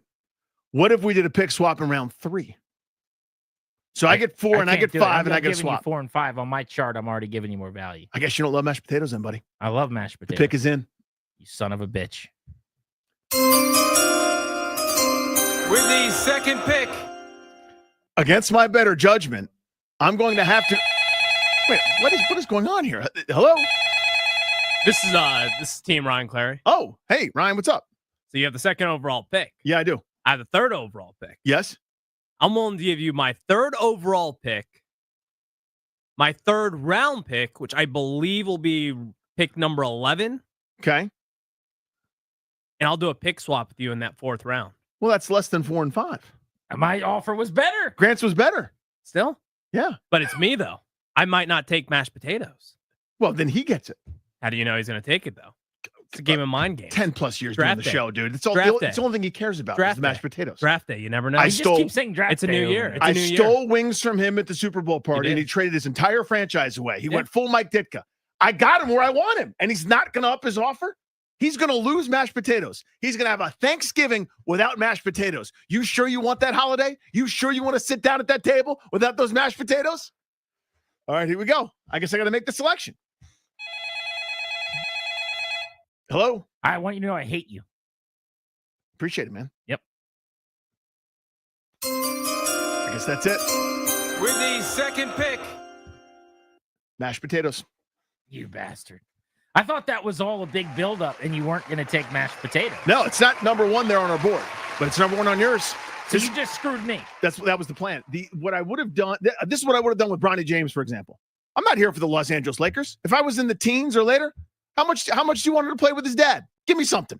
I would 100% done that. I just Bronny James your mashed potatoes. Ooh. So my mashed potatoes should be playing in the G League, but they're really playing in the NBA. Pretty much. Okay. You should have offered more. They could have been yours. Wow. Pick 3, Clary. Trades are still available. Mashed potatoes and mac and cheese are off the board. They are. And I'm actually going to phone a friend, Grant Paulson. Oh, wow. He's on the clock. This is he's calling you. Before. Yeah. Please Hello, answer. this is Grant. Grant, how are you, man? Hey, buddy, how are you? Hey, what's the thing you eat before like a meal that's passed around on a tray? It's an hors d'oeuvre. Hors d'oeuvre. Hors d'oeuvre. Hors d'oeuvre. I will give you my 3rd overall pick for your 4th overall pick and your 5th overall pick, and I'll make that trade right now.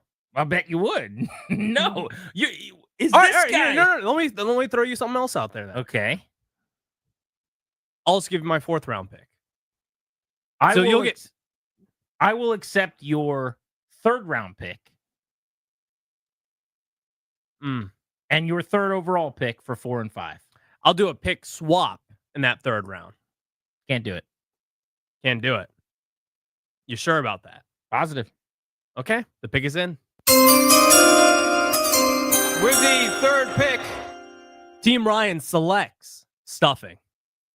Yeah. We are taking stuffing. I kind of thought stuffing would hang. Yeah. This is a bad place to be. So if I could have counted on Ryan to take mashed potatoes there, I would have just gotten stuffing, which is number 1 on my board. But you might get a phone call here, buddy, pretty soon. This is tough. I'm in a bad spot right now. Mm-hmm. No sides of note at all. Well, there are tons, but not that you can eat. True. Okay. I think I'm ready to go with the 4th pick in this draft. 4th pick. With the 4th pick in the 2024 Grant and Danny draft, I will be taking turkey. I will be taking turkey. Have we specified before white meat, dark meat, or we just go turkey? Turkey is off the Turkey's board. fine. I'm back on the board.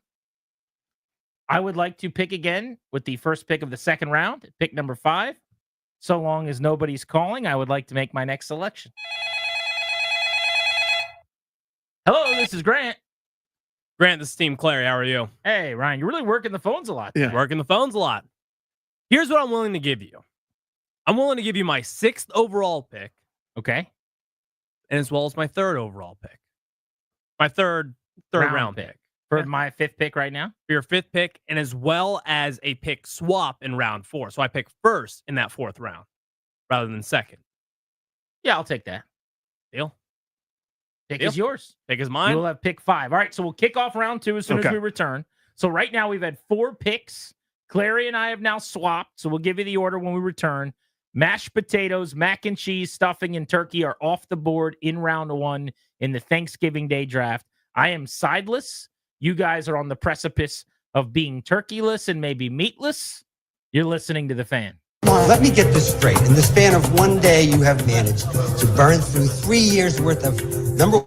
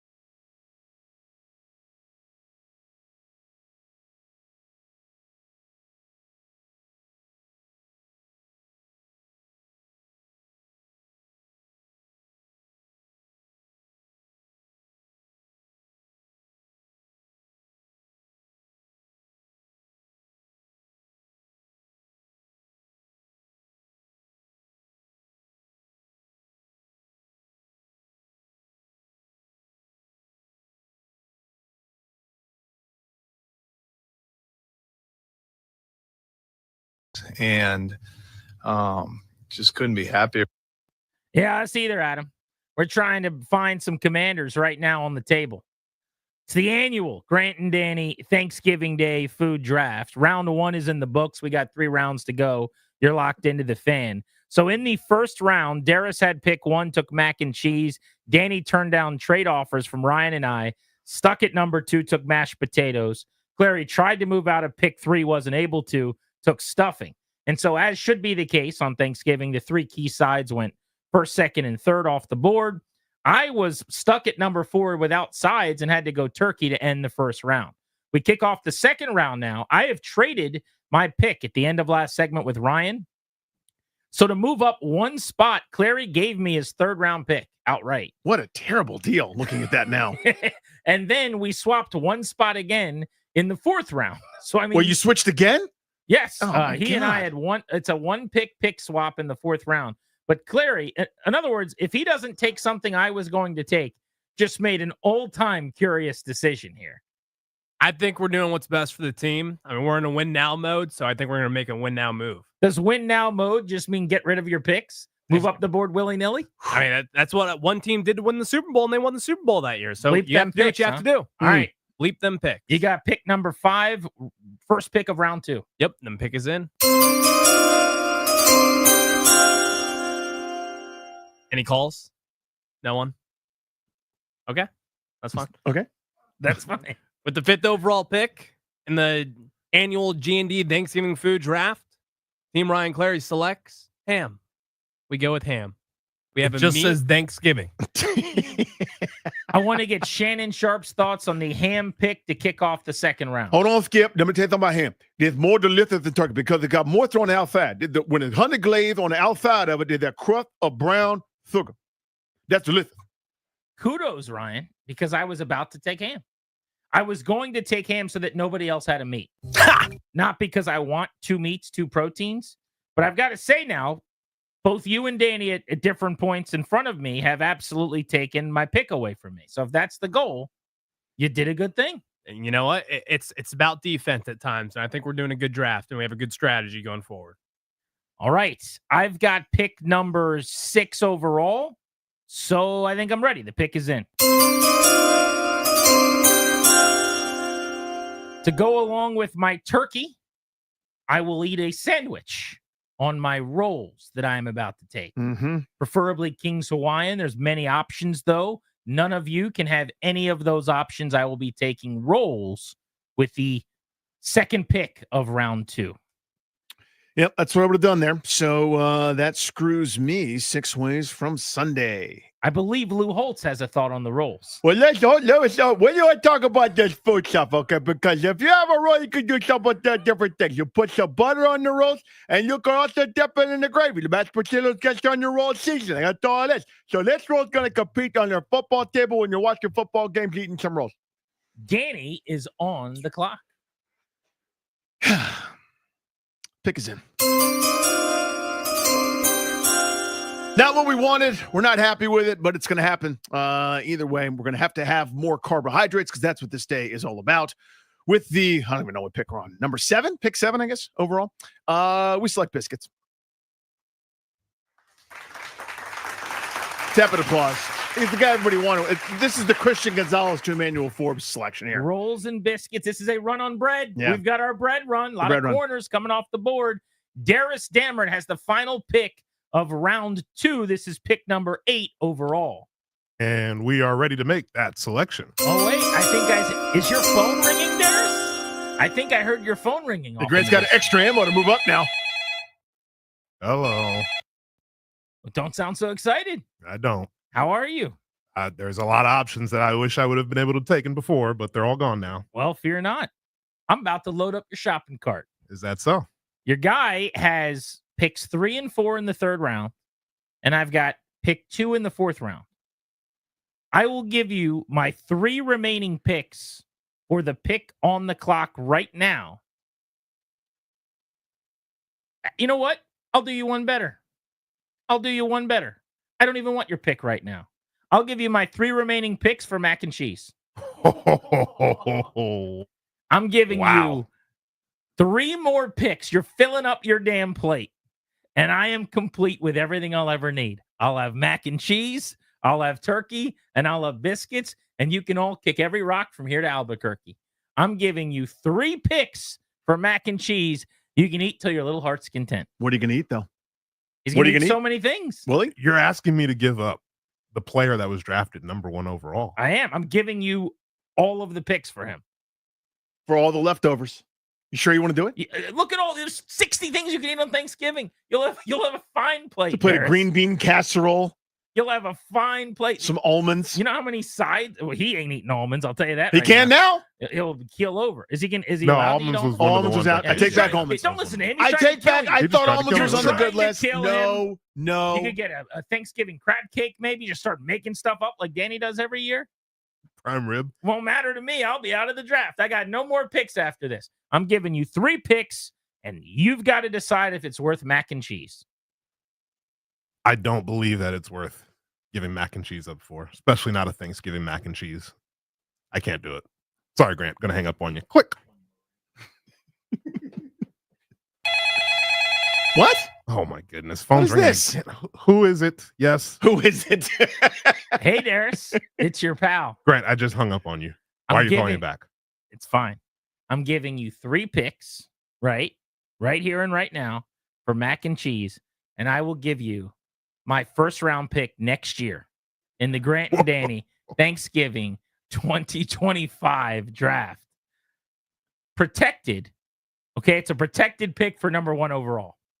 But as long as it's not number 1 overall, then you can have my first round pick. If not, you get my second round pick next year. It's a heck of a deal. It's a heck of a deal. All right, one more time. Run me through it one more time. Yes, you're getting 3 picks. You're getting picks 3 and 4 in round 3.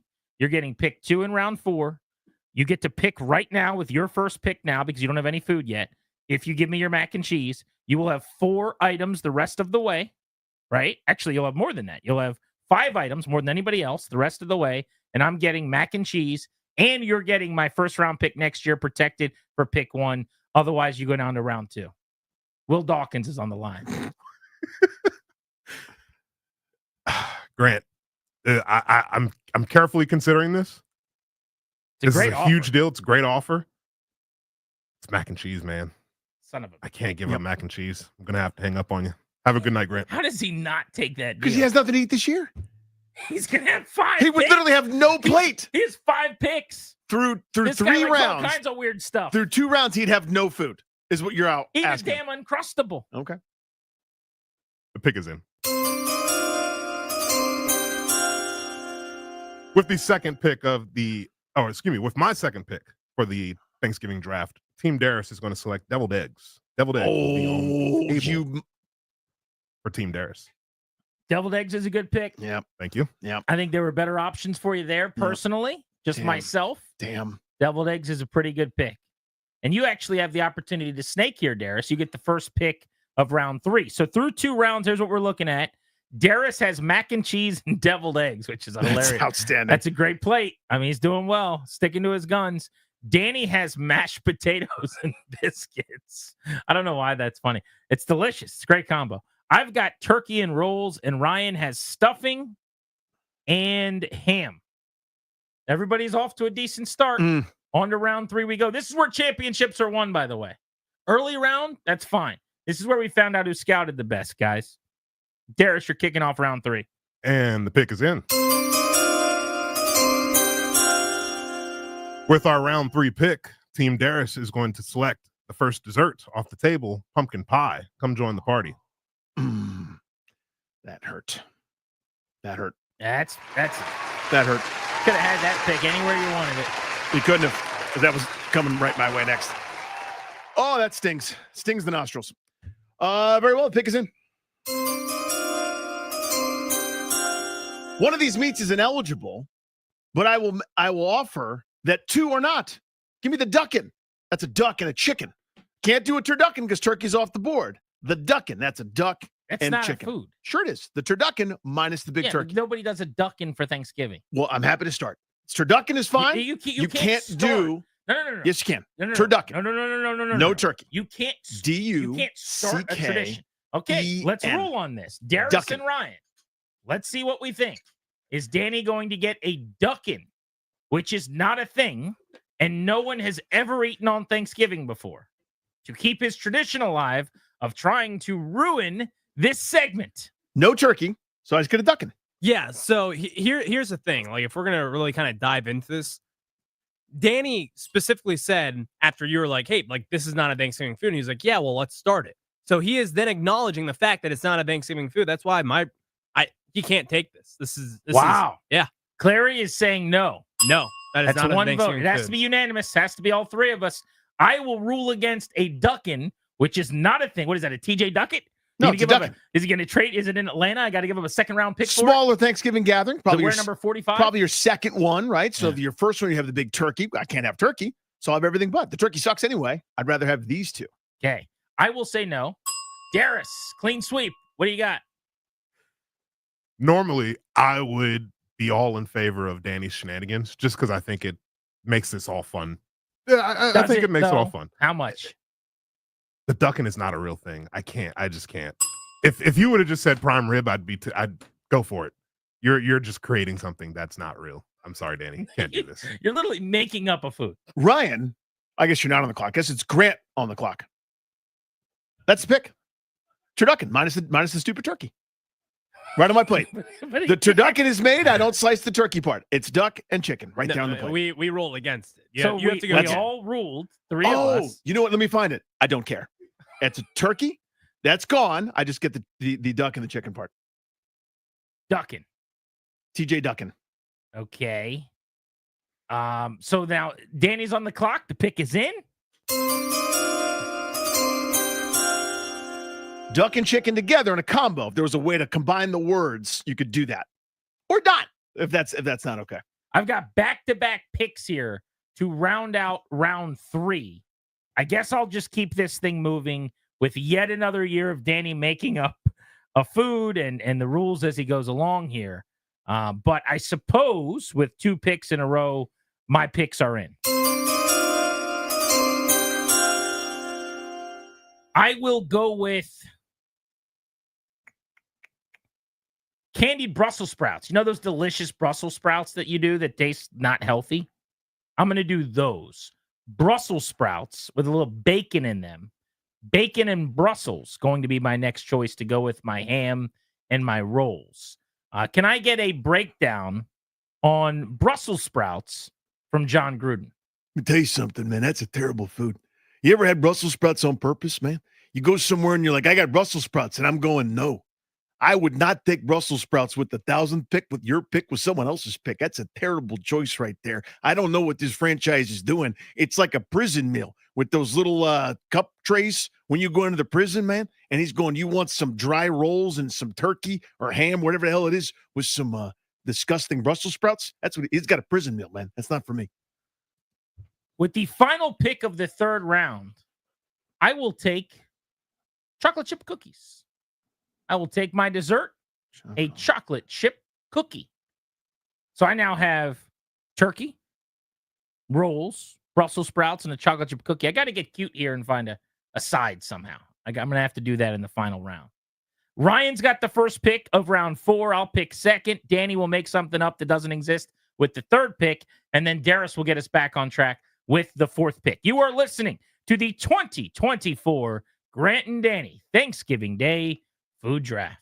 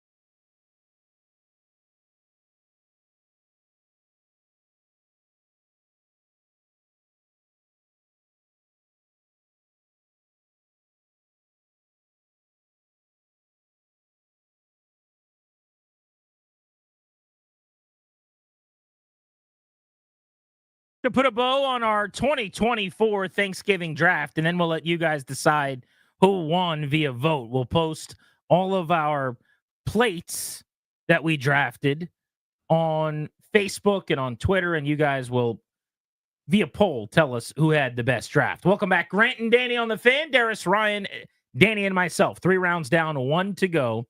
So far, Darius has mac and cheese, deviled eggs, and pumpkin pie. I don't know if that's a meal, but that's a pretty good. Pretty damn good. I'd love to eat all those foods. Ryan Clary, stuffing, ham. I believe that's all you have. That's it. Yeah, that's it. Because he traded his pick. Does he have anything, you have one more pick left? I have one more pick left. Okay. I'm on the clock. I've got turkey. I've got rolls. I've got Brussels sprouts. And I've got chocolate chip cookies. I'm looking for a side to round out this meal well. Feel okay about where we're at. Danny has mashed potatoes, biscuits, and he made up a food because it is the Thanksgiving Day draft after all, so he's got to ruin it. He went with duckin', which is not a thing. Duck and chicken. Part of the turducken. Minus the turkey. Duckin'. Okay. That's fine. Now, we all, as are the bylaws of the draft, agreed that Danny's food didn't count because it's not real. And Danny just steamrolled us and told us to take our ball and go home. So here we are. Yeah. I don't know what to do with our hands. We could just sit here. We got to keep it moving. So we've kept it moving. That's absolutely ludicrous. Ludicrous? Which brings us to the final round. Yeah, and Mr. Orvet. Hors d'oeuvre. My pick is in. Is anyone going to call? I think you're okay to make Yeah, your you pick. gave up all the picks, buddy. Are you sure? Nobody's coming to bail you out. All right, well, my final pick is in.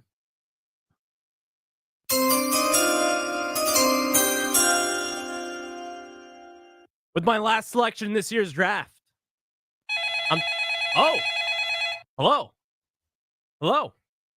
Oh, sorry, wrong number. I was trying to call Domino's. Oh, okay.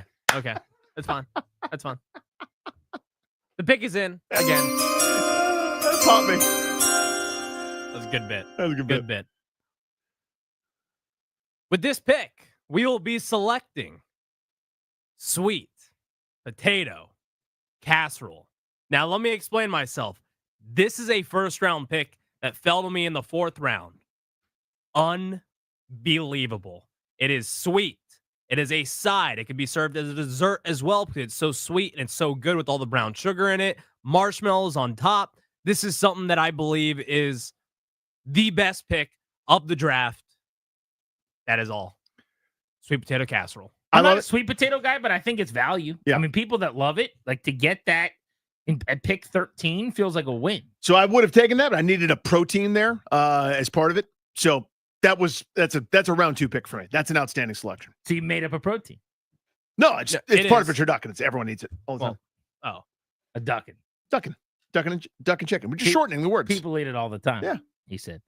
I am on the clock, it seems like. So I will I'm gonna go half Rouillet, I suppose, and get cute here, but I'm not gonna, just shatter every rule that's ever existed. I believe I'm ready. The pick is in. I mean, if nothing matters, I'm going to go with Hasselbeck potatoes. I will go with the Hasselbeck potato. This is basically a baked potato that is cut into slivers, almost like chips, that is a little crunchy and crusty. And that will go pair very well, the Hasselbeck potato, with my Brussels sprouts, with my rolls, with my turkey. I've now got a full plate I feel great about, and chocolate chip cookies to wash it down. I think we did a good thing today, gentlemen. We did a good thing. I'll go have the press conference. I'll go tell the media, we got better today, man. We drafted some commanders today. We attacked the draft today. Danny Rouillet, you are on the clock. Pick is in. Homage to my southern roots. That's pecan pie. Pecan pie to the layperson. Pecan pie. If you're south of the Mason-Dixon line, that is pecan pie for dessert. Needed your dessert.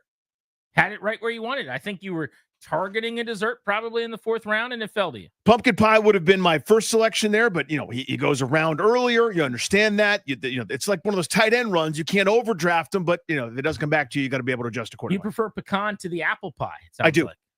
Okay, Darius, you have the final pick in this here 2024 Thanksgiving draft. This is your Mr. Irrelevant.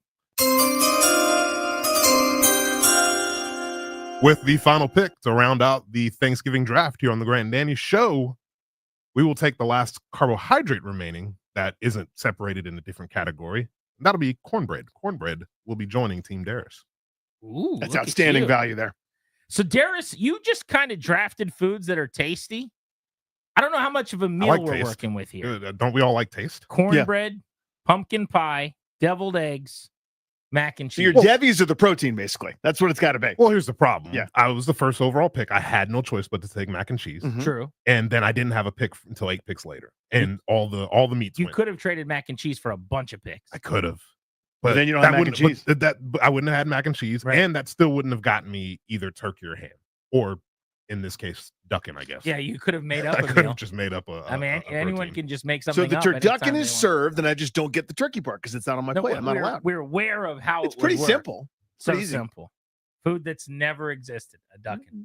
Ducking. All right, so you'll make the graphics. People will go vote. Twitter and Facebook. I'll post it at Grant H. Paulson. Danny can post it at Funny Danny as well. We'll give you our full rosters, but to run it down, do you have the list in front of you? I've got it, and we actually just heard from PR agents will do this sometimes, where it's like he's been known as this, but he actually has a different name that he actually wants to be known by. Sure. We found out that Duckin would actually like to be known as Turducken minus the turkey. Wow. That's his full legal name. Turducken minus the turkey. That's his full name there. Darius, mac and cheese, Debbie eggs, pumpkin pie and cornbread. Danny, mashed potatoes, biscuits. Turducken without the turkey. Pecan pie. Wow. This is big. Yes, Grant Paulson reporting live outside of Danny's War Room, where we have just found out that Duckin has been ruled ineligible for the upcoming season. That's Wow. right. Duckin has tested positive for performance-enhancing drugs, has also been arrested for 19 DUIs, and has also been arrested for other things I won't even tell you about because they are really terrible. Something about a gas mask. Duckin has been taken off of the league's list of available players. More on this as it develops. And pecan pie to round up my selections. Ryan, stuffing, ham, sweet potato casserole. Grant, turkey, rolls, candied Brussels sprouts, chocolate chip cookies, and Matt Hasselbeck potatoes. Coming up, our Beltway Blitz on G&D. Hopefully you enjoyed the 2024 Thanksgiving Day food draft at 6 o'clock tonight. We've got Wizards tickets for you. It's a Wizards Wednesday. You're listening to The Fan.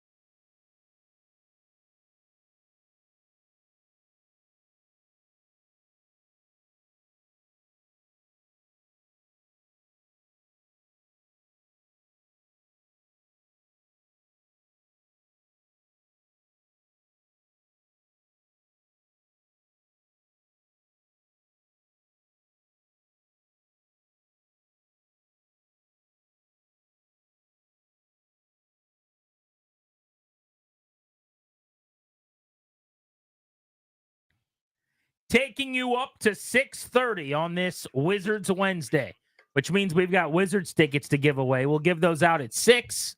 We're Grant and Danny. You're locked into the Fan. Hopefully you're ready for an outstanding Thanksgiving tomorrow.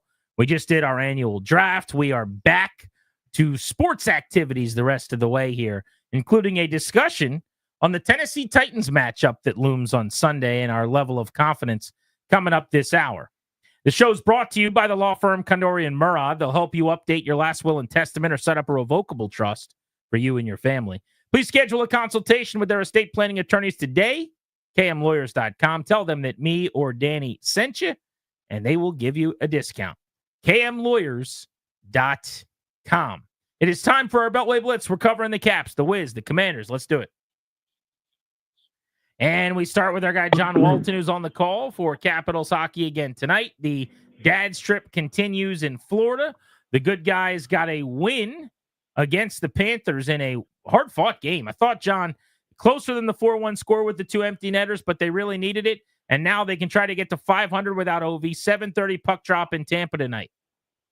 Yeah, I thought in Florida you're facing a team that are defending champs, obviously. And I think when talking with Spencer Carberry afterwards, just very responsible with their details in the defensive zone. And whenever they had a chance to break a puck back out, they did. They were able to really generate some speed off the rush and getting from out of their own zone very quickly. If you're watching tonight, take a look at how quickly they're moving against Tampa, because that's going to be a key tonight as well. They're also going to have to try and get to Andrei Vasilevsky. The only time they've really had a hiccup all season in terms of offense, because the Caps are still the number 1 team in the NHL in terms of goals per game, was when we were here last time. A few weeks ago, they got shut out by Vasilevsky. So going to need a little bit more where that came from against Florida when they take them on here tonight. So I know the offense hasn't been high flying like it was when Ovi was healthy and available, John. I actually thought they had a really good offensive game the other night. I know the 2 empty net goals made it look better, but they had a billion grade A chances. It felt like they were big back. You're not going to be as good without 8, but still pretty damn impressive. I thought Connor McMichael probably could have had a hat trick, was robbed a few different times. I was impressed with their offensive output the other night.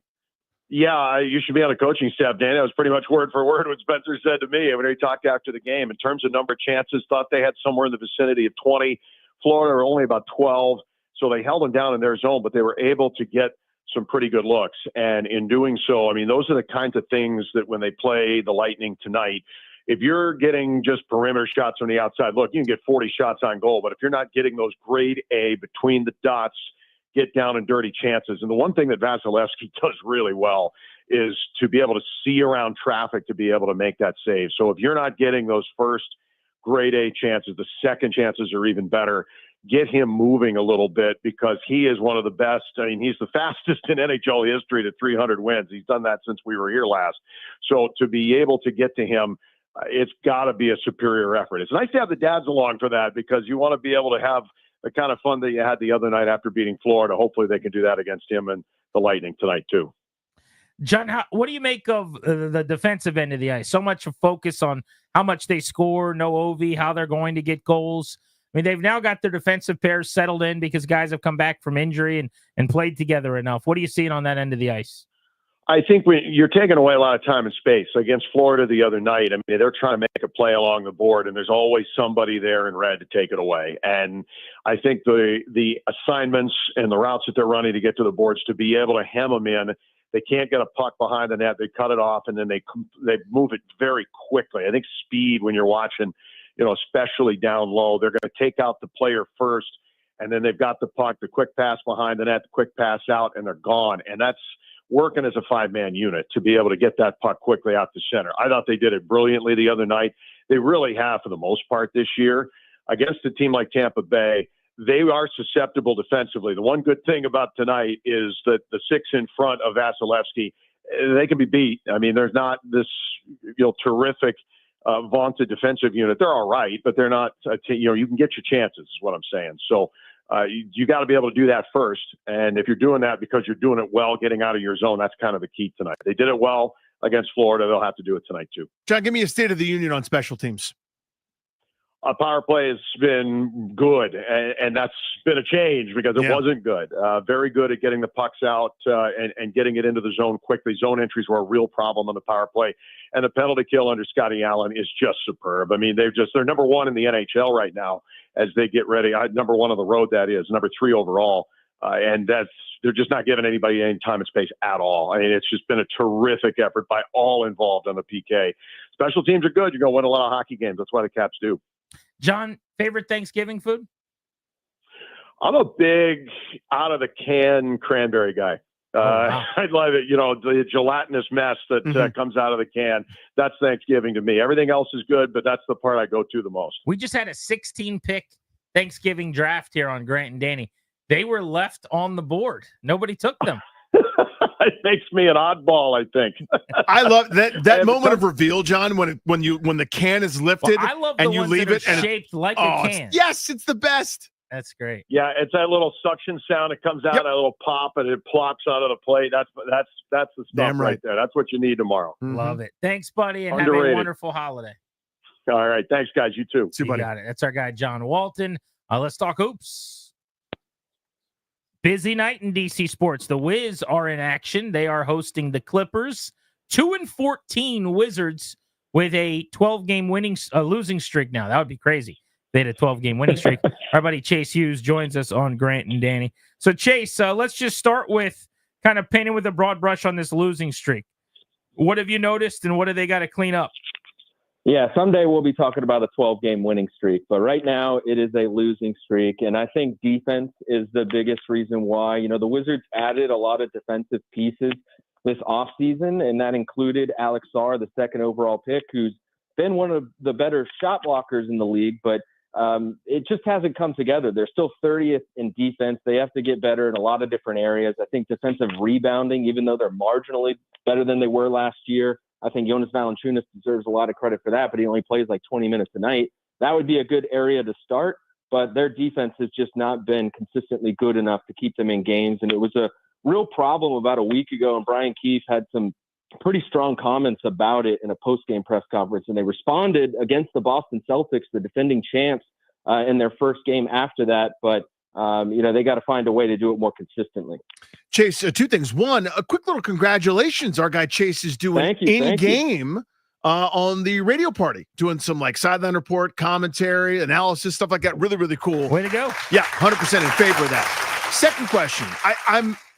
I don't know what's going on with Kyle Kuzma just yet. It feels like there have been some changes. Last year, he had the ball in his hands way more. Feels like he just hasn't kind of gotten in rhythm. It isn't quite set. To me, the way to do that is let's do some dirty things. Let's go get a bunch of rebounds and start the break that way. He had 1 board the other night, for example. It just feels like he's a passenger at this point, and he's too skilled for that. What are you seeing from Kuzma? Yeah, first of all, thank you very much. I appreciate it. It's an honor to join Dave and Glenn on the broadcast. But when it comes to Kyle Kuzma, I mean, first of all, he had a groin injury earlier in the season, so he's been on kind of a unofficial minutes restriction. So I think that's one thing to note. But I think it's really been just about the adjustment to a new offense for the Wizards and a lot of new players on the team. And the new offense essentially takes the ball out of his hands as often as it was the last few years. And he's playing more off the ball. And they've got these rookies who are, getting a ton of touches for rookies. Like they're running a lot of their offense through the rookie players. So I think he's got to adjust to that. He's got to kind of defer to the rookies a little bit. And honestly, the more I've seen him sort of work through this adjustment, it reminds me of how easy he made it look the previous 3 years when his role was evolving. But that as his role was changing, he was getting the ball more often. Now it's a little bit less often. So he's got to make another adjustment. But having gone through something similar the last few years, I think he'll ultimately be fine. How's Jordan Poole's health? So we don't get a whole lot of specifics from head coach Brian Keefe. That's kind of the way the Wizards do things now. But he's missed the last 2 games, and it's not considered serious. It's a kind of a day-to-day thing. But basically, he fell on his left hip and bruised it up pretty bad. And I think you knew it was bad if he was missing 1 game, much less 2, because this guy is one of the most durable players in the league. He's only missed 6 games since he got traded to the Wizards. He's only missed 12 games the last 4 years. And, I've been kind of paying attention this season about just how he's got fingers wrapped up on both hands. Like he'll tweak his ankle, he'll tweak his knee. It looks like he's hurt. He'll stay in the game. So it must have been pretty painful, but given his track record of basically very rarely missing games, I'm sure he'll be back very soon. What do we need to know about the Clippers game tonight? Yeah, so the Clippers are missing Kawhi Leonard, who, of course, is their best player and has had some trouble staying healthy. And when that injury first went down, he's going to be out for a long time. A lot of people thought that they'd stumble, that that they actually owe their draft pick to the Thunder, and it's unprotected. So people were saying, maybe the Thunder, who are already really good, will get Cooper Flagg or Ace Bailey. But the Clippers have been one of the surprise teams in the league. James Harden's kind of turned back the clocks a little bit. He's having a really good year. Norm Powell is banged up. He might not play tonight, but he's also having a great year. And Ivica Zubac is a really good center who I think is going to be a tough matchup for Alex Sarr because he's big, he's strong, and he plays around the rim, which is something that Alex Sarr has shown an ability to do is protect the rim. But this is probably going to be a little bit of a different challenge in terms of the size and physicality from what he's seen so far this season. Jay, really appreciate it, buddy. Congrats again, and have a great Thanksgiving, bud. Absolutely. Thanks, guys. You too. Happy Thanksgiving. Thank you, my friend. Hit that Local 53 sounder. Okay, Stephen Wino, we'll talk about the Local 53. Swano, Grant and I were kicking this around. The phrase must win is like reserved for when you're down 3 games to none in a series or something like that. That's fine. Don't use that term. I'm basically saying they need to win this weekend for a million reasons. On-field, off-field, narratives, trend lines, losing 3 straight, et cetera, just to validate the program. This one's pretty essential against a 3-8 team. Yeah, Danny. It's a got-to-win game, and maybe not a must-win game. But you considering the 3 losses in a row, even the first 2 being to better teams, they lost to the Cowboys, who clearly are not a better team or not as good a team. All these injuries. The Titans are coming in at 3-8. I know Brian Callahan today said they're not dead yet, but this is a team that, even though winning at Houston, the Commanders should win. They're almost a touchdown favorite for a reason. And to add to all the narrative and all that, going into the bye week, if you have 2 weeks to think about this and 2 weeks to let this linger, a 4-game losing streak really puts this team's playoff chances in danger. I was surprised to see Brian Robinson was practicing some today. Yeah, and trending toward playing, and I think that the Commanders need him to be able to run on Sunday. Otherwise, it's going to be a lot of the Chris Rodriguez show, as we saw against the Giants when Brian Robinson was a late scratch. It was a weird one on Sunday. We were all there, and he hurts the ankle. He's down for a long time, comes back, injures it again, and this is troubling now. It's been the hamstring, the knee, and the ankle for Brian Robinson. But if he is able to go, I have to imagine that Cliff Kingsbury is going to use him as much as possible if he can go. Tennessee's defense is pretty good. What's the best way to attack it? Yeah, I think balance, and that's just it's nothing new. But something Cliff Kingsbury's offense was really good at early in the year and hasn't been good at lately. And Brian Robinson's injury being a part of it is being able to mix and match. And really, we saw C.J. Stroud last week and turn the ball over twice with 2 interceptions. Don't turn the ball over against this team because they're really good at it. They're good at forcing turnovers. And we saw this with the John Bates fumble. We saw it with the ball getting ripped out of Brian Robinson's hands the other day. That this is the Commanders have, maybe with fatigue and the late bye week and all that, been more turnover prone lately than they were earlier in the season. The Titans come at you, and if there's not a sort of a balanced attack, they're going to be able to pin their ears back at an offensive line that will be missing right tackle Andrew Wiley on Sunday. Can you give us a Marshawn Lattimore update? Yeah, limited in practice today, seeing them do a little bit more stuff on the field and a little bit more involved. The Commanders didn't trade for this guy not to have him playing against guys like CeeDee Lamb, and now you've got Calvin Ridley coming in, the same sort of target. This would be the target date for playing, but if there's any doubt, and Dan Quinn's been saying this consistently, a soft tissue injury with the hamstring there for Marshawn Lattimore, that if there's any chance that he could aggravate it worse, they're not going to play him. They're going to play it safe. You should be able to beat the Tennessee Titans without him and be able to bring him back after the bye week fully healthy. But I think everybody on this defense and Joe Witt and Dan Quinn would love to see what this unit looks like with Marshawn Lattimore locking down the outside. So we've seen the numbers here of late where Terry McLaurin, I think, is 3rd or 4th in targets over the last several weeks, and it's just not enough. And I think everyone's saying the right thing about getting to the football, but will they get on the football?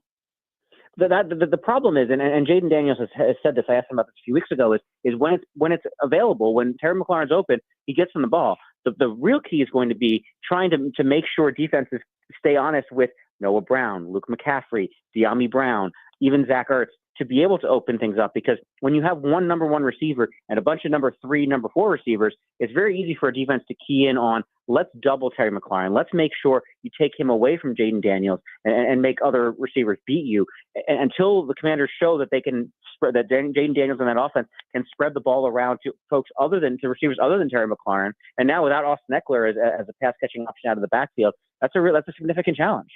Swino, what is your number one seed item on the plate at Thanksgiving? Oh, stuffing. My mom makes a stuffing with sausage in it. So I'll do stuffing over turkey any day of the week. Well, you should. Yeah, that's correct. It's a great choice. That's correct. So do you have turkey on the plate or not even? Yes. Oh yeah, no. There's turkey on the plate. There's green beans. There's cranberry sauce. But the to me the main event is the stuffing. Green beans is interesting. My guy Swino's getting his vegetables. Oh, we got to balance. We got to balance out a little bit of the pumpkin pie and the turkey with some vegetables. With some green stuff on the plate. But do you? But like you said, like you're a grown up now. Don't you? Do you really have to? Who's making? When you were a kid, you did. You know, Al Michaels has never eaten a vegetable one time in his life. Well, that you know what? That's the most amazing stat. More amazing than Wayne Gretzky has more assists than anybody else has points. So the no vegetable thing. But yeah. I'd like to stay around long enough to be able to tell these stories in 30 years. So I'll mix in the odd vegetable or two. I like it. Thanks, Swino. Thank you, Swino. Thanks, guys. Happy Thanksgiving. You got it. Check out his work in the AP. That is your Beltway Blitz. All right, next, let's get to brass tacks here. The Commanders have a game against the Titans on Sunday. What makes you confident about the matchup, and what makes you nervous? We'll hit the phones at 800-636-1067. We'll go through our preview of the game as well right here on The Fan.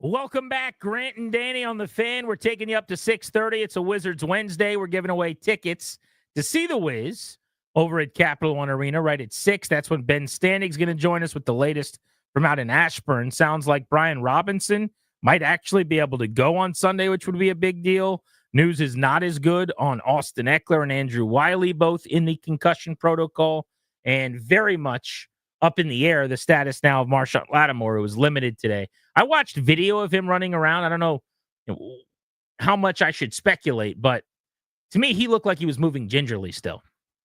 He did not look like he was 100% full go. And maybe that's by design. It's Wednesday. Maybe it's a jog through, whatever.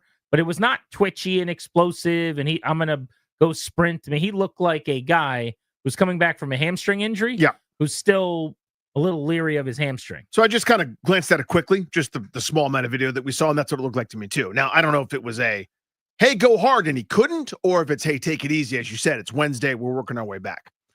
Last week, Danny, we talked about the Commanders and the Cowboys leading up to what should have been a bloodletting of Dallas, and it ended up being a loss. It has changed my sightline on this weekend's game and on this team. I am still going to pick Washington to win, but all the confidence that I had about they're good and their opponent's bad and this is a game you should win handily, all of that is now gone. I don't feel that way anymore. But the topic at hand with the Titans coming to town on Sunday is what makes you confident and what makes you nervous. So I'll start with what makes me confident. And what makes me confident is that Will Levis is going to keep you in the game. Even if the Titans play really, really well and Levis is accurate, making plays down the field, and they're running the ball well with Tony Pollard, who ripped off another 100 yards last week. They're really, really good. Some weeks running the football, look like one of the best in the league. They've got a good defense, which we'll get into. Will Levis is going to turn the ball over. He has been picked off in all but one game this season, at least once. He gets sacked at a ridiculous rate. The last 3 weeks, he's been sacked 20 times. He was sacked 8 times last week by the Texans. He was sacked 7 times a couple weeks before that by the Chargers, 5 times by the Vikings. He had an 8-sack game earlier this year at the hands of the Packers. And he gets sacked constantly. So I think what I feel best about, what I'm excited about, and what I'm confident about is they're going to get to Levis. The pass rush will look better this week because he holds the ball. He has no feel in the pocket whatsoever, kind of runs into sacks, makes bad decisions. I think they're going to hit him and they're going to turn him over. That's one thing I feel good about. So this is telling to me that my sources of confidence are not Washington related. That kind of has changed my entire island. If you'd asked me 2 months ago, why am I confident? Jaden Daniels is better than anybody he's going to go up against. The offense is excellent. They can run the ball down people's throats. They're going to dominate this game. My confidence points, just thinking about what you were talking about, are very Tennessee related, which I think is telling in and of itself, but I'll get back to it.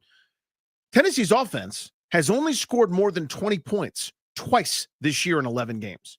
They've scored under 20 points 8 times over the course of the season. Now, just so happens their most recent game, they had 32 against Houston. That was their best game of the year, I think, by far, especially on that side of the football. But in general, this is not a good offense. And when Washington's defense has played not a good offense, they do more than enough to keep their team in the game.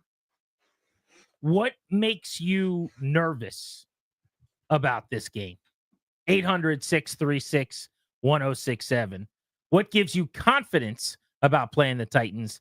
800-636-1067. Confidence, I just mentioned, that Tennessee's offense isn't particularly good. I know what just happened last week, but a bigger sample says meh at best. Here's what makes me nervous.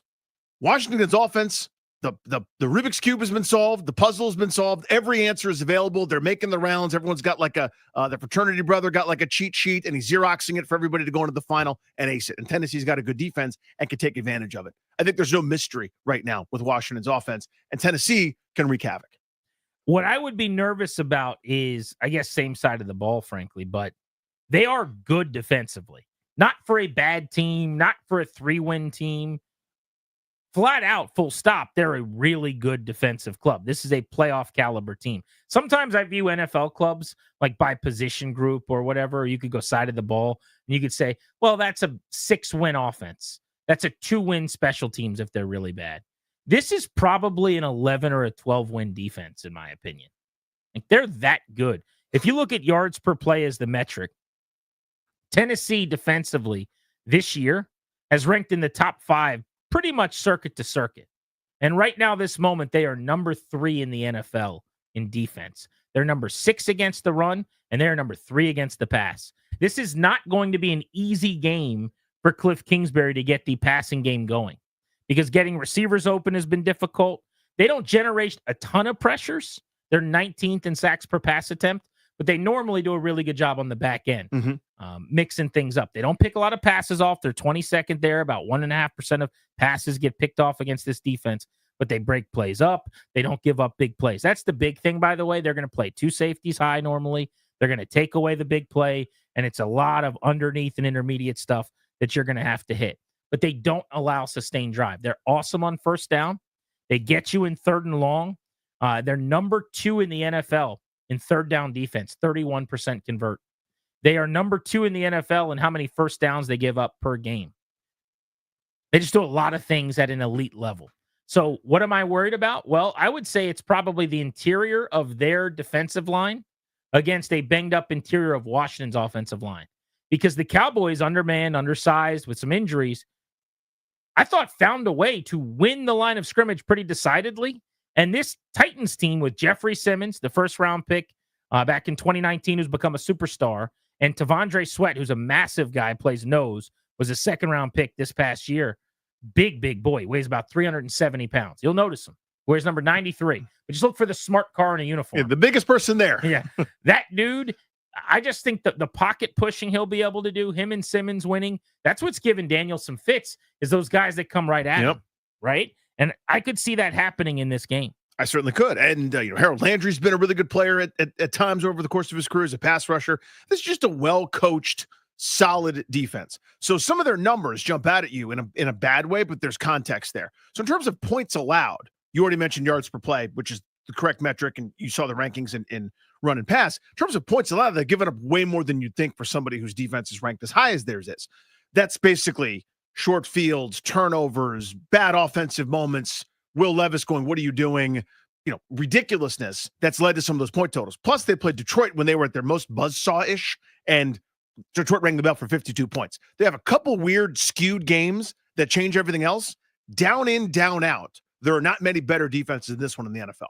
I would be willing to bet, and I don't have these numbers. Frankly, I don't even know where I would find them, but I'll look for them. I would be willing to bet that the Titans' defensive unit has the worst starting field position against in the league. And if it's not worst, it's going to be really close to it, based on all the takeaways that you were just talking about from the opponents on Will Levis and this team. I mean, it's awful, bad fumbles, interceptions, and returns, and they'll get the ball 1st and 10 inside the 30 and the 20 constantly. And basically, you're going to give up points in those situations. But that's also part of why maybe you could say the yards per attempt or just the overall yards rankings are better, because the field position is so bad that it is harder to drive the length of the field when you're starting at the opponent's 40-yard line. So when you look at it, they have not given up 400 yards of offense to an opponent yet this year. Have not. That's not like, a couple times. Nobody has. Even in the game, by the way, it's the weirdest game of the year. When Detroit scored 52 points, they only managed 225 yards of offense. It's the strangest game I've ever seen statistically, but whatever. Most of the time, they've given up, in fact, 200 yards or less in about half of their games. So, sub 300 yards or less. This is a really good defense. Again, down in and down out. There have been moments of breaking. There have been a couple big plays against them. There have been, some bad field position things from turnovers and the like. But if you kick it out of the end zone, line up at the 30, and go play 6, 7, 8 times, I'll take my chances with that defense over probably 27 defenses in the league. So I'm just looking at that Lions game that you've been referencing just to see what happened. David Montgomery had a 7-yard touchdown run that capped a 23-yard scoring drive. Mm-hmm. So that tells you that they took over at the red zone. 4 turnovers in that game. Tennessee's offense did. Jahmyr Gibbs had a 70-yard touchdown run. So that was a one-play, bad play that they gave up. Then another 25-yard touchdown drive for Detroit. Then a 12-yard touchdown drive for Detroit. Then a 22-yard touchdown drive. I mean, this is wild. Yeah. So it's basically every single drive started at about the red zone. Then they gave up a punt return touchdown in that game. They gave up a 26-yard touchdown drive. I mean, this is comical. So the longest score, other than the 70-yard touchdown run, the longest scoring drive was like 26 yards in that game, and they were all touchdowns.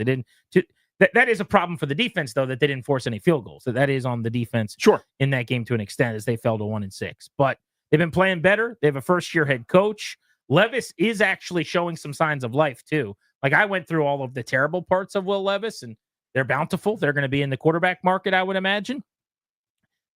He is very, very physically tooled up.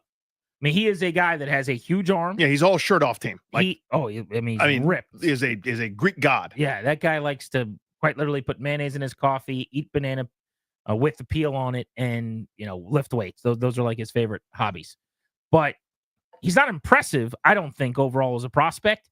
But you can kind of see it, and he makes some big time throws, dude. Like, he will.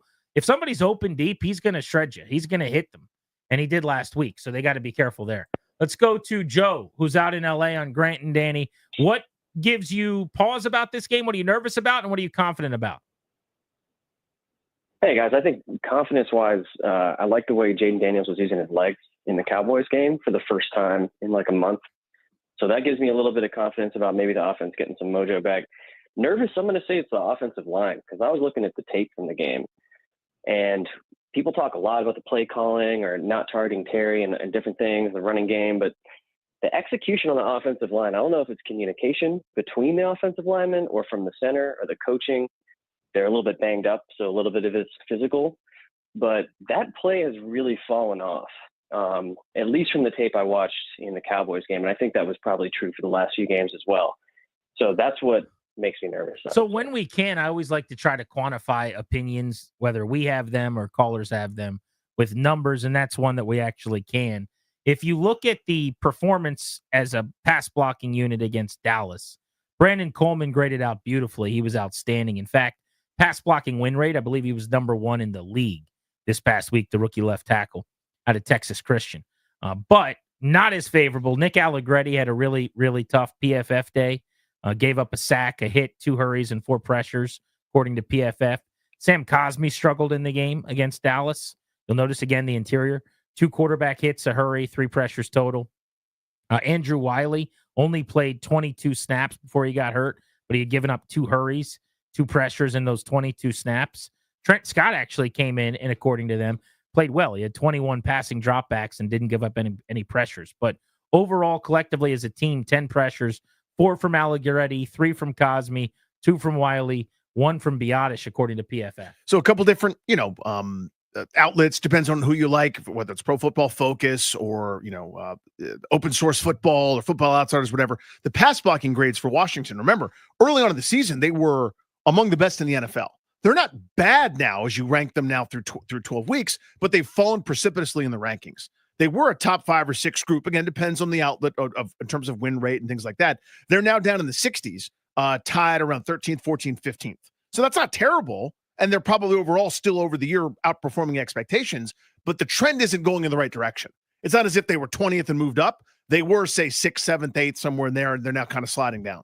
Titans coming to town. If Washington wins, they're going to be favored to get into the playoffs at a 75% or so clip. If they lose for the first time in several weeks, they will not be mathematically expected to make the playoffs by way of the percentages. What makes you confident and what makes you nervous about this game with the Titans? We will hear from you next on Grant and Danny.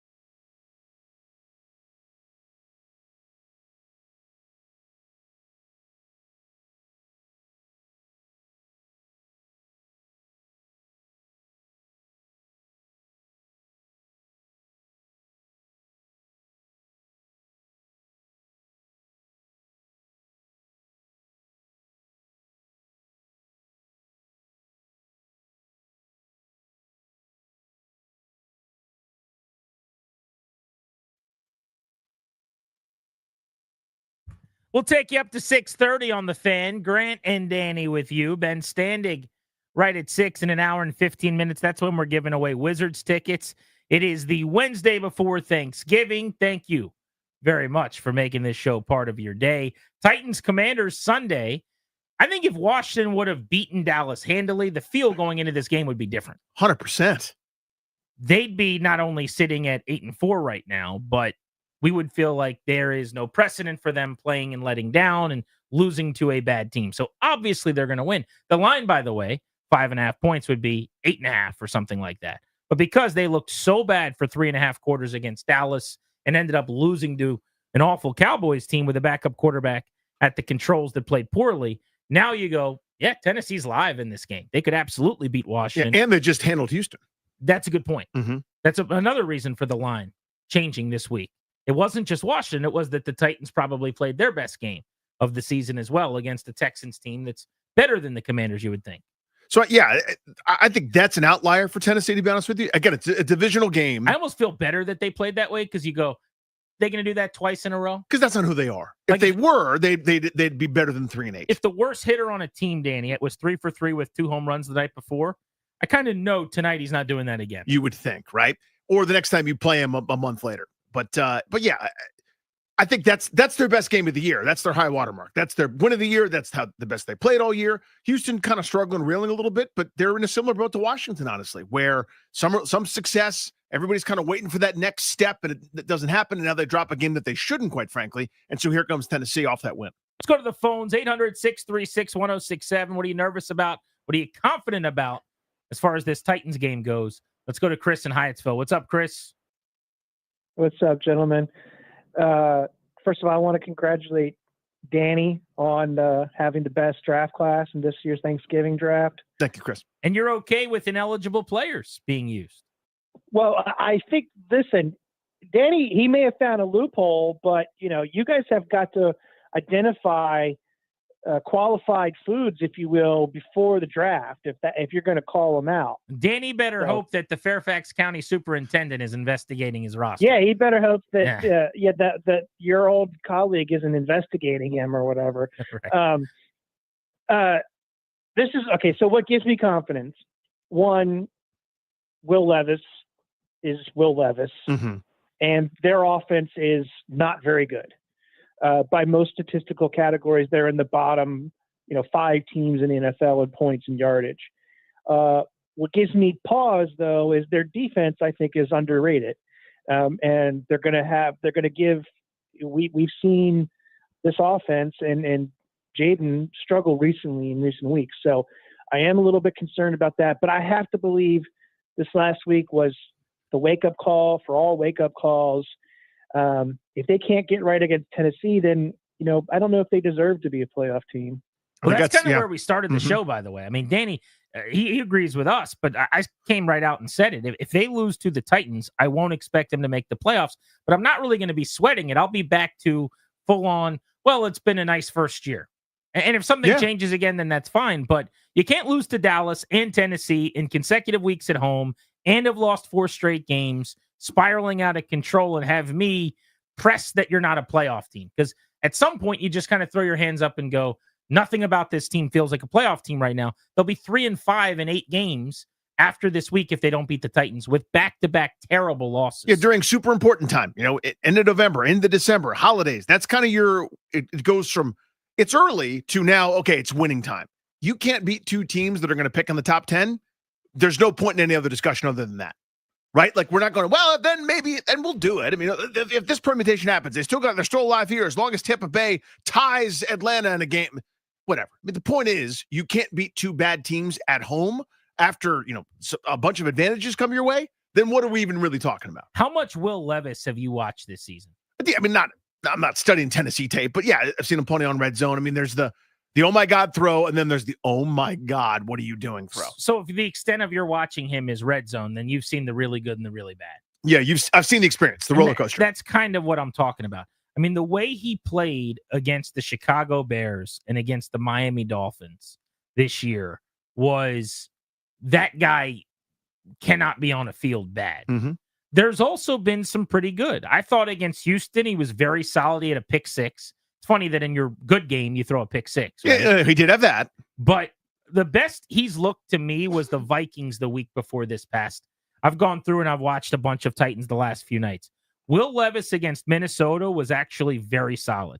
And he's strung together now 3, what I would say is decent or better games in a row. 5 touchdowns, 2 picks over that time, completing 78, 54, and 75%. But if you look at big-time throws, he has 7 big-time throws in the last 3 games. Mm-hmm. I think what people will be pretty stunned by is the arm strength and the willingness to take chances. And when it works, oh boy, it's pretty impressive. It's like a rich man's physical Rex Grossman. Or the poorest man's Justin Herbert. Like if you've never had any money and you're like eating your own toenails to survive. I'll let you go with that comp. You know, I'm not ever going to mention them in the same sentence based on what I've seen. It's pretty easy. Will Levis is no Justin Herbert, but like those kind of traits where you go, that arm strength is unbelievable. Wow, he fit it in there. But he has not had more than 1 turnover-worthy play, according to PFF, in any of his last 4 games. Mm-hmm. So he's starting to come out of it. But every time I watch him, I go, I wish my team was playing that guy this week, because you do feel like this is the Grossman comp. This is the Kyle Shanahan line I used to love. He will keep both teams in the game. You're going to get one. In other words, like he's going to give you a chance. I've got lunch bets, by the way, on the line, already with Darius and already with Ryan. You will not accept the bet. But I've got a lunch bet on the line for both of them with the over-under at 1.5 turnovers for Will Levis, that he turns the ball over twice in this game. I've got 2 takeaways of Will Levis, and they both are on the side that he's not going to turn the ball over twice. His most impressive, and by the way, he loves turning it over. So I think this will be the easiest lunch bet I've ever. I'll have lunch on Monday on Darius, and I'll have lunch on Tuesday on Ryan. I'm hoping you'll get me my lunch on Wednesday. I'm not doing it. His most impressive game to me was actually against the Chargers. On the road, a good defense. He was like, it's like he had to calm down the Will Levisness, right? And he did that. He played like a mature, grown-up game. They lost. They didn't have a chance because not as good as the Chargers are, but he was efficient. He didn't do anything stupid or crazy. And I went, oh, if you do that, you'll eventually some of your talent moments will come out. But he's one of those dudes that just has to. He has to go ruin it. Let's go, TJ Bowie. What's up? Hey, guys. Just bear with me for just one quick second. The thing that makes me confident is Joe Witt and the way he has his defense that he slapped together with some duct tape and how they're getting better as the season goes on. I don't think Joe Witt gets enough credit. I think Will Levis will throw an interception to somebody and then run with his head down very awkwardly to nowhere. The thing that makes me nervous is Cliff Kingsbury. I think he's like those gymnasts that get the twisties and can't figure out how to land. I think that's Will Levis. I mean, not Will Levis, but Cliff Kingsbury right now at the moment with the way he's calling this offense. And then lastly, guys, I'm very disappointed in Darius again. Ryan won this Thanksgiving Day draft. Darius, again, upset the culture. Oh boy, what did he do? What did he do wrong? Now we can't speak on this as you can imagine. So what did he do that was bad for the culture? He started off good with the mac and cheese. Okay. We all agree with that. Right. Then he threw in deviled eggs. That wouldn't be my second pick, but okay. But then he went pumpkin pie over sweet potato pie. Damn. I called in last year and we talked about this. Yeah. We talked about this, Darius. You thought you coached him up. Again, he went pumpkin pie over sweet potato pie. And therefore, Ryan Clary, who came with sweet potato anything with marshmallows on top, plus stuffing, plus ham, has won this draft. I'm disappointed, Darius. I don't even know what to say. The culture, bro. Yeah, I think you do. The culture. You stop Thanks it, for taking my call. You stop it. The culture is damn good. The That's culture a is that what it is? Now, when he says culture, what is he referencing? What I don't get it. So like the feel of the building and whether or not the football team's coming together. Yeah, kind of like what Ron Rivera would preach. Okay. Yeah, not the Dan Quinn culture. That's different. Yeah. This is more like the Ron Rivera culture. He's saying you're not turning your hat backwards. Right. In all honesty, I always forget that there's a difference between pumpkin pie and sweet potato pie, which is probably stupid on my part. That's a hole in my game. There's some pretty significant difference. Yeah, there's a significant difference. There is. Wow. But I always forget. I don't know. It just is what it is. TJ is going to be just disappointed by me every year. He's going to find something. He's going to find a hole in my game every year. Let me be clear. My daughters go to Sidwell, friends. Darius, you are confused between pumpkins and sweet potatoes. I mean, they're both orange pies. Like, you know. Okay. So is apple. No, not really. Are you talking about the exterior of the pie? Yeah, the exterior of the pie. It's all pies look the same. No. I'm saying like you put a pumpkin pie and a sweet potato pie next to each other, they look the same. You ever try to bite a Kit Kat and turn out that the carrot? No, I've never done that. They're both orange. I don't know. It's confusing. I think we're establishing a culture in this building, it seems like. And you're not a part of that culture. Yeah, I according to TJ, I'm not a part of that culture. Is he the one that always takes issue with your draft? Every year. He doesn't like it. He rips me up. It's TJ, John Carlson, a couple others. JMDC kills JMDC you for your doesn't draft? like it. Yeah, Jay's the other one. Yep. Yeah. Is that a culture thing or not a culture thing? Yeah, I think it's a culture thing too. Wow. I think people are disappointed by cultural representation. Is the way I'll put it. Oh, now I understand. I got it makes perfect sense. I got it. Well, Now- just come out and say it then. Why don't you? Huh? I get it. Totally. You should have said something long ago. Grant and Danny on the Fan. Let's go through the 3 Thanksgiving Day games tomorrow. Hopefully, we get at least one really good football game. You're listening to the Fan.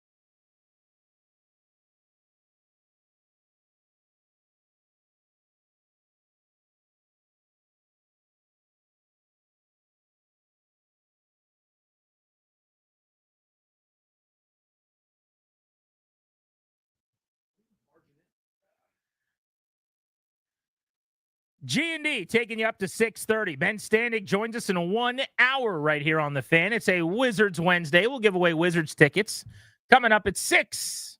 90 minutes of show left.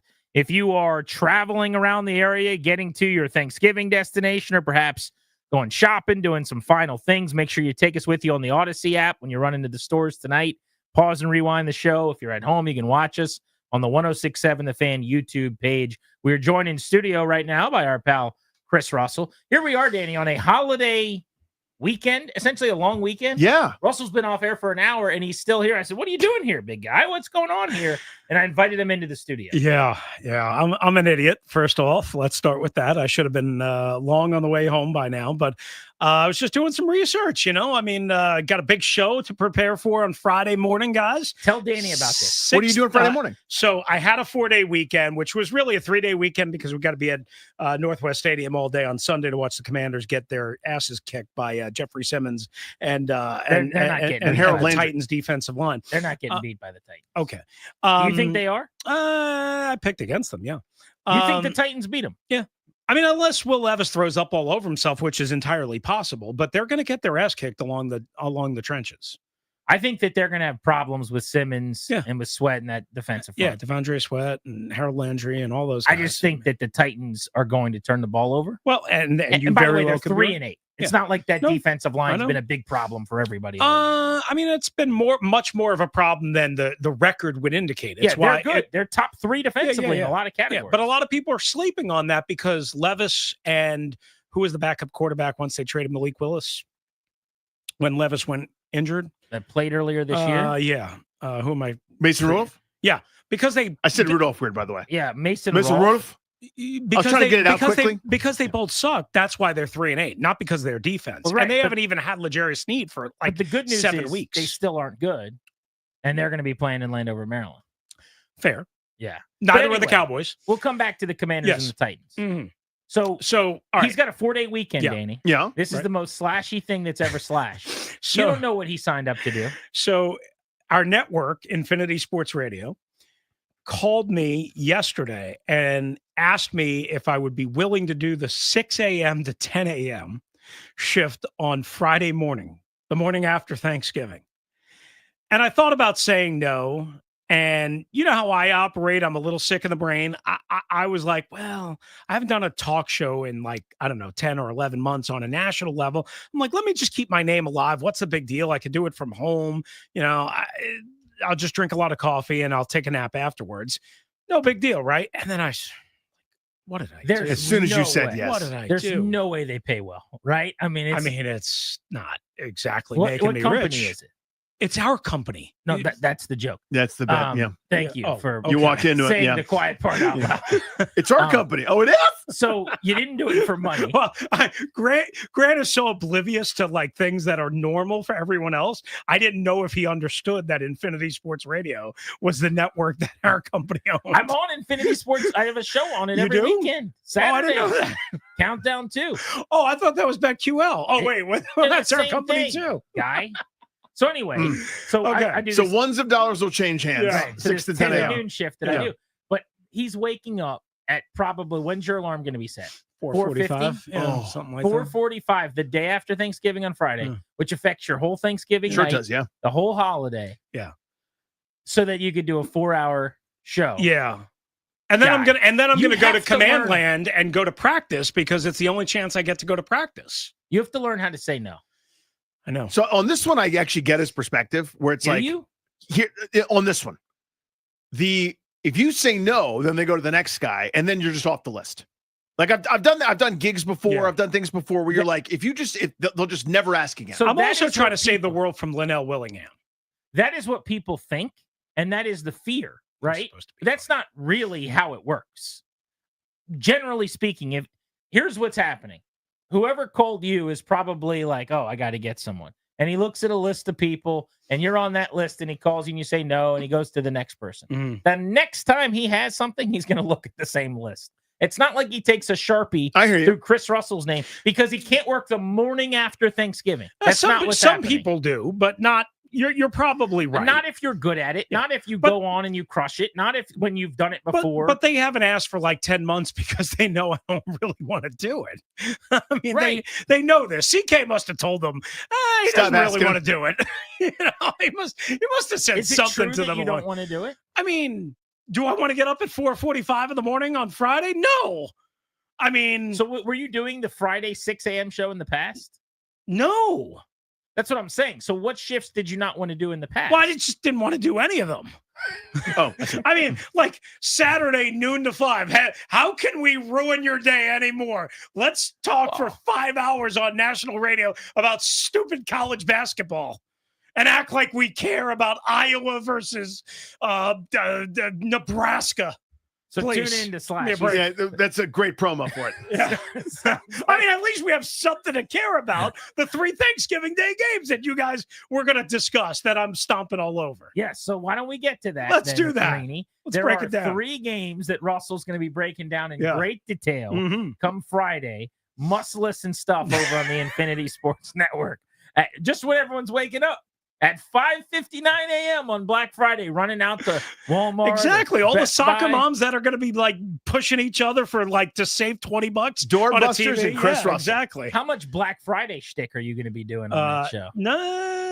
What's the big item this year? Yeah. I mean, what's your must have for the holidays? Give us a shout. Like to me, I could do some of that, but I mean, at least we've got 3 NFL games, and then we have another NFL game later on that day. The all-important Kansas City, Las Vegas showdown. The Plus, Black we got Friday tilt. That's Michigan, true. Ohio State rivalry weekend in college football. All of that stuff. Big NFL Sunday. I wish it was a good NFL game on Black Friday. The fact that it's Raiders Chiefs is a total bummer. Yeah. Watch the Islanders beat the Capitals, and that won't happen either. By the way, you're on a DC guy. You wonder why I'm just trying to get a rise out of it. You wonder why people get upset with It's not the toe. It's not the middle of the foot. What part of the foot is it? I'm just trying to get a rise out of the it. heel. Here? I'm just trying to get a rise. But you know what's interesting about this, Russell? Nothing. Yes, there's a lot of things. It's not that you say stuff like that. It's you go, why are people always so mean to me?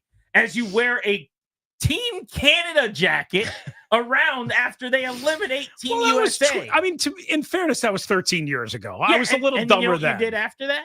People were like, dude, that's ridiculous. Why are you doing that? And you're like, why are you guys so upset?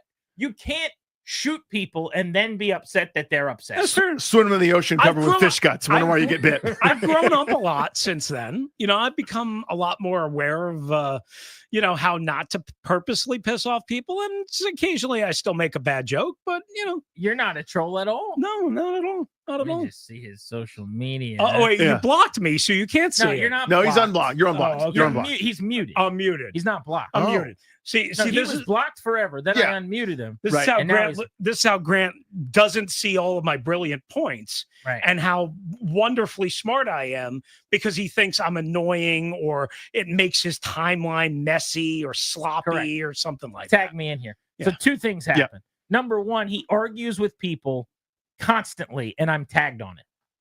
I don't do that anymore. Okay, well, anymore, but you did because you got muted for it. You did. So he will argue with some like HTTR24L68A egg avatar who's like sending me pictures of my children and trolling me and doing whatever awful things that people do on Twitter, right? And Russell's having this like detailed back and forth about 3rd down defense with this guy calling everyone names. Like Jamin Davis's usage could be. And I'm tagged on 15 of these things. I don't care.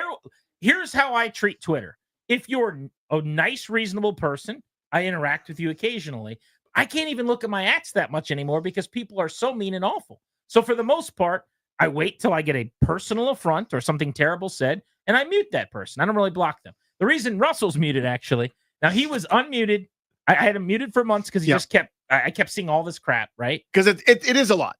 I mean, it's a lot. So finally I said, is this beneficial to me? It's not personal to Russell. I'm still following him. But does my day get better because I see anything that he's tweeting? And I said, no, I don't think it does. Right. So then I muted him. Now, after months of being muted, he came over one day and he's like, am I still muted? And I was like, I don't think so. A little bit of a sob story ensued, I think, right? That's what happened. I don't think so, bud. We're good pals. We're going to we hang out in real life. You guys are sitting next to each other in the press box. Yeah, we're good friends. And then sure enough, he was still muted. And I said, I apologize. And I unmuted him. And then he muted me 2 days But that was later. like 6 weeks ago. So then more recently, it came to my attention by Russell telling me to troll me. He's like, you got to check my tweets. And I'm like, well, he didn't see what he's like. I'm like, what'd you do? He's like, you didn't see what I did? And I'm like, no, what'd you do? And he goes, check my last tweet. And so I think the Bears or the Lions had won. And so he did Brad Holmes alert with like sirens. Oh, I Brad see. Holmes is the excellent GM who picks great players and does an amazing job in Seems Detroit. to do pretty well. Love Brad Holmes. And I'm like, okay. And I just kind of look, I'm like, yeah. And he's like, this is to make fun of you for the Ben Johnson alert. It's just to twist his horns a little bit. That's all. So Just that's a little fine. fun. Like, am I bothered by that? No. You'll be okay. But he's telling me, hey, look at my account. Yeah. I'm making fun of you for no reason. out Tune of the in blue. real quick. You need to see this. So Ben Johnson's team scored 50 points, and that was your time to get up to kind of rib me that I like Ben Johnson. Nothing about it made sense, and I said, oh, okay, and I muted him again. Are you okay if you got dunked on that hard? You all right? It was not a particularly good dunk, but it was a dunk attempt. I mean, I just mentioned it to you. It wasn't like, look at me, I'm so funny. I'm just like trying to do a bad bit. But that's all. The bit was good. Yeah, I appreciated the bit. I will say this: you are my guy. I love you dearly. You strutted over here like Vince McMahon to share that with Grant. You didn't just happen to be. Oh, by the way, if you get a chance to, you should check out a tweet I just put out. This was, hey, buddy, guess what I just did? And just look at me. But you came bounding over here. I did not. That's incredible. Who's your guy? Both of you guys are my guy. Right. I make Danny coffee almost every day. We do. We share that. I And noticed he Danny made it for hasn't me bothered today. Ryan for coffee in a while. So He made it for you're me his new today. coffee So lackey. yeah, absolutely. Stop it. You know, stop it. And you and I, we make the pilgrimage to Northwest Stadium every Sunday or Who most got Sundays. you down on the glass? You did. That's right. On First that time glass. ever. Did you fog it up a little bit? You get nice? It got a little steamy. Yeah. Got a little steamy. We had a great game. We had a great game next to Alex Ovechkin's wife and her hot Russian friends. And yeah, it was great. 2 goals from Ovi in like 5 minutes. Mm-hmm. Fight right in front of Yeah. us. Who got into that fight that night? McIntyre or McElrath? Yeah, I think it was McIntyre's a wrestler I've seen. Drew before. McIntyre. Yeah. Yes. You don't So remember next to Colin Run it Coward and down. says you things remember wrong. pulling up next to him I at the do. light? I do. So with Lenny the Legend, yeah. sure. So we went to this wrestling match and WWE Raw. It's me and Russell and this guy who's a buddy of Russell's a Lenny. great dude. Mhm. Yeah. But he knows a lot of the wrestlers. So like we're leaving the event pulling out of Capital One Arena. And we look over and he's like, I think what's his first name? Drew McIntyre. Yeah. He's like, I think that's Drew McIntyre. And this dude had just been on stage in the ring, like cutting a massive promo, killed it, right? He killed it that night. And so I'm like steamed up. I'm like, are you serious? That's him? He's like, I think so. And so he starts following him. It's 11:30 at night after Raw. We're in like random streets in DC, 5 minutes from Capital One Arena. Not even. Just like following this car through these alleys and stuff. He's like flashing his lights. He's calling him on the phone. He's not answering. And he's like, this is definitely him. I'm sure of it. I'm like, this guy's 6'5", 270. I'm petrified. So we finally pull up next to him at the light. And we get like window to window up next to him. And the guy's looking over like he's mad. And Lenny leans out and he's like, hey, it's me. And he's like, he's got an accent. Yeah. He's like, hey, Lenny, how you doing, man? He's like, legend. And I'm like, I was petrified. But it's like we were just following this wrestler through DC and all these turns. Trust me, we're great friends. Like, This is peeling away. Yeah. And he's not answering. He's on the phone with like his wife. He's like, I was calling you, man. He's like, yeah, I'm on the phone with my wife. I didn't want to answer. I mean, these are all the things that happen behind the scenes, and occasionally run into a good story. Now, like that one. Is that the same night as the Street Profits game, or is that a different one? No, that was the same That's night. the same night. Yeah, because Grant has not. I don't think you've been back since then, right? We got to see the Street Profits. Let me see if my It's the Street Profits. Oh, my yeah. guy hasn't invited me since then. I mean, kind of hard to go when I'm not invited. That's fair. Actually, WWE apparently is taking away a lot of the wrestlers' free tickets because they're making so much money and they're selling so many seats, and the product is so hot they don't want to give anything away for free anymore. So a lot of the wrestlers are pissed. So is that bad for us? Yeah, yeah, not good. 'cause we were Although in Lenny the wrestler Legend's got like more of an inside source. Like he He just showed up at WrestleMania in love that Russell's Philadelphia. just outing his sources. I was going to say, he just and showed his up. source's name is. No, he just showed up at WrestleMania on Sunday night and just parked at the Wrestlers Hotel which nobody could get into, and he got a free room, and he's having breakfast with the New Day the next day, and all that stuff. Did you see the Vince documentary on Netflix? Seen 3 of the 6 episodes. I can't remember how many it is, but there's like a before the rise, all that stuff is incredible. Yeah. And then there's a lot of the carnage. Yeah. I haven't seen that part yet because football season kind of gets in the way. But anyway, maybe I'll watch that on Friday morning. Oh crap. You can't watch it right around 6 a.m. Yeah, exactly. Guy. 6 to what am I 10 doing? a.m. What am I doing? What am I doing? And then I'm thinking about going out to Commanders practice in Ashburn just to do nothing. Stick aside, you shouldn't do that. Skip that one. What do you do? You can't run yourself into the ground like this. I know. For no reason, by the way. I know. What's the Friday theme, by the way? Do you know the Friday work theme? 7 days a week. Why can't I? Well, I work from home in my basement to do my 2-hour show. I know. It's 10 to noon, not 6 a.m. to 10 a.m. That's fair. I'm getting decent sleep, and I don't get to go out to the park ever anymore. I mean, the Dan Quinn only does press conferences when we're live on the air. Well, that would be the point. Is I never get to go to practice, and I never get to go to open locker room. Some tough guy yesterday was like, "Why don't you guys ask him this if you're interested? You're out there every day." I'm like, "Listen, pal, we're not helping. No, we're not." Yeah. And he only does press conferences when I'm talking into this microphone. I'm with you, brother. So I'm with you. Practice for 1:00. Bam. Talk to him on Sunday at the stadium. If they lose, I don't like to go down to the locker room because it's like a morgue. I can't help you. Isn't that part of the gig? Yeah, I mean, seems like they've lost some games before. When I had to, I had no choice. Oh, right. When I have a choice, I grab a hot dog in the press box. Yeah. It's all good living. It's dead. Yeah. What's the worst mood locker room you've ever been in? I know mine. What's easily. yours? I was 10 years old. It was the playoff game in Tampa Bay when they were on the verge of getting to the NFC Championship game. Guys were like legit in tears. That was the Brad Johnson, Stephen Davis, Norville, Eugene Turner, 99 Redskins, January of 2000. B. Mitch was in that locker room as a player. Final game he ever played with the team. I don't remember like one particular bad one after one, but 2 that jump out in my mind. You were there, I think.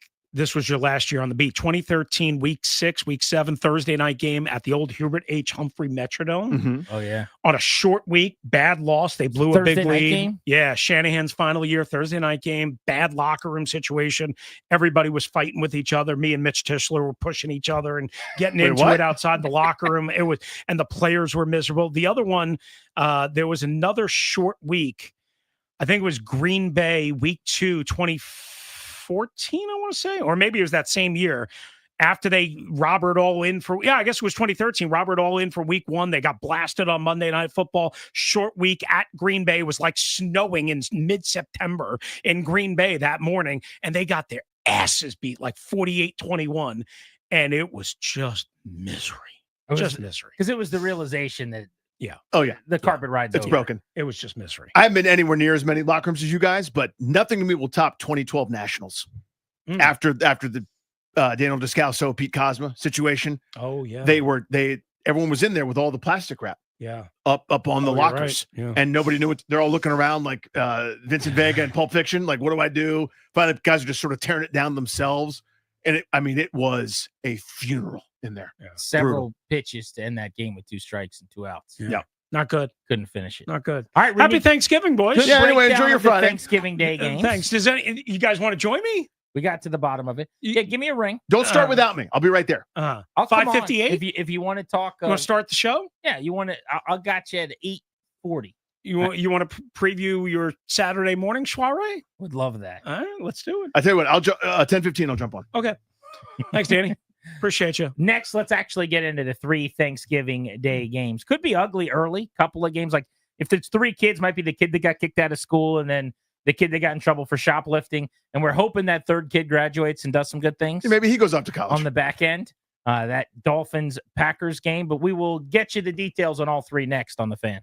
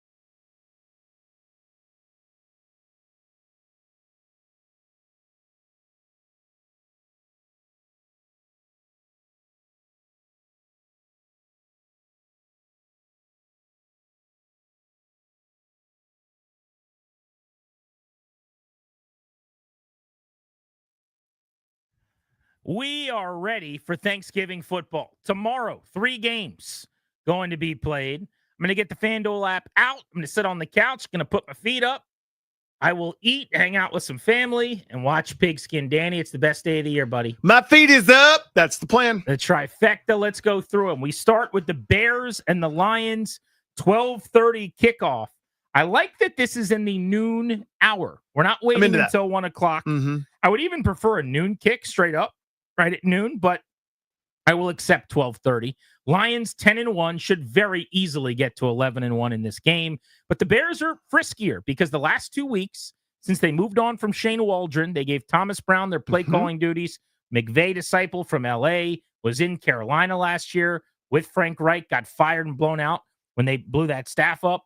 He's now in Chicago. He and Caleb Williams have been working well together. Williams looks a lot better. Passing game is not fixed, but certainly on the mend. So 4-7 Chicago might be able to hang with Detroit, but the Lions are just so good, man. Trying to get their 11th win. They can clinch a playoff spot if some things go well for them this weekend. So post the firing you're talking about after the low point this year, which was a 19-3 loss to New England. By the way, I say that again, a 19-3 loss to New England. One of the worst performances we've seen in the sport this season by any team, full stop. They've lost a 1-point game to the Packers they should have won, and they lost an overtime to Minnesota. So they've played a lot better. Arrow's trending up. I know it sounds stupid for a 4-7 team. The fact is the division is so good, it's any effort is too little too late. Enter Detroit, who is playing better than everybody. Yeah. They are boat racing people. So that's precious. That's cute. You're playing better. Now you're going to Detroit, and I think they're going to wax Chicago. I just love this Lions team. They've scored 52, 52, 47, 42. What happened in that 42 game? In games this year. Jared Goff is completing 73% of his passes, 9 yards per attempt to lead the league, and he's got 20 touchdowns and 9 interceptions on the season. Their running game is must watch. Jahmyr Gibbs averages 6 yards per carry like he's playing in the Big 12. David Montgomery's a thumper, 11 touchdowns on the year. He averages 4.5 yards per carry. Gibbs and Montgomery, by the way, have combined for 21 rushing touchdowns. My guy, Amon-Ra St. Brown, one of the most physical receivers in the league. They only have one receiver over 30 catches. Even Sam Laporta, who I thought would have a huge year, has not. He's averaging 2.8 catches per game, which is crazy. But Amon-Ra St. Brown, he carries the mail for them. 71 for 750, 9 touchdowns on his way to another Pro Bowl. And the defense keeps on getting better. I mean, Aaron Glenn was a coaching candidate this year, interviewed, remember, with Washington when Ben Johnson did. Both of these coordinators could become head coaches. They've allowed six. The last 2 weeks, they've allowed 15 or fewer points in 4 of their last 5 and 5 of their last 7. Yeah, I don't think this defense is good, right? I don't think it's playoff good. That's interesting. I mean, they've been great the last few weeks. But what I keep coming back to is they've played well lately. So I don't know. I mean, to me, they're the same group that losing Aiden Hutchinson, losing, I'm blanking on the linebackers, then they lost a couple of weeks ago. Going, somehow this is going to catch up with them, right? It's going to happen. But then I look up and I'm going, they handled Green Bay. They handled Houston. They were dominant against a couple of bad offenses. Maybe they are better than I think. It's not just that the offense is humming and awesome and incredible. I sort of couldn't get that Vikings game out of my mind, right? Where it was back and forth, and both teams should have won the game, that they ended up coming out on top 31-29.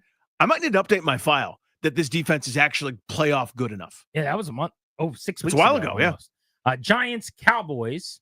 Dallas coming off of a win in Washington at home, 4-7, and they're playing Tommy DeVito.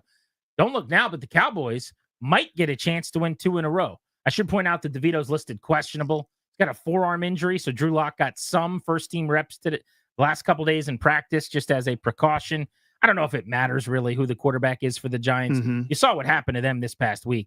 They got obliterated 30-7 by the Bucs. Looked like a game where their defense kind of gave up as well. Meanwhile, Dallas, for whatever reason, still playing really, really hard for Mike McCarthy. I think the Cowboys actually win, and they'll have won 2 in a row, and they'll kind of be in the hunt graphic for another week or so. So apologies if I'm wrong on this. I was reading this though via the Elon's app. So who knows if I'm right or wrong here about this? But I was reading that Tommy DeVito is not traveling with the team.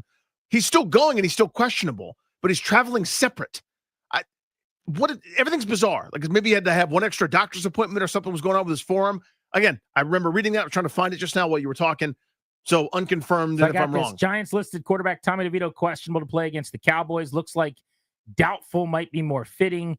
This is from Pro Football Talk. Shortly after the Giants released the injury designations Wednesday, the team announced DeVito will not travel with the rest of the team to Dallas. He's going to get further evaluation on his forearm, and then so he's going to come after. But that tells me that it's not looking good. That doesn't sound great, right? And for Dallas, what a weird situation. Winning the game last week sort of changed the eye line because you could have a couple W's in a row here without actually doing anything special, right? You take advantage of a Washington team that couldn't get out of its own way, and now all of a sudden you've won a couple of games in a row, maybe validate your program a little bit. Who knows what they're trying to do here? But yeah, they're 3.5-point favorites at home. I think this game will be close and competitive, but it will not be aesthetically pleasing or fun to watch. I agree with you.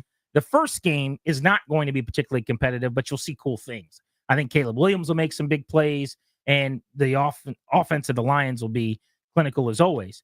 But it's not going to be entertaining because it'll be lopsided. So that means we really need the Dolphins and Packers to deliver. This is your third game. So you have the 12:30 NFC North matchup. You have the 4:30 NFC East matchup. And then 8:20 tomorrow night, Thanksgiving night, window number 3 here, Dolphins, Packers. Miami 5-6. Green Bay 8-3. Miami has won 3 in a row over the Rams, Raiders, and Patriots, and they are, Danny, back in the playoff picture. That's right. They've got to beat Green Bay tomorrow, and then they're going to be just on the outside looking in with 2 games against the Jets still coming. The matchup with the 49ers on their schedule doesn't look as insurmountable. They've also got the Browns, who they could absolutely beat, and they play the Texans, who just lost to the Titans. So the Dolphins are not done, and give Tua credit. Yes. I have long thought that he is a product of that system and the weapons around him, and I still believe to some extent that that is the case. But here is what we now know. Bad quarterbacks can't operate that offense. I thought you plug in kind of any nubber that they'd be able to move the football. They were horrid without Tua. With Tua back and moving the rock by being accurate and using ball placement, now they're getting Tyreek Hill going again, Jalen Waddle going again. They're scoring points. They hung 34 on New England, 34 on Vegas in their last 2 wins. So I give Tua a lot of credit. He's come back. He's played well. Meanwhile, on the other side of things, the Packers run the ball, bro. That is a fun offense. They're physical. They pound you. They're out of the bye 2-0 against the Bears and Niners. They've scored 58 points the last 2 weeks. Jordan Love is one of the most high-event quarterbacks in the league. A lot of big-time throws, a lot of bad decisions as well. But this should be an entertaining football game. Yeah, I'm with you. This is the game of the day. Dubious honor, but I do think so. It's, contrasting styles, as you mentioned. Green Bay's defense, I think, is solid, if unspectacular. I think they're good enough to slow down some bad offenses. Well, this is a good one now. They looked really good Miami, against right? Brandon Allen. I don't know what that gets you. I mean, they hung 38 on and won by 28 against San Francisco this past week with Josh Jacobs going for a bill and 3 tutties. They are physical. I mean, they play this. Their running game, to your point, looks like, I don't know. I'm trying to think of a great analogy. It's like one of these great college football running games where every running play, it's not just handed off. It's one guy fake, second guy fake, and the third guy gets it. Sometimes the second guy gets it. Sometimes the first guy gets it, but it's out of the pistol. Then the next play is out of the shotgun. Then the next play is drop back. But you touched on it. The way for Miami to win this game is to get a couple of those Jordan Love turnovers, which he has been prone to do this year. Not as prolific as a lot of people thought with his MVP caliber finish to last year. So this is an interesting one. Green Bay needs to keep pace in a really, really good division in NFC, and Miami's fighting for their playoff lives. Pick your winners straight up, those 3 games. Detroit, Dallas, Miami. I'll go with the home teams, Detroit, Dallas, Green Bay, in that order. I also love a home game at Lambeau on Thanksgiving. I'm into it. You know what I mean? Like that could be a annual thing as far as I'm concerned. I'll be down with that. That's kind of fun. It was 17 years ago today that we tragically lost Sean Taylor. I want to go back to that day and some memories of that time. Also, why he's so beloved and what was so unique and special about him. We'll do that next on Grant and Danny.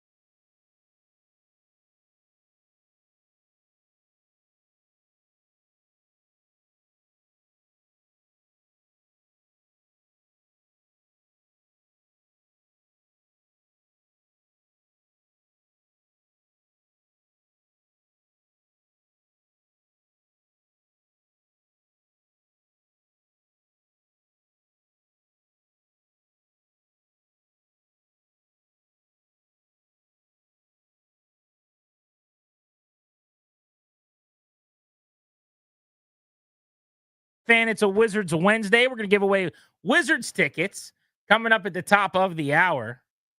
Nobody talks more Wiz than we do here on the Fan and here on Grant and Danny, so we're fired up to give you those tickets. Ben Standing's going to join us in 13 minutes. Going to get you ready for the Commanders and the Titans. I want to know if he thinks Brian Robinson's going to play. Marshawn Lattimore's going to play. Both of those guys were limited in today's practice. Does not sound good for Austin Eckler going this week. And so far, not ideal for Andrew Wiley. Both in the concussion program, neither available to practice today. But I wanted to talk, Danny, about Sean Taylor's death, which was 17 years ago to the day. Hard to believe it's been that long. I remember where I was. I'm sure most of you do as well.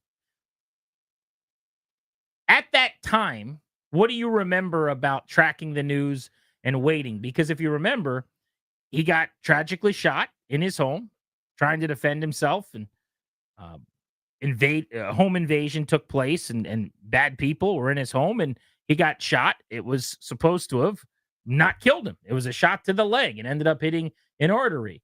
We find out that he's doing better, supposedly, except that wasn't the case, really, and there was some reporting that wasn't quite right, and he ends up passing away. What do you remember about that time? The disbelief, right? Because obviously none of us are doctors, but you hear about the injury and it's awful and terrible, but this is one of those you come back from, right? This is one of those you're going to be okay. It's going to take some time. He got shot in the leg was the report. Yeah, like, but okay, you're shot in the leg. I hope that you sucks. can play again soon. Yeah, that stinks. I know you're hurt already, and take your time, get back. But his life was really just beginning in that way. I don't mean to make light of this or like poke at this. Brian Robinson got shot in the leg and played in October, and I just bring that up to say, like, when you hear someone got shot in the leg, that is not the same as getting shot in the stomach or the chest, or that was the original report. Yeah, and you're going again. That's awful, but he'll be fine, and then he's not, and then it's really not. And then you see that news and you're going, that just can't be. That just can't be, because to me, the arrow was going in the opposite direction. And like that, he's gone as a guy, hadn't even turned 25 yet. And the best football of his career was ahead of him. The best parts of life were ahead of him, certainly as a dad and, a guy that had really matured over the first couple of years here in Washington. Remember, he had his own set of run-ins, like not terrible stuff, not like, anything horrendous, but like bouts of immaturity. And there was a time where Gibbs couldn't get in touch with him, if you remember, like surrounding the offseason. It's just different things were happening that weren't great. And then he started to really blossom, started to really mature before our eyes into this superstar, gold jacket caliber stud that was unlike anybody else on the football field. But just like the panoramic of his life was in the right direction. It was going great. And then all of a sudden that happened. Just impossible to believe. He intercepted a pass every 4.5 games of his career. He was such an amazing playmaker. You think about Ed Reed, who played that center field safety position as well as anybody ever. He intercepted a pass throughout his career, roughly like every 3 or so games, right? Mm-hmm. Sean Taylor was essentially in that same zip code, just different. So what I tweeted earlier today and kind of how I feel about him is, number one, I have never seen a football player that had that much size and speed in the same package. Still haven't. Mm-hmm. LeVar was close. LeVar Arrington, who was the number 2 overall pick out of Penn State here. And by the way, there's a reason both of these guys went 2 and 6 respectively. But I've never seen a guy that was that big and that fast. And it was intoxicating. It was captivating. He, of course, he's going to be one of your favorite players because of how he plays and how physical he is and how violent the collisions are. But just that frame, he wore huge shoulder pads too, and he looked giant, but he ran like a corner. I loved how he taped up his face mask. I loved everything about Sean Taylor as a player. What I revered most about him, though, was the physicality in a different era. So this will sound bad now, but he used to destroy receivers. He was the highlight of any knocked up segment you were going to do, or jacked up. Knocked up is different. You don't want that. Different. That's a different thing. It's a movie with Seth Rogen. But every jacked up segment that you would do, he was going to star in it, Danny, because he would just absolutely obliterate. Think about some of the guys that were petrified of him. Todd Pinkston with his alligator arms. Terry Glenn. Patrick Creighton. Terry Glenn. Terrell Owens. you name a receiver in that era in the division, they didn't want to play Washington, and you had to pay him to go across the middle. They weren't willing to do it. I loved watching him. But the whole thing was awful. I've told this before, but me and my best buddy at the time, who was a fellow Redskins fan, Steve, who was in the boot camp. He was in the Army. And I was like the guy sending him all of his sports info. Like Orioles won 4-2. Melvin Mora hit a 2-run homer, right? During that time, Sean Taylor gets shot, and I got to tell him, and I'm like, it sounds like it's going to be okay. Hey, supposedly last night he moved his hand. Everything's trending in the right direction. And I remember the next one I had to send him was he died. He's gone. And these are like letters I'm sending him to boot camp. And it's just, I'll never forget like that part of it where, he was getting these letters and I'm writing these recaps about our favorite player. We got the jersey. We're talking about him all the time. He is, for people that weren't either old enough then or don't remember, it would be the equivalent like now in terms of fandom and stardom. He was as popular as McLaurin is. More so even, honestly. Yeah, I mean, in real time, I think he was every bit or more beloved because that team he'd already played in a playoff game. But my point is he was a fan favorite that everybody cared about. He was the number one guy on the team through all the fans' eyes. When you think about the interceptions, the ranging center field, the 2-interception game against Brett Favre, what he probably could have had 4 or 5 in that game, honestly. Sidelines, yeah. Like he would make, I remember on a 2-play span, he broke up a pass and picked off a pass on each sideline. And I was like, I've never seen anything like this. We just don't have this, yeah. But so somebody could do that. They make that super fast athletic center fielder, right? There have been guys that can do that.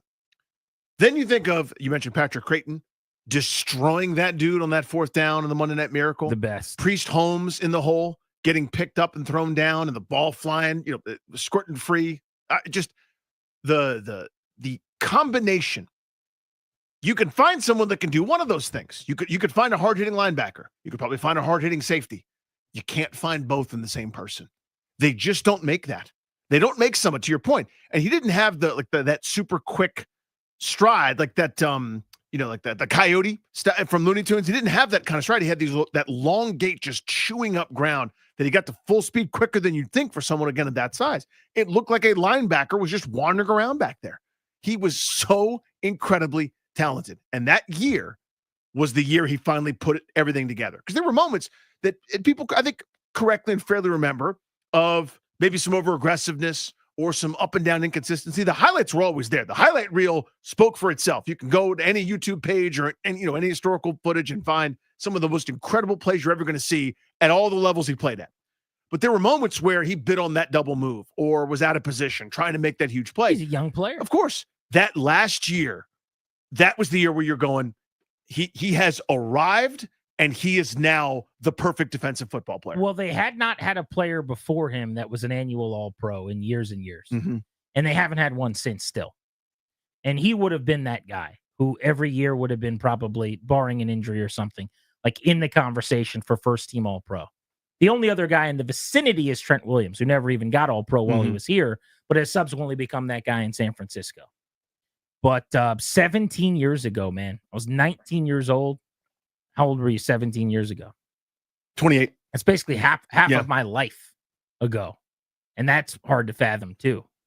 But I also remember, you want to talk about emotions? You were saying hardest locker rooms. That Bills locker room, after they lost, I was in that locker room. That was as emotional as I've ever seen. They start the game with Reed Dowdy on the sideline. Missing man formation. Do the missing man, 10 men on the field. Then Gibbs called the 2 timeouts in that game on accident. It was heartbreaking. They lose, and then they have 4 straight wins after that to make the playoffs because of that locker room coming together around Sean Taylor. I remember that week at the park. I wasn't out there, but I've been told the stories of the grown men, the players coming out and addressing the media and just bawling, sobbing, as you'd expect. I mean, this was their brother. But the city will never be the same as a sports town, and that will always be one of those line in the sand kind of where were you moments when you found out that news about such an amazing player and kind of a son of DC in that way, athletically. Grant and Danny on the Fan, top of the hour. We got tickets to give away for Wizards fans. We'll give those to you next. Plus, Ben Stanek joins us from Ashburn. What is the status of Marshawn Lattimore and Brian Robinson for Sunday's game against the Titans? We're about to find out.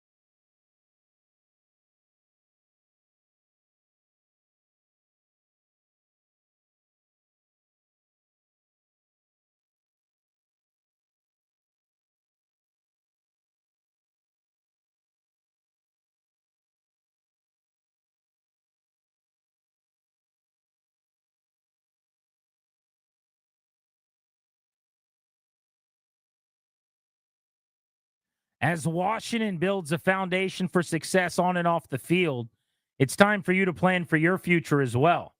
Our sponsor, Kondori and Murad, can help. That's a law firm that will help you with your last will and testament. They'll get you squared away on a trust as well for you and your family. Get a free consultation with their attorneys now. Go to kmlawyers.com. Be sure to tell them that we sent you. They're going to give you an awesome discount this Thanksgiving holiday season. kmlawyers.com. Before we give you our confidence points picks, we will get you updated on the scoreboard and make our picks coming up in just a few minutes, our final show of the week. So a little Friday activity on a Wednesday. We wanted to go to the guest hotline and welcome onto the show our buddy Ben Standig, who was out in Ashburn today covering the Commanders. He was at the Dan Quinn press conference. So, Ben, why don't we start with Marshawn Lattimore? Listening to Quinn, I was pretty optimistic. For what it's worth, I guess, just the little video we got to see of him running around, he certainly doesn't seem like he's 100%. What did you see? What do you think about Lattimore? Yeah, I think for Lattimore, and the same thing a little bit with Brian Robinson when we were told that they were practicing, that the only, Quinn said which players would be out, like Austin Eckler. Okay, but there is that question of, well, what does practicing actually mean? Full or just somewhat?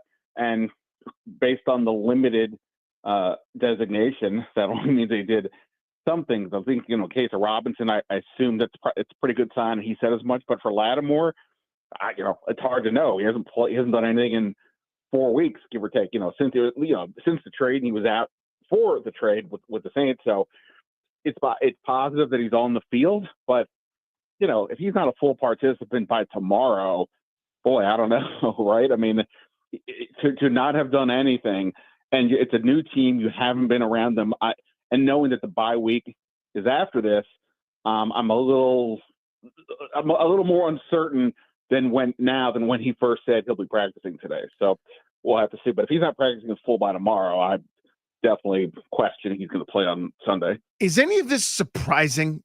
In other words, like, we knew he was banged up. We knew he had a hamstring. And now we knew right away it wasn't a Devontae Adams hamstring that was cured with the plane fight. So I understand. But, like, is anybody taking it back, or is anybody kind of going, hey, this is worse than we thought? I mean, I know they're so tight-lipped about stuff, but I would love to know that this was all by design and it was planned and they knew what they were getting instead of being gravely disappointed he couldn't play against Philadelphia or Dallas. Yeah, I mean, I don't know exactly what their expectations were. After he missed, I think, the first two games, Quinn said that this was not a surprise. I had heard that the Saints had expectations that if there had been no trade, that he would have been back, like, within, like, say, 2 weeks after that, the trade kind of deal. So this has gone on a bit longer. Of course, it's maybe the fact that, they had the whole short week with the Eagles. Maybe that, messed things up to some degree. But, yeah, it's a little, I don't know exactly what they're thinking. But, yeah, I mean, it seems like it's going longer than any of us anticipated. Now, I will say, like, I had somebody, kind of a couple people, like, ask me, well, why would you make this trade for a guy that's hurt? Well, like, Adam Peters made this trade, I would almost bet more for the long term than just the short term. I don't think they weren't looking to make a rental. They were looking for something bigger picture, and Lattimore fit the bill. 28, he's under contract the next 2 years, and one less position they have to worry about next offseason when half the roster is going to be free agents and that type of stuff. But yeah, obviously it's getting to the point now that what's going on here, especially when it's there's a 3-game losing streak, and not that he alone is going to necessarily change that, but it brought him in obviously for a reason. Yeah, totally agree with you. This trade made a lot of sense at the time and still does, based on the next 2 years. And whatever you get this season on into the postseason, if they make the playoffs, is going to be a bonus and a third opportunity at a postseason with him. Ben Standig of The Athletic joining us on Grant and Danny. You mentioned Brian Robinson and kind of where we're at on that. Do you disagree with my take? I would shut him down. I wouldn't ask him to practice. I wouldn't ask him to try to play. I would give him this week. I have the bye week next week. And over those 2 weeks, I would try to get him right for a 4-game stretch, because I've seen him twice now play in games where he couldn't play in the second half. We've seen him try to go all week long and then not be able to play on a Sunday kind of by surprise. I think they need to just get this guy some rest. Well, this is where, I've been saying all along that this season is really about the future. It's not necessarily about this year. And then they went 7-2, and all of a sudden the goal shifted. So I think the problem is if they had won, just even won one game of the last three, I think what you're saying would work. The problem is, like, there's other teams that have to catch them, but, the Cardinals are right now only a half game behind Washington. Let's ignore the tiebreaker aspect for now because we'll see what happens. But, if they lose this week and the Cardinals win, they are suddenly not even in a wild card spot. And, I think it is to some degree, an all hands on deck game. I don't want to say it's a must win. I think I got to win this game. You're going to a bye week, possibly losing 4 in a row. And sure, the last 4 games, there's some winnable ones there, but I don't know what's winnable right now when they just lose to Dallas and they just lost 4 in a row. So while I totally get what you're saying, and the fact that Eckler, I can't imagine is going to play after the concussion, his second of the year, which would leave you with Chris Rodriguez and Jeremy McNichols. I kind of feel like Robinson's got to play. Your point's valid, absolutely, but I think they had to have won one of these last 3. If we're just talking about the playoffs, for them to feel pretty good about it. Does the offense get right this week? Well, that's the thing, right? You look at Tennessee, like 3-8, just immediately chalk them up as like a bad team, except they've got one of the statistically best defenses in the league. Like, they've got legit players. Will Levis has just been very up and down for them, a young quarterback, and he's had a lot of turnovers and things like that. So I would like to say yes, but this goes also to the point of not having, where we're at with Brian Robinson.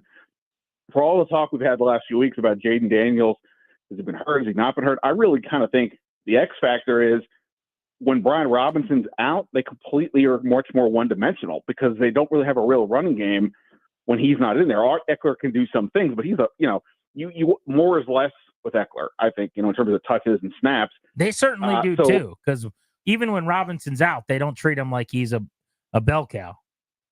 Right. So, you take away that, and now all of a sudden, Jaden Daniels is like, oh, you can't really do the read options, right? Because nobody's going to buy the running back threat or care. So I'd like to tell you yes, and clearly they're motivated. They're all talking about it over there. Of course they talk about it every week, but they're even saying, hey, I think there's even more of a sense of urgency to figure this out.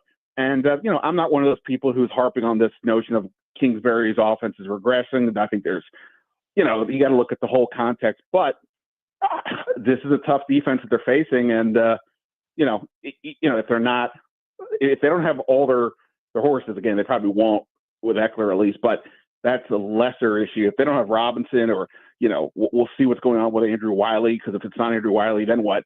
Is it Trent Scott? Cornelius Lucas hasn't played in a few weeks, so if you're telling me it's Trent Scott and no, limited or no Brian Robinson, all of a sudden that's going to be tough. So I can't tell you that, Danny, that this is the week. I thought last week was the week, and this is a much tougher defense. Ben, Austin Seibert came back, missed 2 extra points, a field goal, had some kickoff snafus, and now he's on injured reserve. Was he still hurt? Is that what that means, or what is that about? So he has a hip injury, right? And Quinn today said that on Monday, Seibert told them, hey, my groin is acting up, or whatever he said. So he went on the injured list because of a groin. I'll give you conspiracy theory here, because that's what's fun to do sometimes. Look, he may be very well hurt. I don't know. But you certainly couldn't come out and say he was hurt because of the hip. Then Quinn gets clobbered for playing a guy who was hurt when you already had another kicker. Here you didn't have to. Secondly, though, I don't know. I don't think they wanted to flat out cut him. He has been very good this year. He's been, one of the bright spots. He helped solve their kicking woes right off the bat. 7 field goals in the first game, right? To all the points they had, and it kind of kept going from there until the injury. So this feels like a way to sort of, let him rest up, move him out of the way, and maybe build up confidence, both him as well as the team in him, if that makes sense. So I don't know. If he's really hurt, he's really hurt. But you definitely couldn't come out and say it was the hip, because that would have just been, stupid or not, that would have just been like people screaming and yelling, what the hell, why did you do that? And by the way, he kicked a 51-yarder with like 70, with like a minute or so to go. So was he hurt before the 51-yarder? Did he get hurt on the 51-yarder? So I have questions, but it is what it is. And they're saying he's kicking off at the end of that game, And they're like counting, they're asking him to do something fairly complicated, which is, land it in the zone, but bounce it in front of him and pinball around. Like, they clearly had confidence in him at the end of the game. Right. And I think I kind of think like this is not to the point of is he actually hurt, but like, when Dan Quinn said, and you were there when he said this, that like, hey, he was asked about that kickoff, why not just kick it out of the end zone? And he said, well, look, it's a lot harder to do than you think. So I looked this up and I wrote, I guess I wrote about it for something that'll come up later this week. But so far this year, there have been 39 kickers who have attempted at least 15 kickoffs. Of those, 34 have a 50% touchback rate, meaning, half the time they're getting the other team to do a touchback. Austin Seibert of the 39 is dead last at 23%. And we already know the leg strength is sort of the biggest question with him in general. He's been pretty accurate, but 55 plus yarders, that's not really going to be his bag. So at least we wonder, well, when Dan Quinn says that, is that because he doesn't think Seibert can really do it? And even before this year, his career percentages of touchbacks were pretty low. I asked Quinn today. He said, we're comfortable kicking the ball and letting our coverage group make the plays. And largely they have done that this year. But Turpin, it wasn't just a 99-yarder. He had another one that went over 30. He had another one that went like 28. So they clearly should have known that this guy's a major weapon, but I don't think they thought they had a kicker who could kick it out of the end zone. And meanwhile, Zane Gonzalez, for his career, is a 57% touchback rate. So they would have that option more likely with him, put it all together. And it's kind of why I think they were maybe looking for a way to move on from Seibert. Again, maybe he's legitimately hurt, but I could imagine, there might be other reasons to decide to give him a break right now. So Ben Standing of The Athletic with us here on G&D. You said you're not one of those guys harping on the Kingsbury regression or falling off the cliff or whatever. I am. I think this is so real. I think everyone's figured it out. Now guys can't really separate and they can't win one-on-one. That's a talent part. But to me, it's eye test plus some of the data and numbers are screaming a story to me, going back to Texas Tech and then even in Arizona. Why are you not harping on it out of curiosity? Yeah, so this is a story that I have up today about this. And I didn't do a deep dive on his Texas Tech or Cardinals years. And that's part of my point with this, is you're just going to show me a record. When he's the head coach, I get it. But if you go look, his defenses were terrible every single year. This team would score in the 30s and 40s sometimes and still lose later in the year. With the Cardinals, right, the last 2 years, Kyler Murray is hurt. DeAndre Hopkins is hurt at times. What was the big deal with Kyler Murray at the end? That like the Arizona ownership was like, hey, we need to like put a clause if you do actually like homework or whatever. So I don't know exactly what was going on over there, but it's harder for me to say that everything was just because Kingsbury's offense fell apart. But here, he's not the head coach. He's only the offensive coordinator. And, again, I just think realistically. But let me just jump. I'm sorry, Ben. I'm going to jump in real quick. I want to redirect just to say the record is stupid. That's not a thing, right? And I agree. Yeah. People are saying that, and it's dumb. The offensive numbers crater massively. And he called the plays and was the coordinator and the head coach, right? So, I mean, to me, the record part of it, who cares? But the offensive numbers every year fall off. And I get you can explain some of that away with Murray. But I would say maybe that's a thing, too, that in both of these stops with these mobile quarterbacks, they have been banged up and the offense falls off because they're hurt as the year goes on. Right. I mean, like in terms of like the Texas Tech stuff, again, you'd have to go look every year. But I think in general, we would probably say Texas Tech is not a dominant team in the Big 12. Maybe they were when Mike Leach was coaching, but generally speaking, they're not Oklahoma. They're not Texas. Well, sure enough, they lose to those teams. And those teams that they're playing in the second half of the year. The first half of the year, they're playing some non-conference stuff or whatever. And like I said, Kyler Murray in 2021, he got hurt the second half of 2022, he got hurt the second half of the year, or maybe both of those. No, 2021, he got hurt. 22, I don't know, whatever. Both points he got hurt. Is it 21 or 22, Ben? Can you tell us? It's been a long day. 22. But yeah, 21. It's in the article. You can see, but like he missed a bunch of time. Look, I'm not absolving Cliff Kingsbury, but like I said, context matters, and I don't think we all have it. But again, just to use this season as that example, when people talk about regression, I think it's almost insane because look what he's working with. What's really notable is that he got this team to 7-2, setting records. Like the other wide receivers, the other receiving targets besides Terry McLaurin, a guy in Noah Brown who was cut by another team before week 1, a guy in Zacchaeus who had 10 catches last year, a guy in De'Ami Brown who, like, what did he have, 29 catches in his first 3 years? We saw that story. A rookie third-round pick in McCaffrey who's only been playing receiver for 2 years. His best tight end is a guy in Zach Ertz who's reliable with his hands, but, like, he can't move at all. The starting left tackle is a rotation between a third-round rookie who clearly needs help and a guy who's been a backup his whole career. And I think we can discuss why that's the case, but that's the case, right? And when Brian Robinson's out, he's missed 3 games and left early twice in 2 other games. Again, they don't have their running game goes away. So I just think that, like, in the context of the whole thing, I really have a hard time putting all this on Kingsbury. I just think he did. And also, but the only thing I'll say to that is, because I agree with you, your points are very good. When they were killing it, he got the credit, right? And deservedly so. But I guess my point is, like, it shouldn't it go both ways? Like, when they're bad, now it's the players aren't good enough. When they were good, we weren't saying the players are awesome. Noah Brown wasn't suddenly a number 2 wide receiver. De'Ami Brown torches the Browns or whatever team that was, the Panthers, for the long touchdown. We weren't suddenly going, De'Ami's really coming on. It was Kingsbury's scheming him up and is getting him open and it's working and he's getting all that credit. And now when it goes badly, well, the players just aren't good enough. Like, I think there's got to be some it got to go both ways. Sure. Well, and again, this is where it's complicated, right? I vividly remember one of my big takeaways from this summer was when talking to Kingsbury and Joe Witt about what they were going to do. They were like, well, we're not going to tell you anything because that's what we do. But secondly, we're also not going to tell you anything because the biggest advantage we have right now is the unknown. Cliff was away for a year. Is he going to make changes? I mean, he has done some different things. Maybe not leaving his best receiver on the left side. Maybe that's still a thing.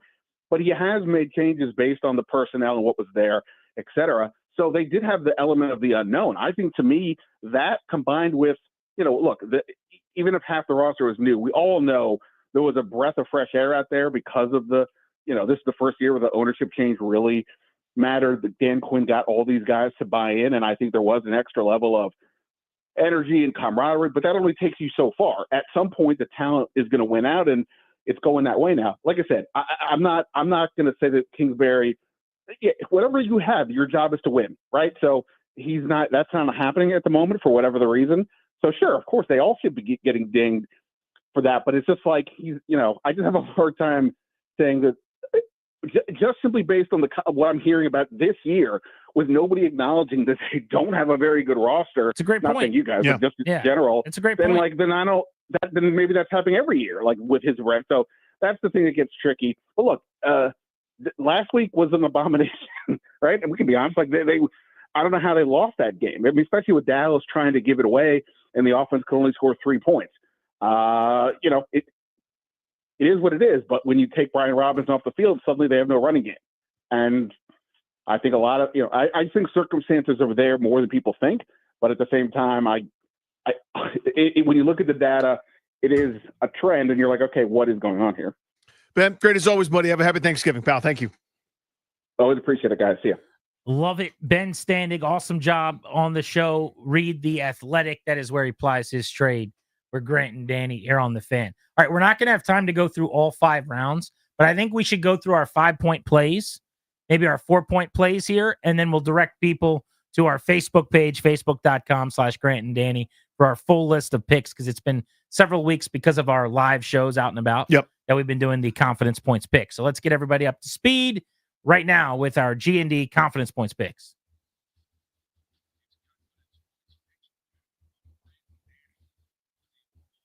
So let's do 5-point play and 4-point play. We are giving away Wizards tickets at the end of the show in just a couple of minutes. So if you want those, make sure you are listening. All right, Darius, scoreboard. It is a scoreboard that's friendly to me, I'll say. Very friendly to you. You are leading the way through 12 weeks with 120 points, a record of 32-23 in picks. What a season has been for you, Grant Paulson. Moving on, second place, Danny Rouillet is in second place. He's out of the basement. Hi, everybody. 102 points, a record of 34-28 in picks. Ryan's in third place with 101 points, only trails by 1 from Danny. He has a record of 31-24. There's a different number of games throughout there. I know that's not the point of the story. The point is the points. But somebody messed up somewhere in terms of tallies. What people's records are. I'm just now realizing that. Yeah. I'll have to go back and do the math. That's we'll figure that out. And then bringing up the rear with only 85 points. That's a 16-point deficit if you aren't counting properly at home. Is the producer here of the Grand Danny Show, Darius Stammer. My guy, I love you. This is a tradition unlike any other. I mean, Darius, it's a struggle in confidence points picks for you. I don't know what to say anymore. I don't know what to say anymore. Crowdsource your picks for a week. Well, a couple of my picks I've gotten from my guy Tobias Altizer here. So let's see if it works out. We're gonna shoot our shot. All right, so let's just go through our top 2 rounds, and then again we'll post these. We'll get the graphic on Facebook, and over the weekend I'll post them at Grant H. Paulson at Funny Danny. All right, so let's start with our 5-point plays. I'm going to go with the Houston Texans -4.5. For those of you that aren't into the gambling on football, that means they've got to win by 5 points in this football game, and I think that they will. They're playing the Jacksonville Jaguars in the AFC South. That's a bad Jacksonville team. Houston's coming off of a loss. They're going to be salty. Should not have lost to Tennessee. That's a good team. They're not going to lose 2 straight times to bad teams. So Houston wins by 5 or more. I think they roll. I had it, took it off my board. I just don't quite trust Houston. I think that's what happens, but I don't have it here. I think I'm the only person that's got this play. Give me Tampa Bay -5.5. I'm a Tampa Bay believer now that they're healthier, a.k.a. Mike Evans. A couple other guys, they play Carolina. Carolina's had their couple of good games. Let's get back to the regular schedule of them being terrible. I think Tampa rolls.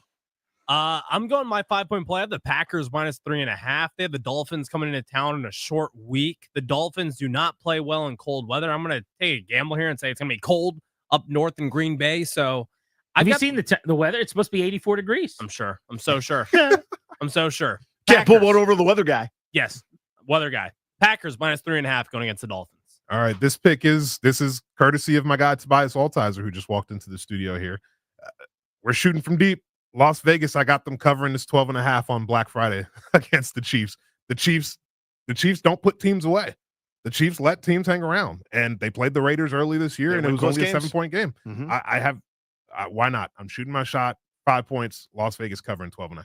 I love it. The Chiefs never cover big numbers. I can't trust the Raiders enough to go 5-point play because they stink. It's lower down the board for me, but I also have that play. 4-point play. I've got the Rams -2.5. They played Philly closer than the score would indicate on primetime Sunday Night Football. It is a bit of a short week because of the late game on Sunday, but I think they're playing for their season in New Orleans. They're at the Saints. Saints are off of a bye, I believe. They've been playing better with an interim head coach now after firing Dennis Allen. But the Saints, after a bye with a lost season, I think maybe a little lackadaisical early. The Rams, as I said, if they win, still in the hunt in their division, still in the hunt in the wild card. So their season's on the line in a lot of ways. I'll go Rams by a field goal. Give it Detroit. It's a big number tomorrow, but I think Chicago's had their dead cat bounce. It's adorable. You're playing slightly better. You're now leveling up all the way up. When Detroit plays, they win by 18 or 46. They are nasty. They are awesome, and they're going to put on a spectacle. There'll be 17,000 trick plays. Linemen will throw to punters. Guys will come out of the stands and be pretending to sell popcorn, and they'll run for a touchdown. It's going to be a bludgeoning. Detroit Danny did not have that on my menu entering tonight, but I have Seattle -1.5 going against the Jets. This is a sneaky revenge game for Geno Smith going against the Jets. They're a dumpster fire right now. I think Woody Johnson is going to be under fire. He has been over the last week. This just kind of screams as if the Seahawks blow them out in New York. I've got Geno Smith having a big day against that Jets defense. This one for me is one of those, why is Vegas favoring the Bengals against the Steelers? The Bengals are favored -2.5 against Pittsburgh. I got Pittsburgh covering that 2.5. I just don't see how Cincinnati's defense is going to stop Russell Wilson in game. Death, taxes, Mike Tomlin getting points. Absolutely. Baby. We do not care. When they're an underdog, you roll with Pittsburgh. All right, you want the full lay of the land on our confidence points picks? It'll be available at facebook.com/Grant and Danny. Right now, caller number 10 at 800-636-1067. You are winning Wizards tickets on Wizards Wednesday. Congratulations to you. You're winning a pair to see them take on Memphis on December 8th. Plus, it's Literacy Night presented by KPMP. For tickets, visit thefandc.com/contests. Very big thank you to all of our listeners. Shtick aside, we do a lot of skits and bits on this show, Danny. We do. But to be serious for a moment, we got really cool gigs. We enjoy what we do. We love this job, this opportunity to talk about the teams we care about every day, and it's only made possible by you guys being a part of this thing. So thank you, thank you, thank you. Have a wonderful Thanksgiving, and we will get back after it on Monday at 2 o'clock. Enjoy the awesome day tomorrow. Should be good. Here. Happy, healthy, safe holiday. Enjoy it, buddy. Thank you. Ladies and gentlemen, Thanksgiving